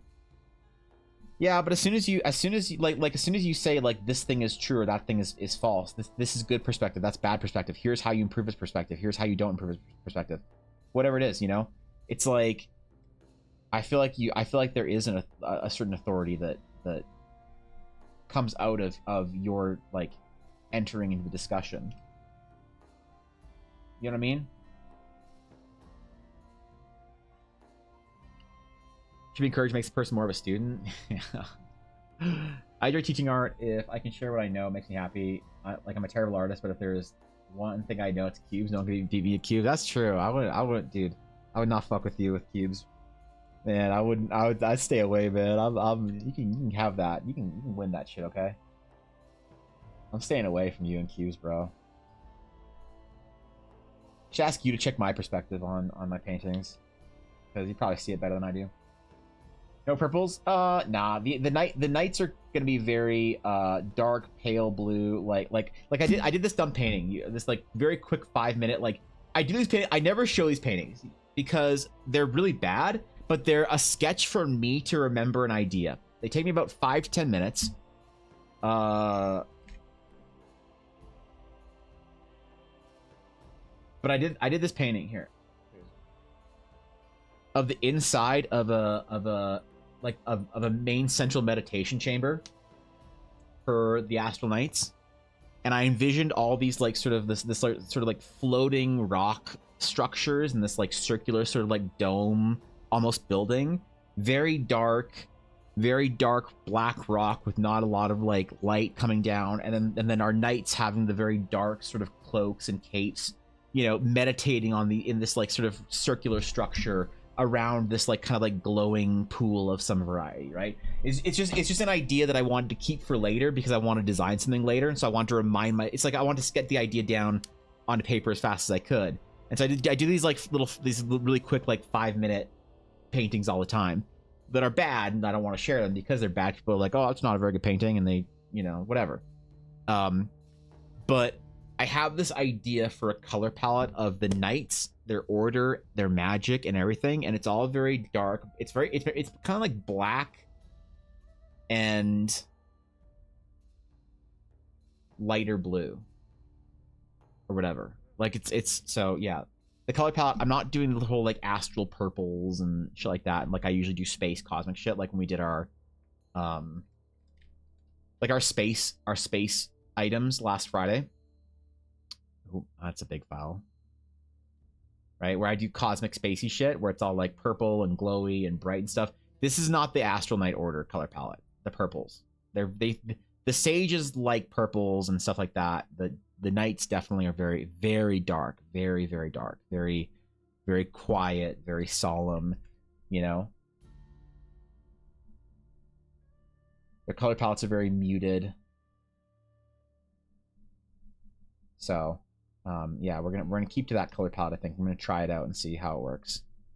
Though here's the thing: the thing about concept art that sometimes gets lost on stream is when I do something, it's not final, like what this everything from this thing looks like forever.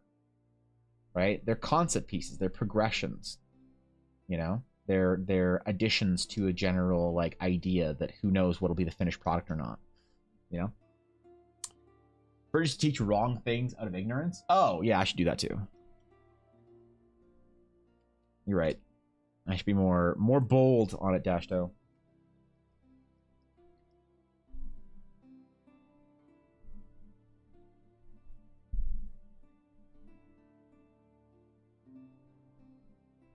But like I also see lots of artists offering authoritative like advice that gets like they get popular because of it. That I think are worse artists than I am. You know? And I think to myself, bro, I would not be handing out advice where you're at in your career, like the kind of advice you are. Not that you can't hand out any advice, but the kind of way that like this is the correct way to do this thing, and I'm like, are you sure? I kind of feel like you don't know what you're doing. But like, I'm not gonna call somebody out for that. I'm not gonna fucking make it a big deal.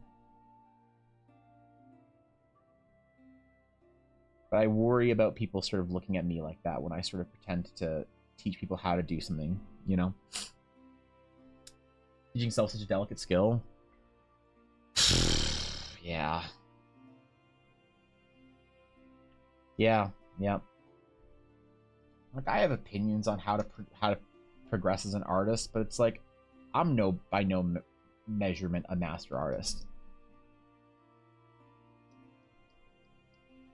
So who am I to tell you how to be that? Nobody wants a progression. They want to go to the master sources. So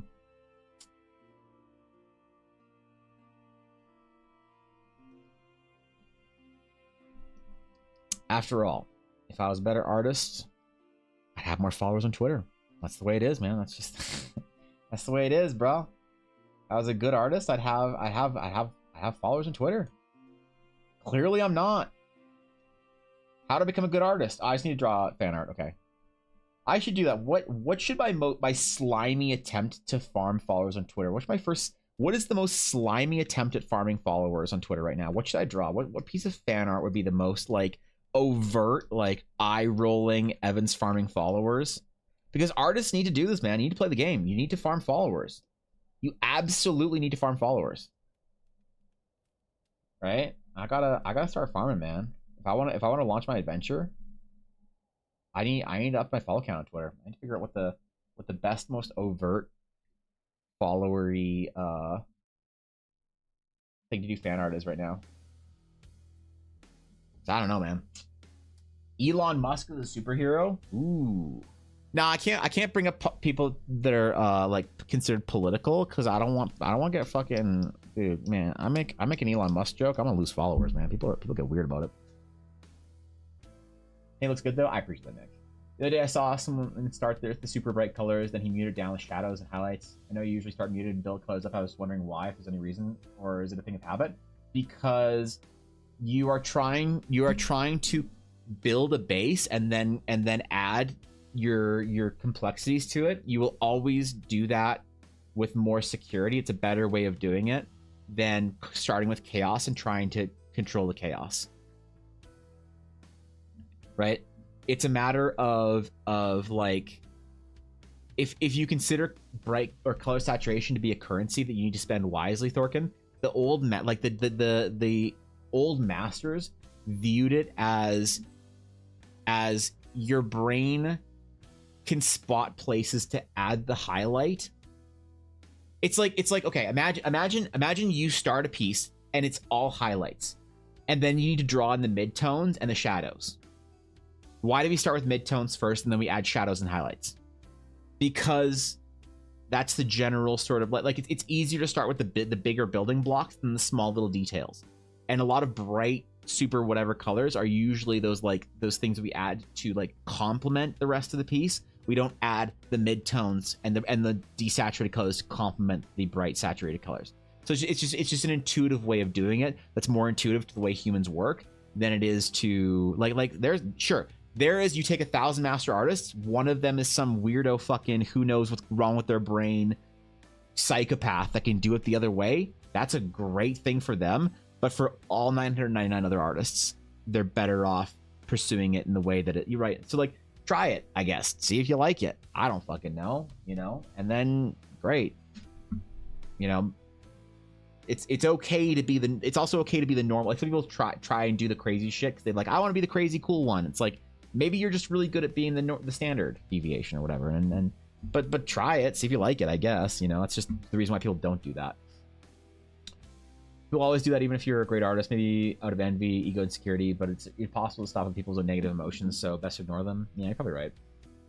Watch people try and teach Final Fantasy 14 stuff. It's just as, here's 4-paragraph essay, and I'm teaching you to fight a boss in your battle before with one shot mechanic and expect you to learn.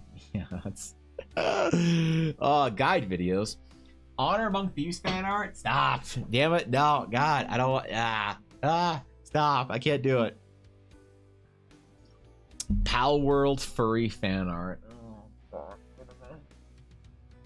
Moodimus, why you trying to get me to sing my Twitter?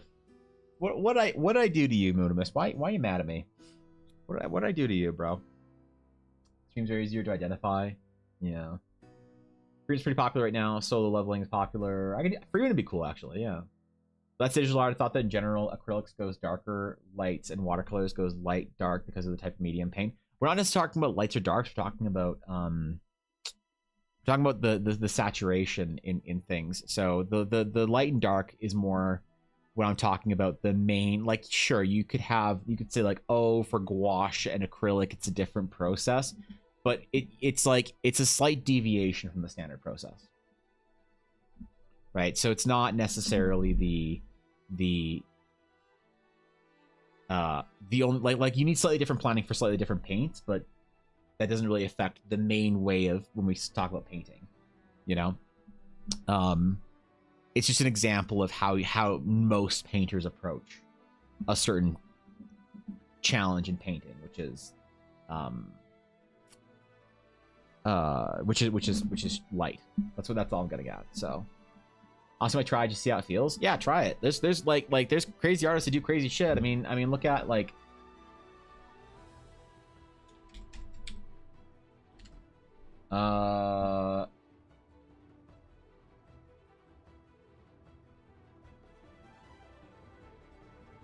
There's like a Minecraft tutorial or something. Is that a good example? Hold on. Let's try to find a good example.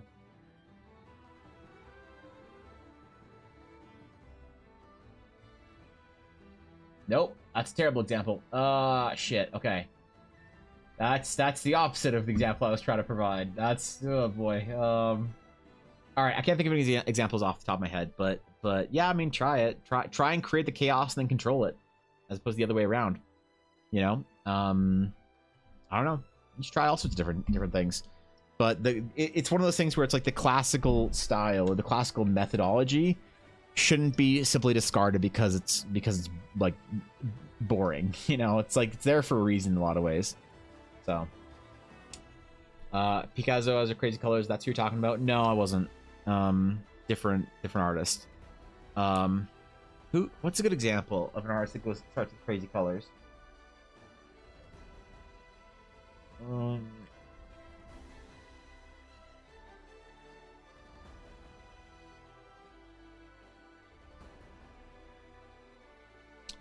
James Gurney?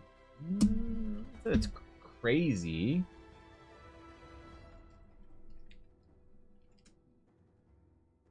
there's interesting colors, but it's not like crazy, right? It's just very thoughtful, you know, saturated, bright colors. But even then, there's like a lot of muting here that actually makes it more holistic than you'd think. Now I'm thinking about like crazy, like poppy art, like I don't know. You take an artist like Ross Draws or whatever, like Ross Tran. But even then, Ross starts with a build-up, right? Ross goes the classical route of starting muted and adding the chaos as you go. So you get these crazy saturated colors, but you don't start with the chaos. You know, you start with control and you add in the chaos to the point where it's appealing. So, if that isn't too cliche, no. Matisse, I wouldn't say Matisse is crazy colors. No, it's like, I don't know. The thing is, like, where's a good example? Here. The reason why I wouldn't say this has crazy colors is because you could also look at, like, Paul Gauguin or whatever. It's so abstracted that, like, can you really say these colors are crazy when the whole fucking thing is ridiculous? Right? Like, it's not, these aren't crazy colors. These are graphic weird designs that, like, are flattened and like this isn't like this veers off of painting in the way we're talking about so far that it's not really useful to like figure out what they're doing with color for like what we're talking about for like painting with color, because they're just doing ridiculous weird fucking shit. So yeah, it's a little bit, it's not quite it's not like a useful example, you know. It like seems like they're crazy colors, but they're not chaos being controlled in a painting, you know. It's just chaos sort of for chaos's sake because it's rebellious or whatever, you know. It's modern, it's postmodern, it's all those things.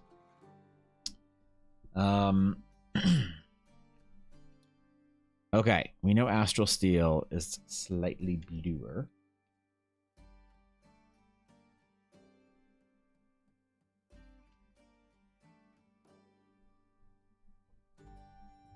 And brighter.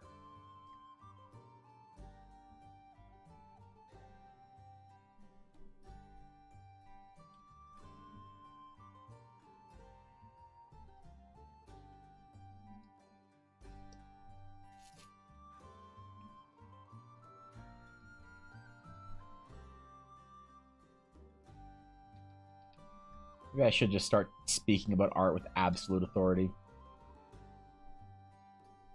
I'm the master. I'm the man. I know exactly what I'm talking about at all times.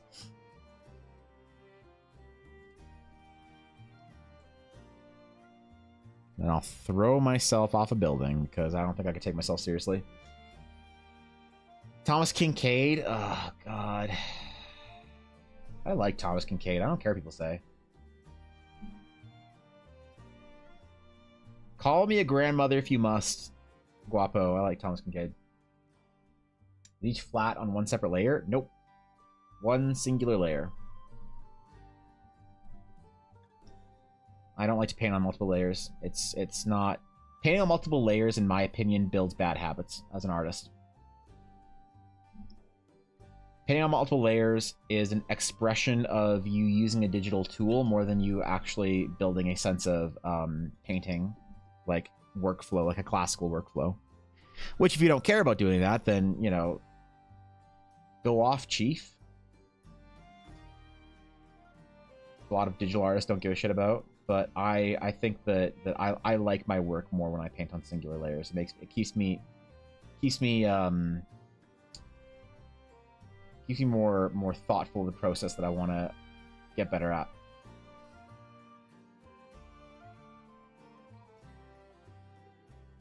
So like but like I will separate some layers out if I'm gonna have to separate it out for like in the future. So for instance, the painting I just did, the Eldari runes. This is like 5 layers, right? This is like 5 layers because if I thought that I might want to make this an animated piece in the future. So I want to have like the mountains and the clouds. Like the clouds are on a different layer, so I could like move them in the future or whatever. Or the mountains are on a different layer, so if I want to like create a sense of like movement. So this is an example of where I use multiple layers.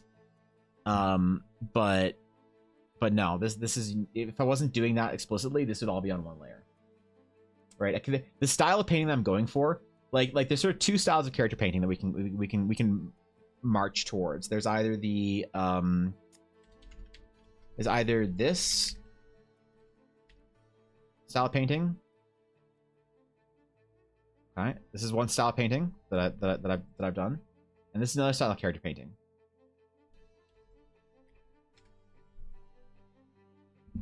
So, okay, the difference is this is 1 layer and this is 2. Right? So the difference is this uses line work and it's supposed to represent more of a sketchy sort of like in-world design. We still use our line work, we still use our hatching as part of our description of light and shadow. This is what we're going to be doing for this character. Right? This is the same style we're going for. We're keeping our line work in here. We're keeping all the description, all the shadows. Our line work is going to be useful information that we're going to keep here to keep it in this sort of like fantasy D&D style that I like, where it feels like it's in world, like somebody has written this in there. It's almost like we're making art of art, right? Versus this, which is all 1 layer. You see no line work. It's all, you see colors bleeding into each other. You know, you see certain things, textures carrying over. This is all 1 layer for, like, you know, this is a classical style painting. This is not a classical style painting. It has classical elements in it, in the fact that I'm using 1 layer for my painting layer, but I still have a line work layer. So this is going to be the same sort of thing, where we have 1 layer of painting, and that we can do our sort of classical painting with our techniques, with our texture and our you know, classical mark making and whatever. But we're still harnessing all of that with a contextualizing line work layer. Now we're going to color the line work layer, like the gold in her hair and the red in her skin tone versus the blue in her armor. We're going to do the same thing for this thing. We're going to change her line work layer around. This black for her, you know, skin tones is like too much. You can't even see her lip color through the shadows or through the sketch. But it's all going to be on 1. You know, coincidentally, these are both Ella's characters that we're doing for her. This is her paladin and now her astral knight. But it's just a different sort of like result we're trying to get, as opposed to like the classical painting, like our big sister Yannara over here, right? Or our Eldari runes, which sort of hopefully looks like it's all 1 layer too, because most of it is on singular layers, right? It's just there are certain layers where it's you have to be aware of it and not have too many edges that are really hard edges like this, where it looks like this is on a separate layer. You got to blend it a little bit better, stuff like that, you know? Like our foreground layer is blended really well into our midground layer, if that makes sense. You know, it's very difficult to see where this wouldn't be blended out, hopefully, but I don't know. I don't know, dog. I'm trying my best. What's good, Atari? Be sick animated? It would be. I don't know if I'll have the time to do it. So, painting seriously iconic. I have it as my desktop background, and it makes people happy every day. Good. That's what I like. I like when my art makes people happy, Dashdo. So,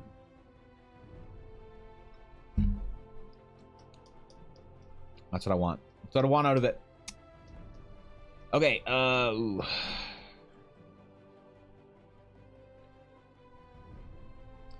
And painting with flats like this is also pretty new for me. I don't like painting with flats a lot of times. I prefer painting from like an underpainting. But again, this is not a classical style painting, so we gotta sort of think about it in a different way.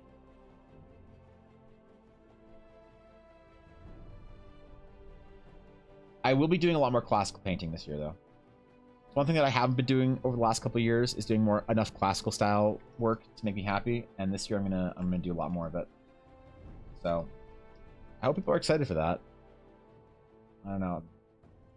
It's weird to like say I hope people are excited for my art, because it's like, well, nobody gives a shit until you actually make it. But Some people are excited for my art. Maybe. I don't know. My mom and my wife are excited for my art. There we go. There we go. That's how I'll contextualize it.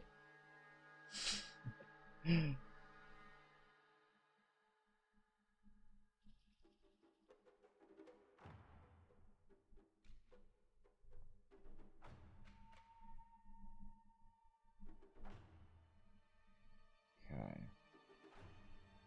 We're figuring out our palette as we go, I think. Can you take a work call? Actually, I have a copy of George Bridgman's Constructive Anatomy on its way for me. Delivery date? That's awesome, dude. That's great. And then consider, should I try to be learning something else first before anatomy, like figure drawing or vantage points or background perspective? There's a lot to learn, and it feels like everything is variously balanced in some other skill, leaving me running around to try and find the starting skill. Aha. Yeah. So their starting points are your fundamentals. And at that point, choose the thing that you like, you think is the most interesting, right? But like to draw, okay, to draw, like, let's say figure. Figure is composed of three. We've talked about this before. Figure is composed of three components when you're drawing figure. The three components of figure. Right. We'll just do this. All right. Ooh.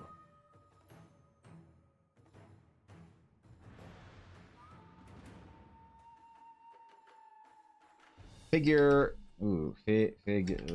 Photoshop is not a good word processing. Look at the lag. Look at the fucking lag. Ugh. We'll just write it out. This piece is too big. Okay.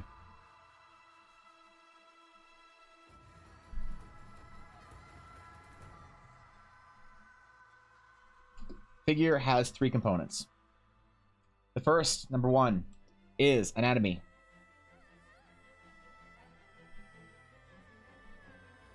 The second is perspective.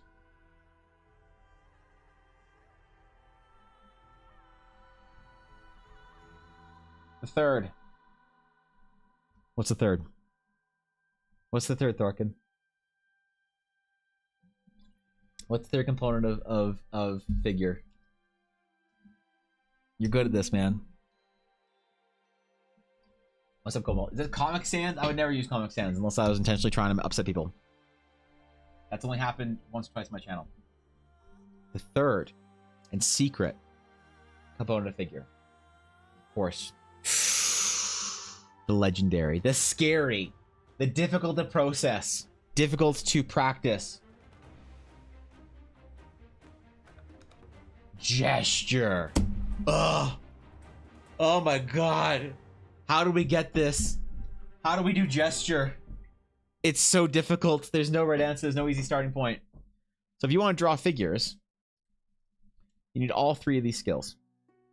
Okay? How do you practice anatomy? So, to learn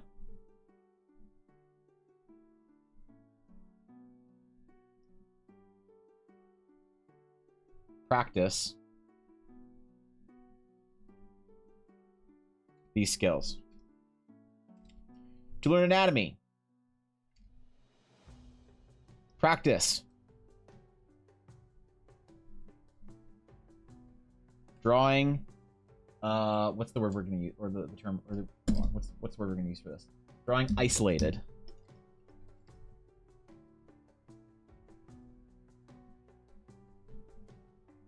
Anatomy studies.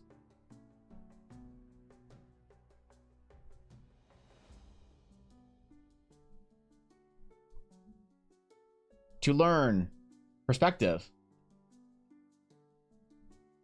practice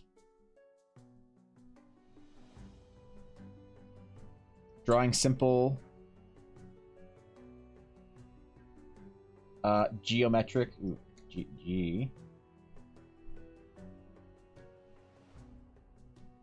shapes. All right. To learn gesture, do short timed figure.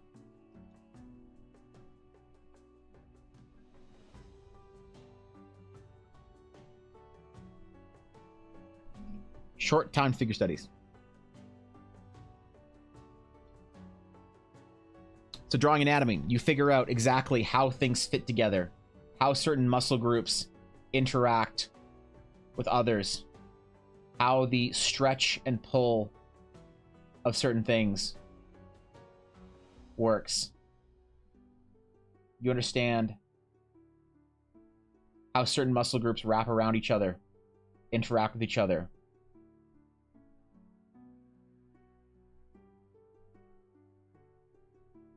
Right? You understand the individual components of anatomy.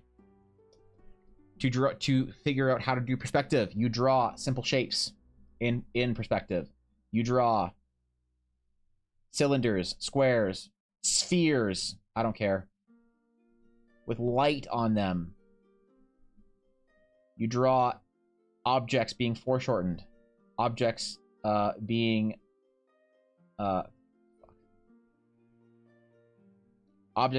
combined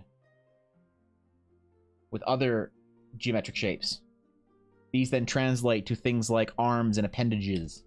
Gesture, you do very quick, short, expressive poses. 10, 15, 30, 90-second poses, or studies.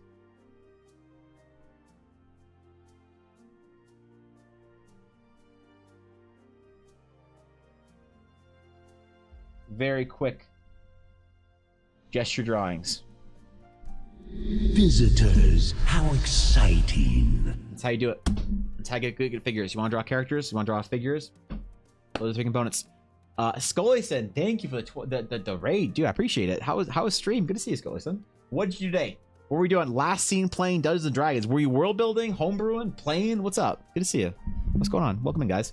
We're just talking about how I'm a master artist and I'm giving master artist tips to all the Peepo art students within TDC. All right, you've arrived just in time for me to wrap up my lesson on how to actually draw figures, how to draw characters. Do they say D&D I was paying a dragon? Good. Hold on, I want to see it. Wait. I want to see it real quick. I want to see the dragon. Let me see the dragon. Videos. I want to see the dragon. Yo, guys, go drop Scully a follow. This is dope shit.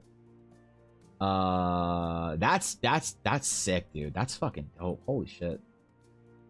I'm impressed. I like it. I like my dragons. God, so much detail. That's beautiful. I love it. Go drop a follow, guys. Show some love. Welcome in, guys. Good to see you. Casey, welcome in. We're doing character art today, but I just took a little brief interlude to draw a figure. And thank you for the follow, Septicai. That's all right. That's cute. Thank you for the follow. I appreciate it. We're talking about drawing figures and fundamentals and stuff. So to be able to draw figures, you do these three things. You need three components of figure: are anatomy, perspective, and gesture. Anatomy lets you know how things work. Perspective lets you know how things fit together, and gesture is how it doesn't look like shit. And to learn each of these components, you will practice certain fundamentals. So that's where you start, odds. You pick the fundamental you want, whether you like the idea of drawing simple geometric shapes, or drawing short time figures, or drawing isolated anatomy studies. Whatever you want to do, that's the fundamental you start with. For drawing figure, for example, and they all fit together. You do require it, like you said, it is a bit of a net where in order to get good at one thing, you need to practice three other things. The thing is, you should spend some of your time as you're progressing through art doing things like this, fundamentals that are boring and studious and required to be good, and you spend time having fun and drawing, right? It's like, I always say that it's like going to the gym, right? The analogy I use with art is like going to the gym or training for a sport. So whenever you draw a character, whenever you draw a painting, you make a character painting or whatever, what you do is you go to the mirror, you go to the gym, you go to the mirror, and you flex. You look big in front of the mirror, and you're so impressed with how big you are. All right? That's what you do. You go to the gym and you flex. But you don't go to the gym and get big by flexing. You don't see dudes go to the gym and they go to the mirror and they go, "Oh man, look at my muscular striations. Oh shit, my arms are getting big, bro. Oh shit, it's paying off, man." You're like, "Ah, look at how big I am. Look at my forearm striations. Look at my back separations. All right? You don't do that because that bro spends 30 minutes flexing in front of the mirror looking cool and 4 hours lifting heavy weights doing boring stuff. But when you look at Twitter, what do you see? You see Chris Bumstead, Sam Sulek, Strong Waifu, whoever. You see them flexing in front of the mirror. They got their pump on. They're all big. They're all jacked, and it's fun. And you should always go flex in the mirror. Make sure you're seeing your progress. All right. Thank you for follow. This is true. Good to see you. You should always go to the gym if you're taking your fitness seriously. Go to the gym and flex. Go show off. Go look at yourself. Go be impressed by yourself. Even if you don't have many gains, even if you're fucking land walrus like me on your weight loss journey, I still go to the gym and I still observe my gains when I'm at the gym. It's important for me, right? It's important for you as an artist. But you can't get away with just doing that. You're never gonna grow. Nixinder. I'm saying that right. Thank you for the follow as well. But you don't get good at art by just flexing. You don't get good at art by drawing, characters. It's fun, but it's not what makes you better. Sure, you practice things while you're doing it. It's a little bit different from flexing. Obviously, if all you do is make paintings and draw characters, you'll get better at art than if you just go to the gym and flex for 2 hours. I assume anyway. But maybe not. I don't know. I've never heard somebody try it. But you get my point, right? So you need to do both. And it's important to do both. But whenever you are struggling to get the results you want here in front of the mirror, you gotta go here and do your training. You gotta pick things up, put it down. Do your cardio, do your whatever else. It's the training of the how many passes does Patrick Mahomes, one of the 3 football players I know the name of, how many passes does Patrick Mahomes practice during practice as opposed to throw during the game?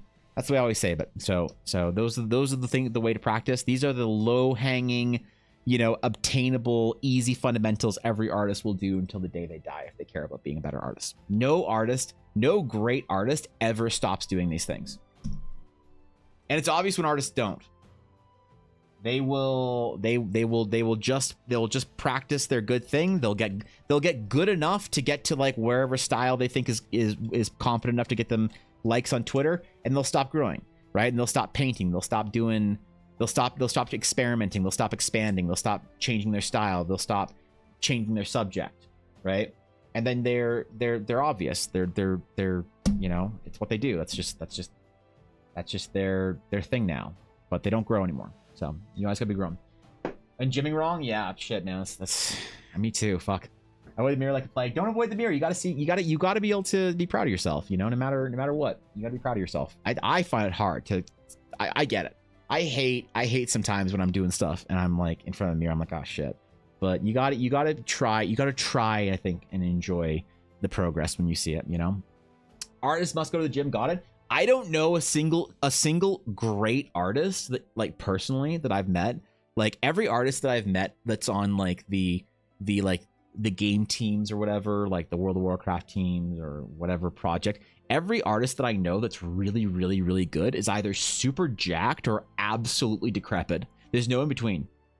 Every great artist I know is either like gym bro, has stuff together, like 6'2", 180 pounds lean, whatever, like just looks like a Chad, or they're an absolute goblin. There's no in between. There's no regular people that are artists. There's just you're just jacked or you're me. That's it.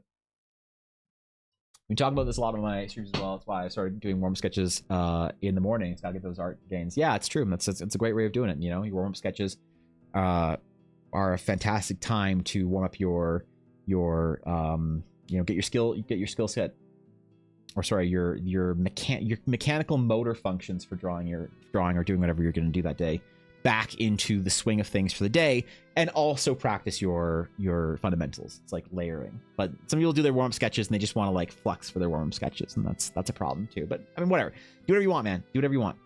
Every artist does their own thing. There's no right way of doing it. There's just more. There's more correct ways and less correct ways. There's no right or wrong. All right. What else do we need to draw on or do here before we start painting on our astral night? This is, by the way, This is a character, a D&D character I'm doing for my wife. This is her astral night. So I'm painting it out in our sort of painted / sketched in world style, our hatched style. So that's what our eventual piece is gonna look like.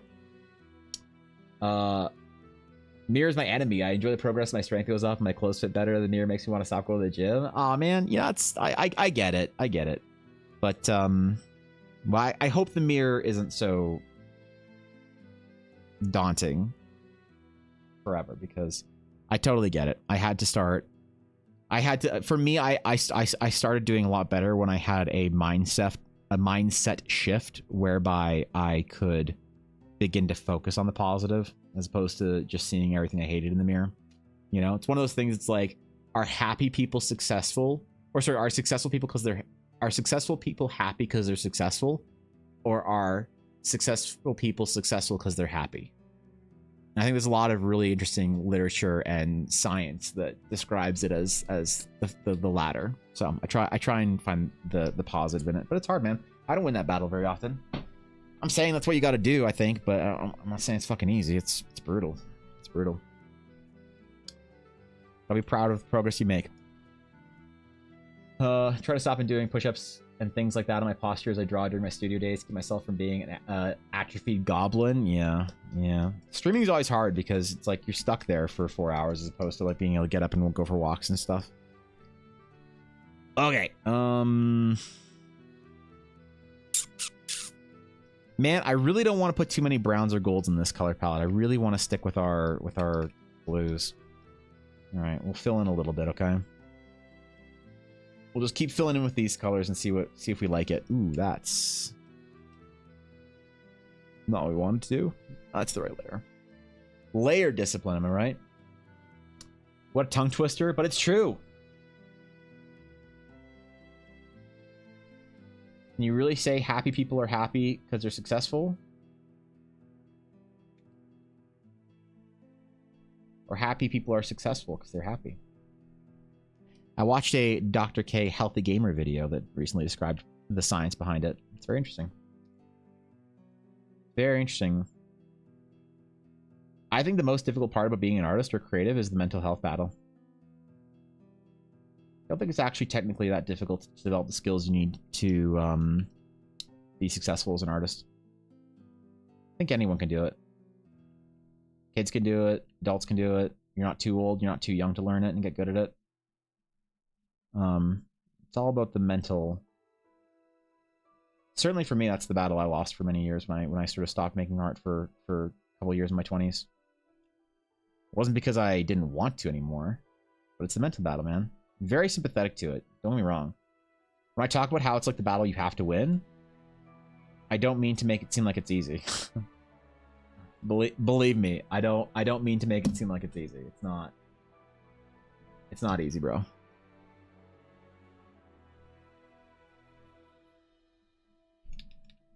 Everybody's got to progress at their own rate. And every artist needs to hear a different message when it comes to the mental health battle, you know? Some artists need to be told that it's okay to stop being so hard on yourself, to relax a little bit, to, you know, breathe, to sit, to enjoy your progress, to just, you know, to just be kinder to yourself. And other artists, which is the less popular thing to hear on the internet, need to be told to start trying, stop being so fucking lazy, smarten up, and get your fucking studies done. And you never know what artist needs to hear a message. The problem is the wrong message is detrimental. The incorrect message delivered to an artist can be absolutely detrimental. If you're an artist that needs to hear calm the fuck down, chill out, relax, be kinder to yourself, and you hear you need to get up and start working and taking your life seriously, that will destroy them, man. So I try and leave like advice about the mental health battle to the experts like Adam Duff or Silessa or whatever. You know?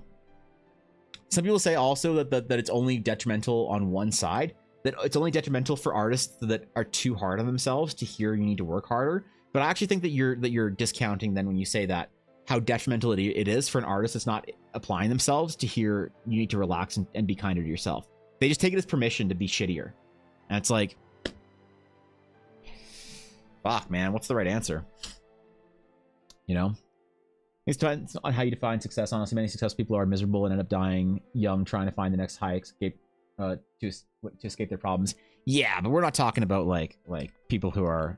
I would say when I'm talking about success, I'm talking about the general sort of like successful, happy, content, does well, is accomplished, not like the uber, productive, goes into an early grave because they're stressed out. Successful. That's the separation, Mastering contentment and peace with yourself is a secret happiness, no matter the circumstance. Finding the balance between self-confidence and pride, such bravado is important. Definitely. Humility is a necessary building block for the student, but also kills you if you're not careful. Battle you have to win and then keep on winning. If you fail and stumble, you have to get up and start winning again. It's not easy, personal, and messy, but it gets you places. Yeah, totally. It's I don't know. It's hard, dude. It's hard to do anything creative or do anything in general. Like shit, things are hard to do.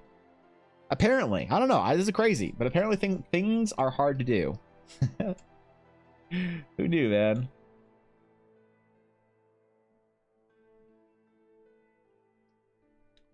Burnout's real. I don't know.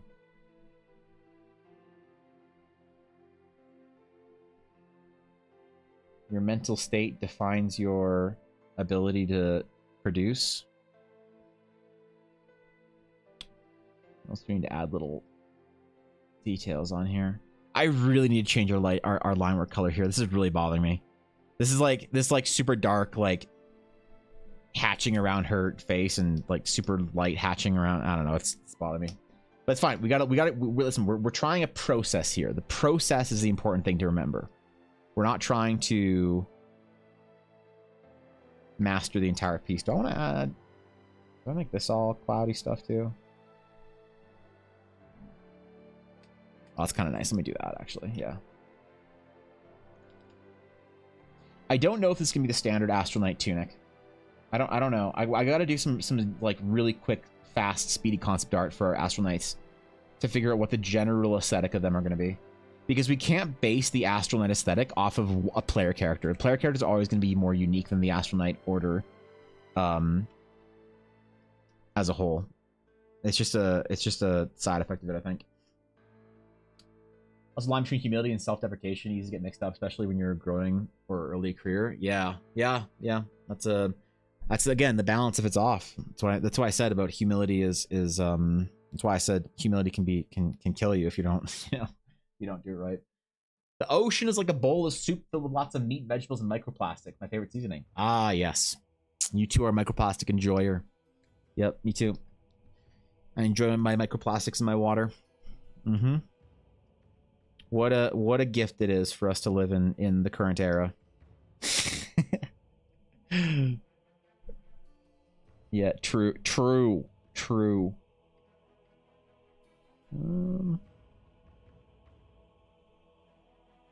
Agreed. Do a lighter trim on this. Also, Minu. Hi, Minu on chat. Yeah, what's up, Rolly? Good to have you. Takes permission to not try and then worry / complain about lack of progress versus overloading and overexerting yourself, only to do even more spiraling. Yeah, it's a messy cycle. It's a messy cycle to get right. It's hard.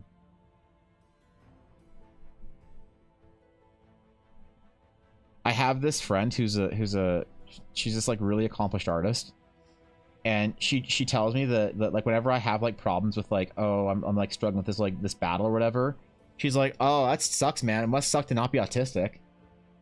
And she always jokes that autism is her superpower. She's like, yeah, man, doesn't matter how I feel. I'll hyper focus on this shit. I'm like, God damn it. I'm jealous. I'm jealous, bro. Obviously, there's challenges, but I think it's funny regardless.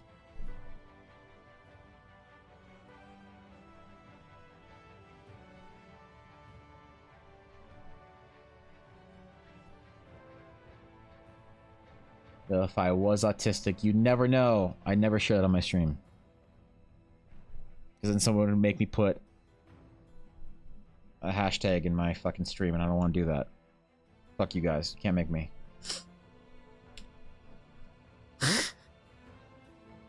The only answer is self-analytical, critical thinking, and potential outside perspective. There's a lot. There's a lot you can do, though. You know, it's only self-deprecation that kills you, though. The true humility is being okay, not being the spotlight, and quietly confident, just not caring about what other think of you. Nothing humble about self-deprecation. Well, no, but what I'm saying is it's the same path, right? Right? It's like confidence turns into, we're like, oh, you don't want to be too confident because then you'll get arrogant. You can make the same case, but like, oh, well, it's different at that point. You're no longer being confident, you're being arrogant. So yeah, it's just, it's the same. It's the path taken to the extreme, just like anything else. Humility to self-deprecation, right?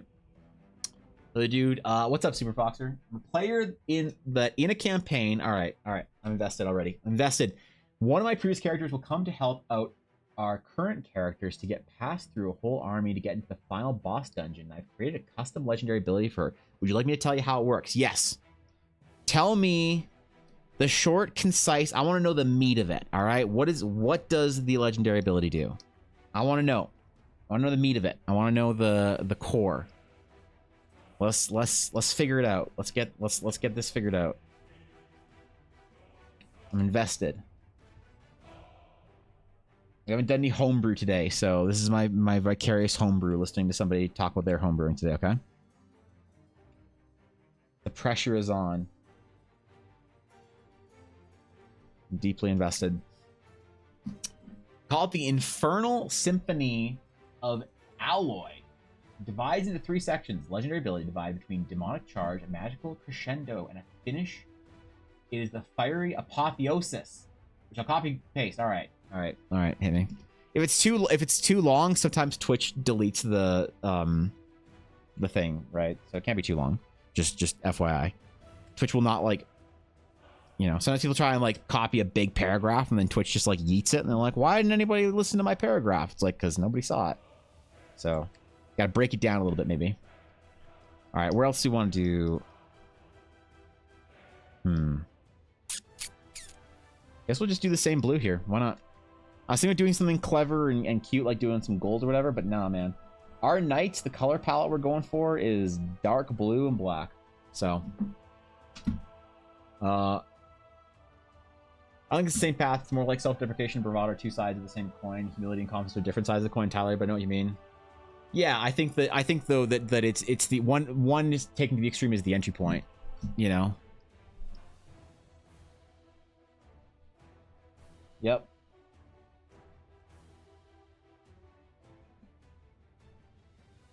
Gotta be tempered and measured. That's a paragraph. Okay, let me get through this. Hold on. Let me all right.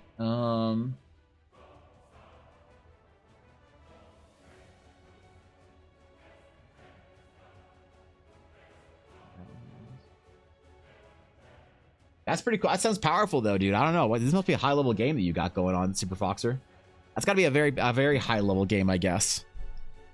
That's a big boy power. I like that. That's good shit.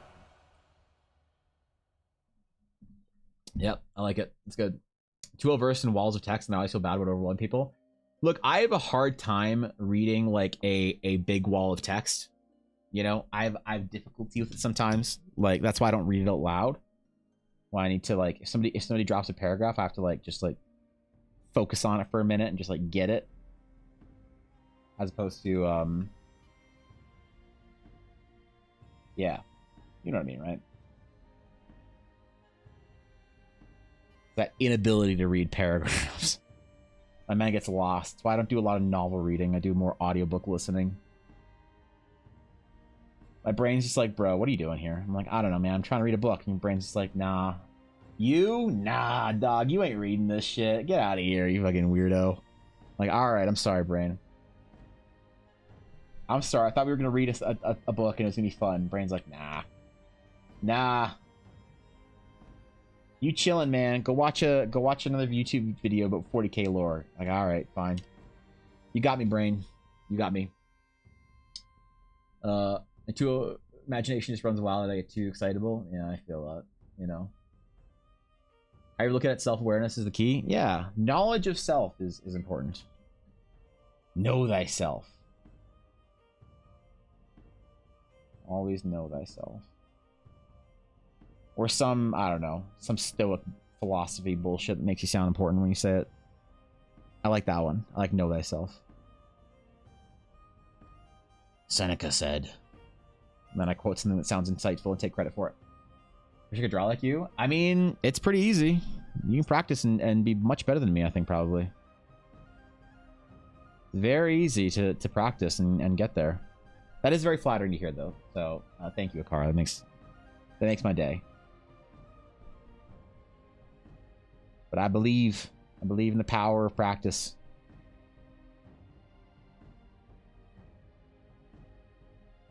I believe anyone has the capability. I don't actually believe in natural talent as being the only determiner for people being good at art. I think there is definitely natural talent. That's kind of like winning the lottery. Like, you just kind of applaud people who have natural talent and then move on. You know? Doesn't really change what most people do to progress at something. Doesn't also, like, limit the ceiling of where people can go, whether you have natural talent or not. Just remember, son, Tom Brady was drafted 199th.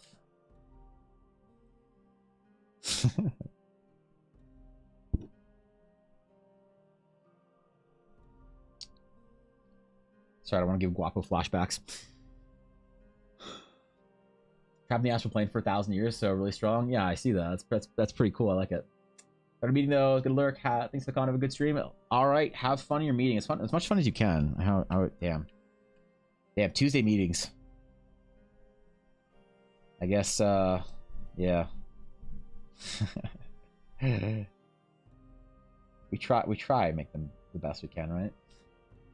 Know the online presence and the tactics of troll and never wait. For one shall you fall. Sun Tzu, The Art of Wars. Is it? Is that an official Sun Tzu quote?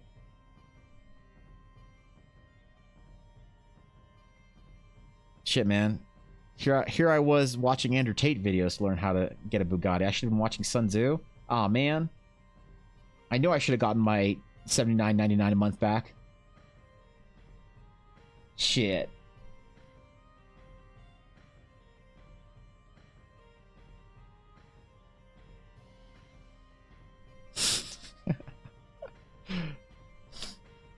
And I'm telling about the color theory of your Astral Knights. The color theory of my Astral Knights is supposed to be very high contrast. It's supposed to be very muted with bright little flashes of magical color. Going for something fairly dark. I want the Astral Knight temples to be very dark. Very, very kind of almost broody. I want there to be like almost a sinister element to it. Right? It's very quiet, very nighttime, very embracing of the darkness of the night sky. And so the color, when it shines, when you have this like these like astral, you know, like this shitty painting that I did. The shitty 5-minute painting sketch that I did. When you have these like these bright spots and places for color, they really stand out. You know? So, yeah. Maybe you don't reveal all your war tactics and military secrets in a YouTube video, you fool. You utter buffoon. Sun Tzu, The Art of War. Ah, yes. Damn it. How are you recalling these important Sun Tzu quotes so quickly? Shit. I wish I could be that cultured. As Sun Tzu wrote about YouTube and social media. Know not the secrets of your ex GF on Twitter, for to follow her on Insta is to follow the past, a road that leads to nowhere. Sun Tzu, The Art of War. Did you read it? I did. I didn't read it out loud because there's a lot to read out loud, but it was good. Yeah, it sounds like a cool ability. Because Bugatti. Yes, right. It's pronounced Bugatti. Right. Sorry. My bad. That's why I don't have a Bugatti, because I don't pronounce it right. I fucked up. Sorry, bro. Thanks for the save. Alright. I think this is... Ah, man. I think it's good, right?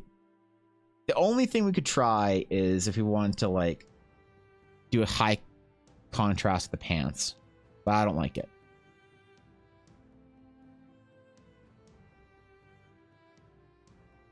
I don't like it. I'm gonna darken it a little bit. I want knights. So here's the question, Cobalt. Do Astral Knights all have the same silver hair? Or do they not?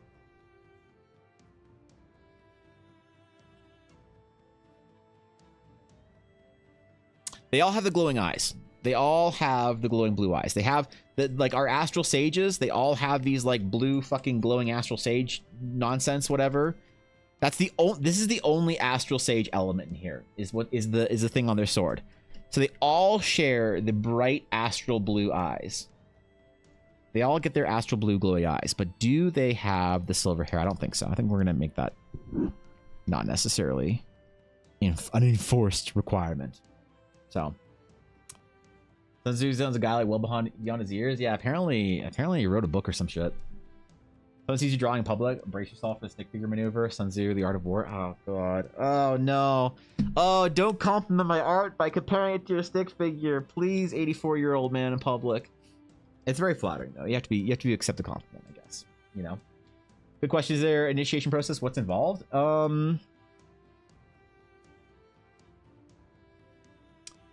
So that's a question that I actually had when I was writing my. I was writing about the Astral Knights. Actually, I was writing some big long paragraphs. Not yesterday, but the day before, over the weekend.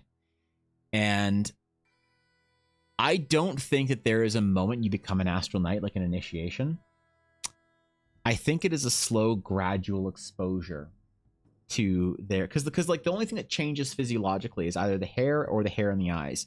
And I don't think that I want there to be a single moment where you get tapped on the head with a astral flower and then you get astral, I don't know, fucking crazy magics or whatever. I don't want there to be a singular moment, you know? I think that it needs to be it just needs to be exposure to the magic and to the actual astral arts and stuff, and to the astral aura in a certain way. The blue eyes is also going to be a mark of a very more of the meditative astral monks among the astral sages, right? There's the more academics, then there's the more monastic of the astral sages, and you can sort of choose whether as a player character whether you are more monastic or more academic as a sage. But I think the knights all bear that one same, you know, glowing of the eyes kind of thing. But I don't want it to be like a moment that changes you. I think it's just over time exposure to the aura itself sort of changes that and brings that change into your physiology. But like the Astral Knights are gonna be very like I was talking with Elle about this, about how I think they're gonna be an unpopular class to play, at least to play canonically, because Astral Knights are gonna have sort of a certain vibe to them, you know. This is a question that I thought about when people are talking about the initial knights. It's like, oh, what if they use like I want to be an Astral Knight. I'm like, cool, but I want to use an axe. I think axes are cooler. I'm like, oh, well, you wouldn't as an Astral Knight. You wouldn't. You'll say, why not? I like to use axes. Don't tell me what I like to use. I'm like, well, if you are like indoctrinated into that sort of like culture, you use a sword, you use the astral, like all of their martial arts, all of their skills, all their maneuvers, all their training, all their forms, all their stances are centered around the astral steel longsword. And so you wouldn't be part of the order if you wanted to use something different. To be part of the order is to be part of the culture, right? And connecting culture and player mechanics like that is like really difficult sometimes, because players want to be the magical unicorn rainbow, you know, sparkle dust character, right? They all want to be the unique one, right? You wouldn't be, but like people are going to be like that. They're going to do that, but you still need to create the cooler the idea is, and the more currency it builds, the kind of in some ways more restricted it gets. If you have this identity of like really badass paladins, and they all wear huge armor, and they all have huge white cloaks, and they all walk around with these huge giant great swords, and they go in, and whenever they attack things, there's these explosions of light. You don't have one of those paladins, like, except for one paladin who looks like a big pink armored, you know, flounder fish that sort of bops around in his Katamari ball and has a big heart-shaped hammer that he bops people on the top of the head with. You're like, oh, so there's no identity for these paladins, is there? you know? So the more identity you create, the more restriction you sort of build. That's hard for player choices, right? It's hard for player options because as a paladin, you can be anything you want. You can be a super crazy crusader paladin. You can be like a Diablo crusader. You can be like a Warcraft paladin. You can be like a D&D fighter. You can be a different vibe all you want. But for the knights to build culture into the class is like kind of hard. You're almost making like a hero class, like a Warcraft Death Knight or something, right? You're making a hero class that has that the culture very well integrated. Yeah, like a Jedi wants to use a blaster. It just wouldn't happen. It's like, I'm a Jedi, but I want to use a light axe. It's like, well, there's no light axes, dipshit. There's no lightsaber form for light axe, you know, so it just doesn't happen. And then, but you do get oddities and uniqueness, like, apparent, you know, occasionally. But if a player doesn't like that, they're like, well, I want to be the different one. You have to let them selfishly take all the cool currency you built for an idea and rip it out and not contribute any of it back. Not to like follow in the footsteps or whatever of the other Astral Knights. So I think it's like an understanding, having an idea that like you need to create this cool thing that you know players are going to butcher. You know, it's like, I want to be a purple-haired, you know, bugbear that dyes his fur like a cheetah print, that uses an astral heart-shaped mallet that has cherub wings and unicorn tail that sprinkle stardust as I run. It's like, okay, man, sure, like, fucking do whatever you're gonna do. Go off, yawn adventurer. Like, you can't control that. But what you can do is you can build the currency absent of what the player choices are gonna be. And so you can say, like what I'm gonna say is have like a paragraph of like playing an Astral Knight in like I'm gonna give people permission. I'm gonna say this is the canonical way to play an Astral Knight. If you want to play an Astral Knight connected to the culture and heritage of Astral Knights, this is some of the ways that you can play an Astral Knight. This is some of the inspirations you can take. If you don't like this and you want to play your own unique variation based on the class mechanics, have fun. Have fun, man. Go crazy. You know, and like understanding how to disconnect canon from mechanics, I think, is important. So make it silver hair or silver the higher level, but keep their little color until then. Maybe that's not a bad way of doing it. Actually, that's kind of cool. The thing you don't want to chat on stream, I'm down to chat later today this week. You can bounce ideas off me. That'd be good, actually. I have some serious ideas for the Sage of the Night that I need to. I'd also like it. I mean, I need other people to bounce some ideas off for mechanics too, as well. But maybe I'll just post it to the Discord and see what's up. You need to play Dark-Eyed Astral Knight who has weak connection to the astral energy, so he becomes more intertwined as they go, changing the eye color as the bond deepens. Yeah, I mean, there'd be something along that. Like, there is a story to say, like, because, like, part of it also is, like, how do you play a level 1 Astral Knight? It's kind of hard. You know, it's in some ways, like, you're already a pretty... To call yourself a knight, like, part of the Astral Knight Order, which the name I haven't settled on yet. I have, like, 5 ideas for it that I haven't settled on for different Sage Orders in the Knight Order. But anyway, if you want to play an Astral Knight from the Astral Knight Order, it's like...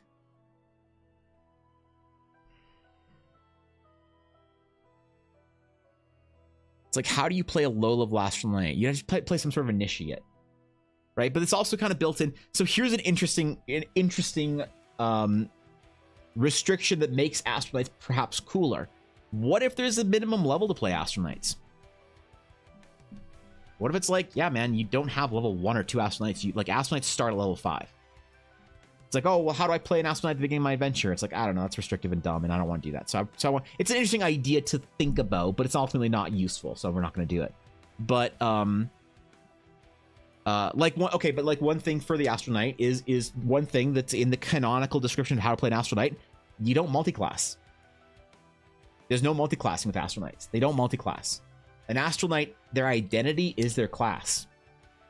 Right? Part of that is that you don't learn how to be an Astral Knight anywhere besides the Astral Knight Order. It's one very specific location in Teleria. It's one very specific order, one very specific group of people, right? To maintain that sort of level of mystique and interest. It's like writing an interesting concept versus creating an interesting game idea. It's hard to mix the two, you know?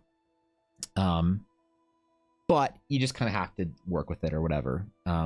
It's like playing a Sky Knight from the Shattered Sea, to suggest that you'd be a Sky Knight as your background and not be level 5 or 8 is like really ridiculous. You'd have to find a reason as to why you're not in there, you know. But you just kind of let players do it, and then it makes sense once you're an elite badass. You're some big Sky Knight. It's fine. Same thing's true with the Astral Knights, I guess. Is that you're kind of an elite badass, and then it makes sense once you hit your level where you're actually an elite badass. And before that, you just kind of like wink and nodding, I guess, that like you're a lower level kind of thing, learning your astral arts and perfecting the ways of the blade, the astral steel blade. The whole thing's kind of hard to maneuver, I guess, but I don't know. Trying to merge lore and mechanics is like the most difficult thing that I ever have to do in Eldara, is merging lore and mechanics. It's actually kind of a pain in the ass, to be honest. So, I don't know, man. I don't know, dog. We'll just do our best, all right?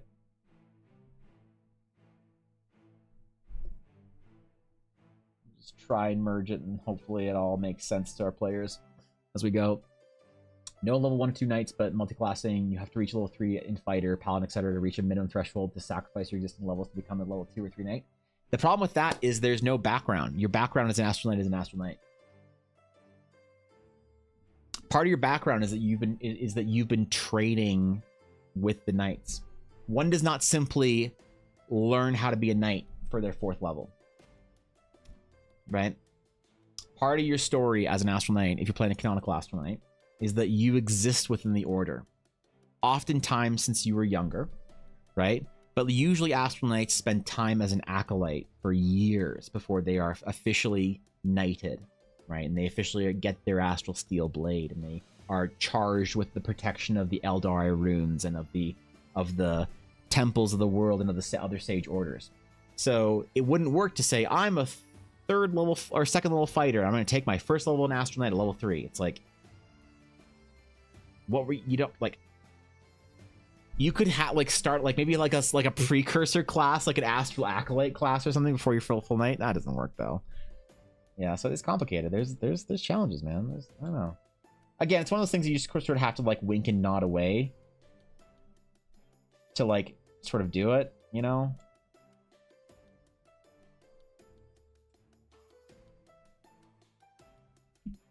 I don't know, man.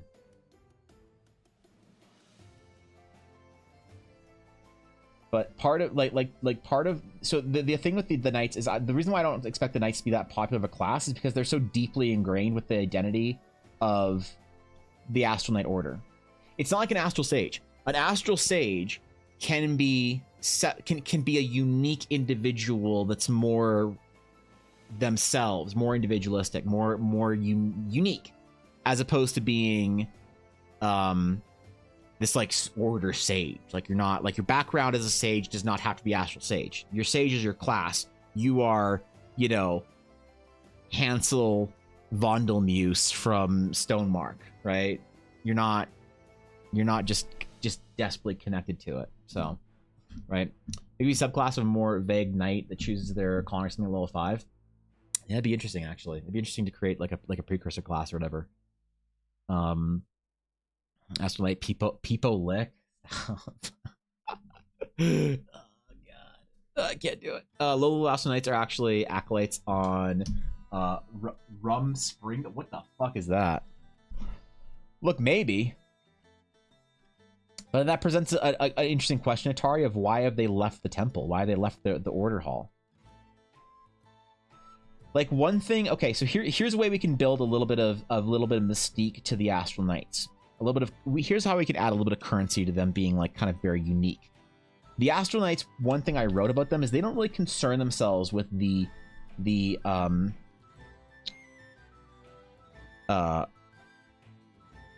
politics and issues of the current age. They basically have a mission. They are charged to defend the Sage Orders and the Eldari monuments of the world.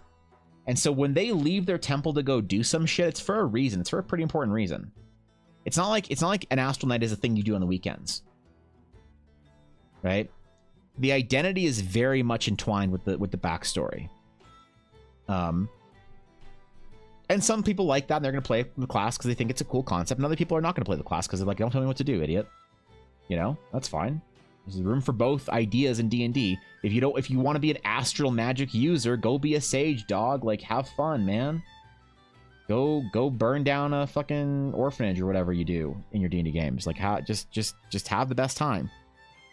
But then when it comes to the actual knights, it's like you have an identity, a core, super powerful identity, which comes with positive and negative things from a gameplay perspective. You immediately get astral skills, spells, powers. What if there's an option to focus more on the martial side of things and slowly pick up more abilities as the bond strengthens, leading the pace up the player and the choices they make? So it kind of works like that, right? Like you will gain more access to more runes and more complicated like spell casting all through your martial powers. Astral Knights are melee spellcasters. That's the way I'm wording it. They are melee spellcasters, right? Here's a playstyle. What are they like? Because my brain goes to Eldritch Knight, but that's only because my brain does the semantic connection. They're more akin to paladins. So an Astral Knight is like imagine a wizard that all of their spell casting is connected to making an attack. So you have two basic sort of like spell casting ways that you can interact with spells as an Astral Knight. You have spells that enhance your own abilities and spells that you enact through your weapon. So you get a certain amount of runes per, like your runes are your resource.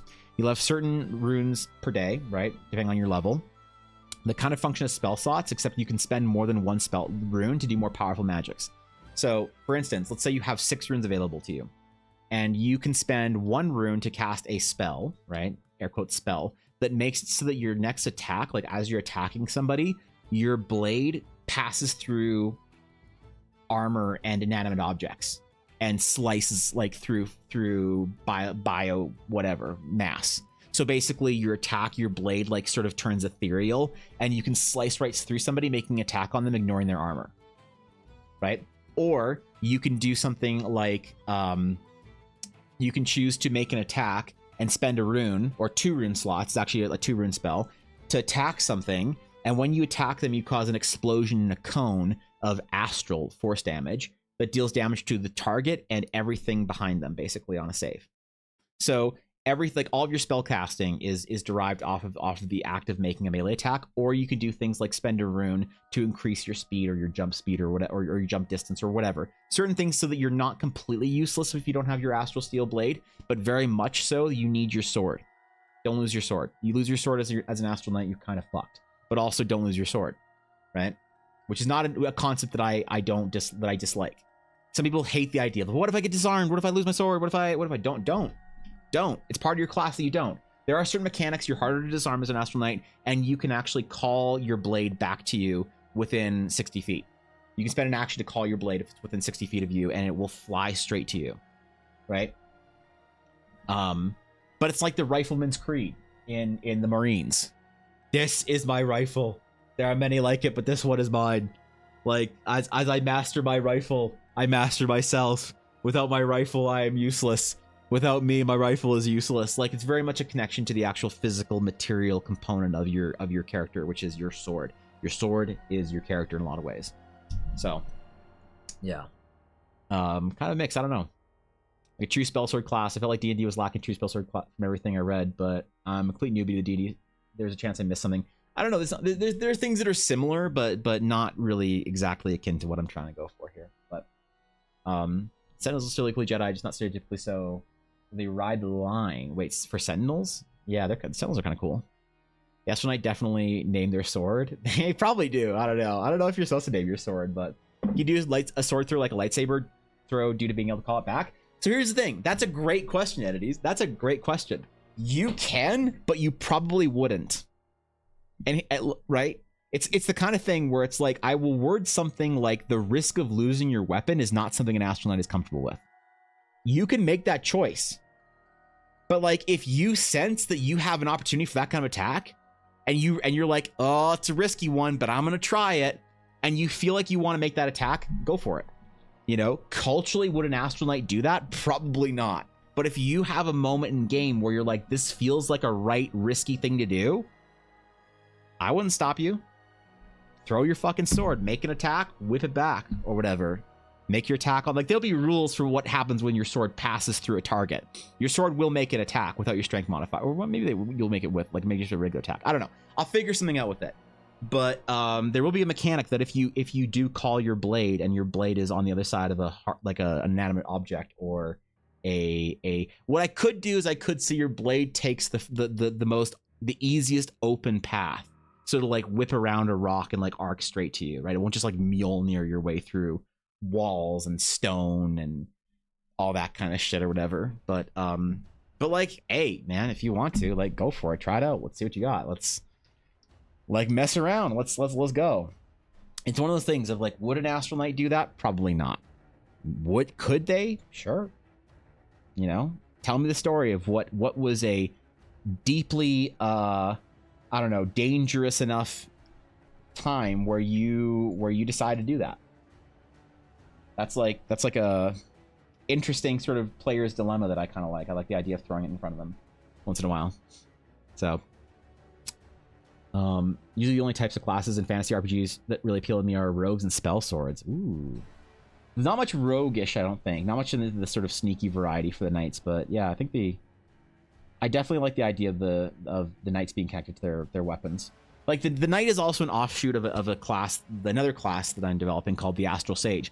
The Astral Knight and the Astral Sage are designed to be the most in canon, in world ways to connect with the unique features of the homebrew setting that I'm creating called Eldara.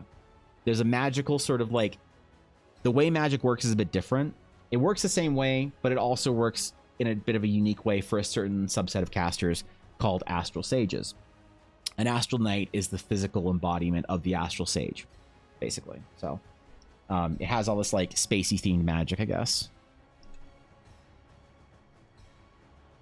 I've been catching up on Patreon last month and when I was on my break. So I actually wrote a whole treatment on the Astral Knights for a Patreon lore card that I'm going to send out to people. So probably also compose an article on World Anvil sooner rather than later for it, but I don't know. I don't want to promise anything like now or whatever. So let's just keep this black. I like that more.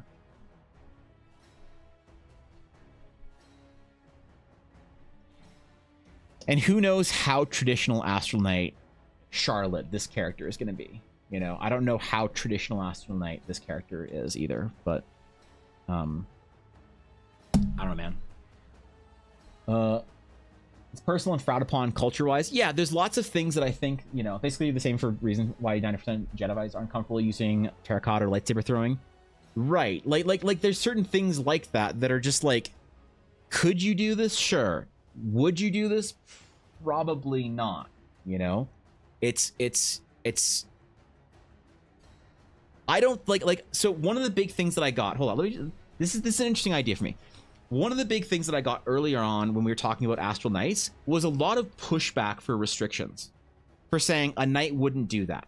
A knight would like the weapon thing. Like, oh, I want to be a knight, but I want to use a halberd. And it's like, well, you wouldn't, because from the moment you are invited to the order, they're like, for 1,000 years we have perfected our arts with the Astral Seal longsword. This is the way we make weapons. To deviate from that would be like a legendary occurrence. Like maybe there's like a great story of an Astral Knight that used this like long speared, you know, bladed fucking Astral Steel something. But it's not your average, your day-to-day knight. Are you that knight, the story of that knight of this generation that changes the pace? Sure, maybe at level 12 you come back to your order and you're like, I need a reach weapon. They're like, well, Master Astral Knight, you can become the greatest Astral Knight of all time. So sure, whatever, tell that story, you know. But it's not a story I'm gonna tell, because I'm trying to build currency as opposed to telling the uniqueness of what happens in the world. I'm trying to build the world so you can be the fucking unique, cool one. That's the whole point of it, for building it for a game.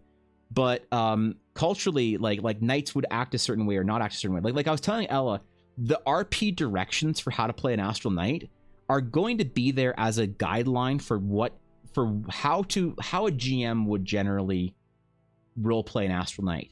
But do I expect the player to maintain that? No. So as GM, information from one GM to another. Let's say you guys are running a game in Teleria, and you want to have Visitors, how exciting. Yo, Voivode, what's up, dude? What's going on, Voivode? Good to see you. Guys, yo, if you're looking for the arena master himself, you too can be a follower of Voivode Kohotek. So go drop a follow, and welcome everybody from Voivode's stream. Thank you for the raid, I appreciate it.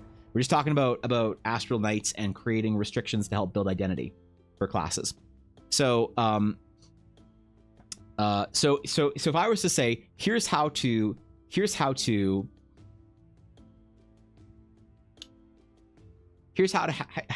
Astral Knights. Let's say you want to have a group of Astral Knights approach your party, and you want them to give them a quest, right? The Astral Knights have come to find a certain mystery, and they see you're also working for the mystery, so they say like, hey, we're willing to work with you. Can you help us find this while we're off doing this thing? And you're like, great. So how would you roleplay those knights? So my direction for that would be the Astral Knights are generally very intense.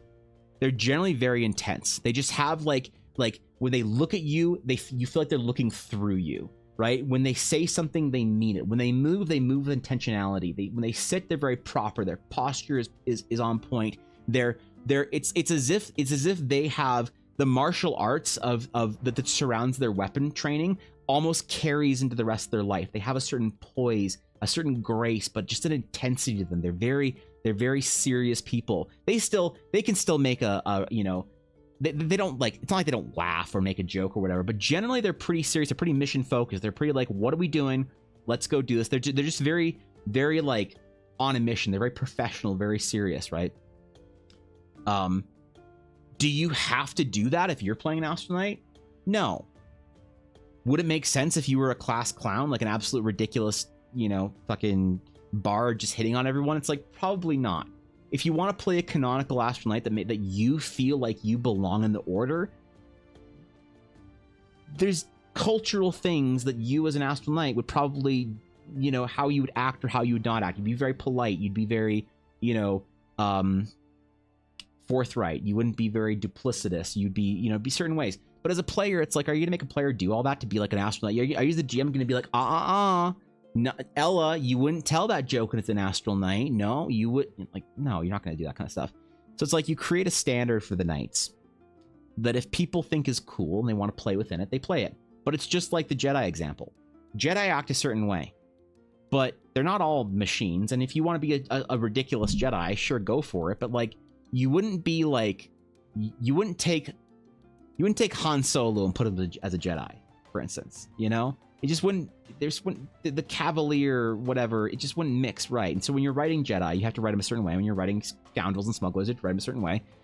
But it's hard when you have these things for players. So it's like you want to try and build as much currency as you can so the players think the thing is cool, but don't necessarily get attached to it when players deviate. And I have to do that. I have to do that within my game. I have to be okay with people playing ideas or whatever in the world that doesn't necessarily fit within the box that I've created, which you need that box because the question is, well, why restrict it at all?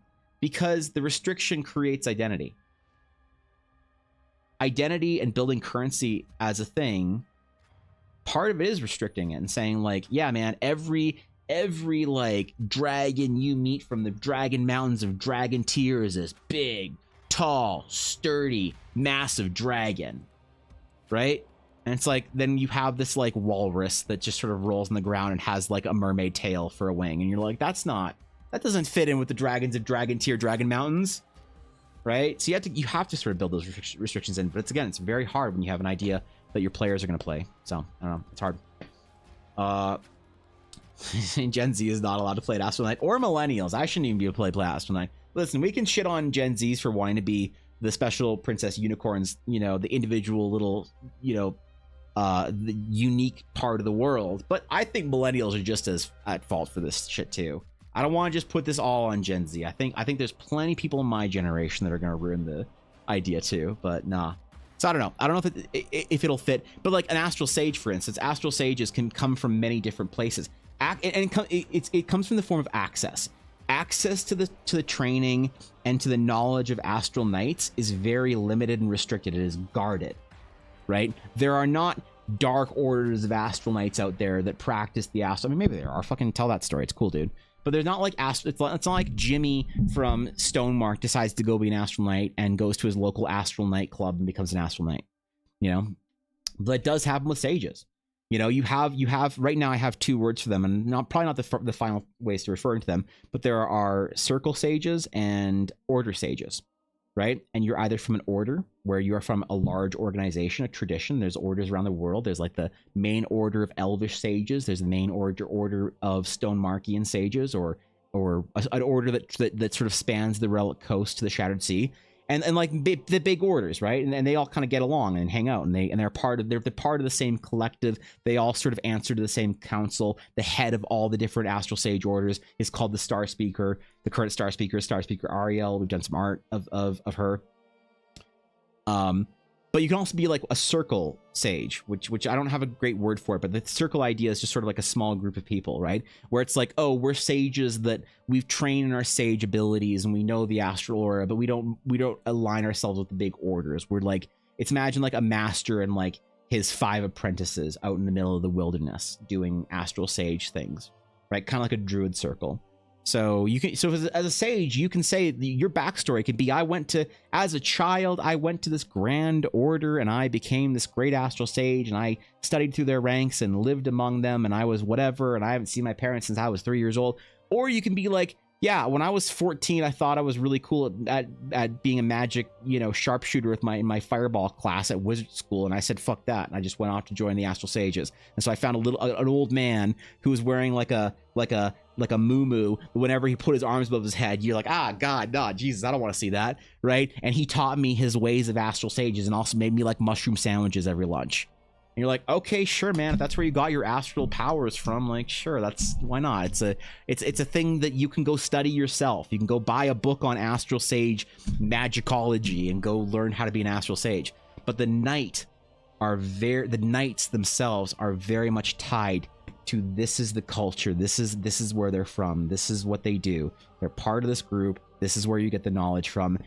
And if you're like, yeah, it's cool, dog, I'm playing Eldara in my home group. My GM watches Evan's streams and he decided to play a game in Eldara, whatever the stupid world is named. But I think the whole thing about being part of the order is dumb. So I want to be an Astral Knight that I found at an Astral Knight codex on how to be an Astral Knight, and so I learned myself. It's like, okay, cool. Like, tell me that story. I guess that's cool, man. Am I gonna write that story? Is that a canonical Eldara story? No, but like, your version of the world is the canonical version that matters. If you want to align more with official content released, then sure, align it. But you don't have to, right? It's like playing in Faerun. Sorry, Faerun. You're like, oh, my Waterdeep, the current head of my Waterdeep is this Balrog of Morgoth. And you're like, but a Balrog of Morgoth, that's the wrong universe. What happens when a new book about Waterdeep comes out? It doesn't. Our home canon for Waterdeep doesn't match up with the new canon for Waterdeep. And if you want it to match up so that the new release feels like it matches up with your current world, then maybe the leader of Waterdeep is whoever the fuck the leader of Waterdeep is. But you can tell its story or whatever. I don't know. Embrace the dark side of the stars. So there is going to be sort of a corrupting demonic side of the astral aura. We just haven't explored it yet. But there is definitely, we kind of explored that a little bit in my game. There are powers of the cosmos that you ought not aim your astral runes at for one reason or another. So yeah, Jedi Order versus random planet bound force traditions like Brando sages or or Dathomir or whatever. Yeah, the power's out there, but whether you are part of the Great Order that studies it or the lesser known traditions, at least the power is considered to be unnatural. Yeah.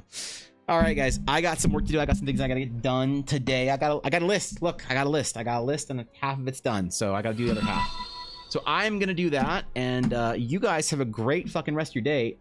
Thank you, the Mad Hatter, for the follow. I appreciate it. Thank you, dude. Welcome to the Dragon's Claim. Honored to have you. All right, where's my outro? There it is. Cool. So I will be. I'll be on tomorrow. We're probably gonna keep working on the Astral Knight painting.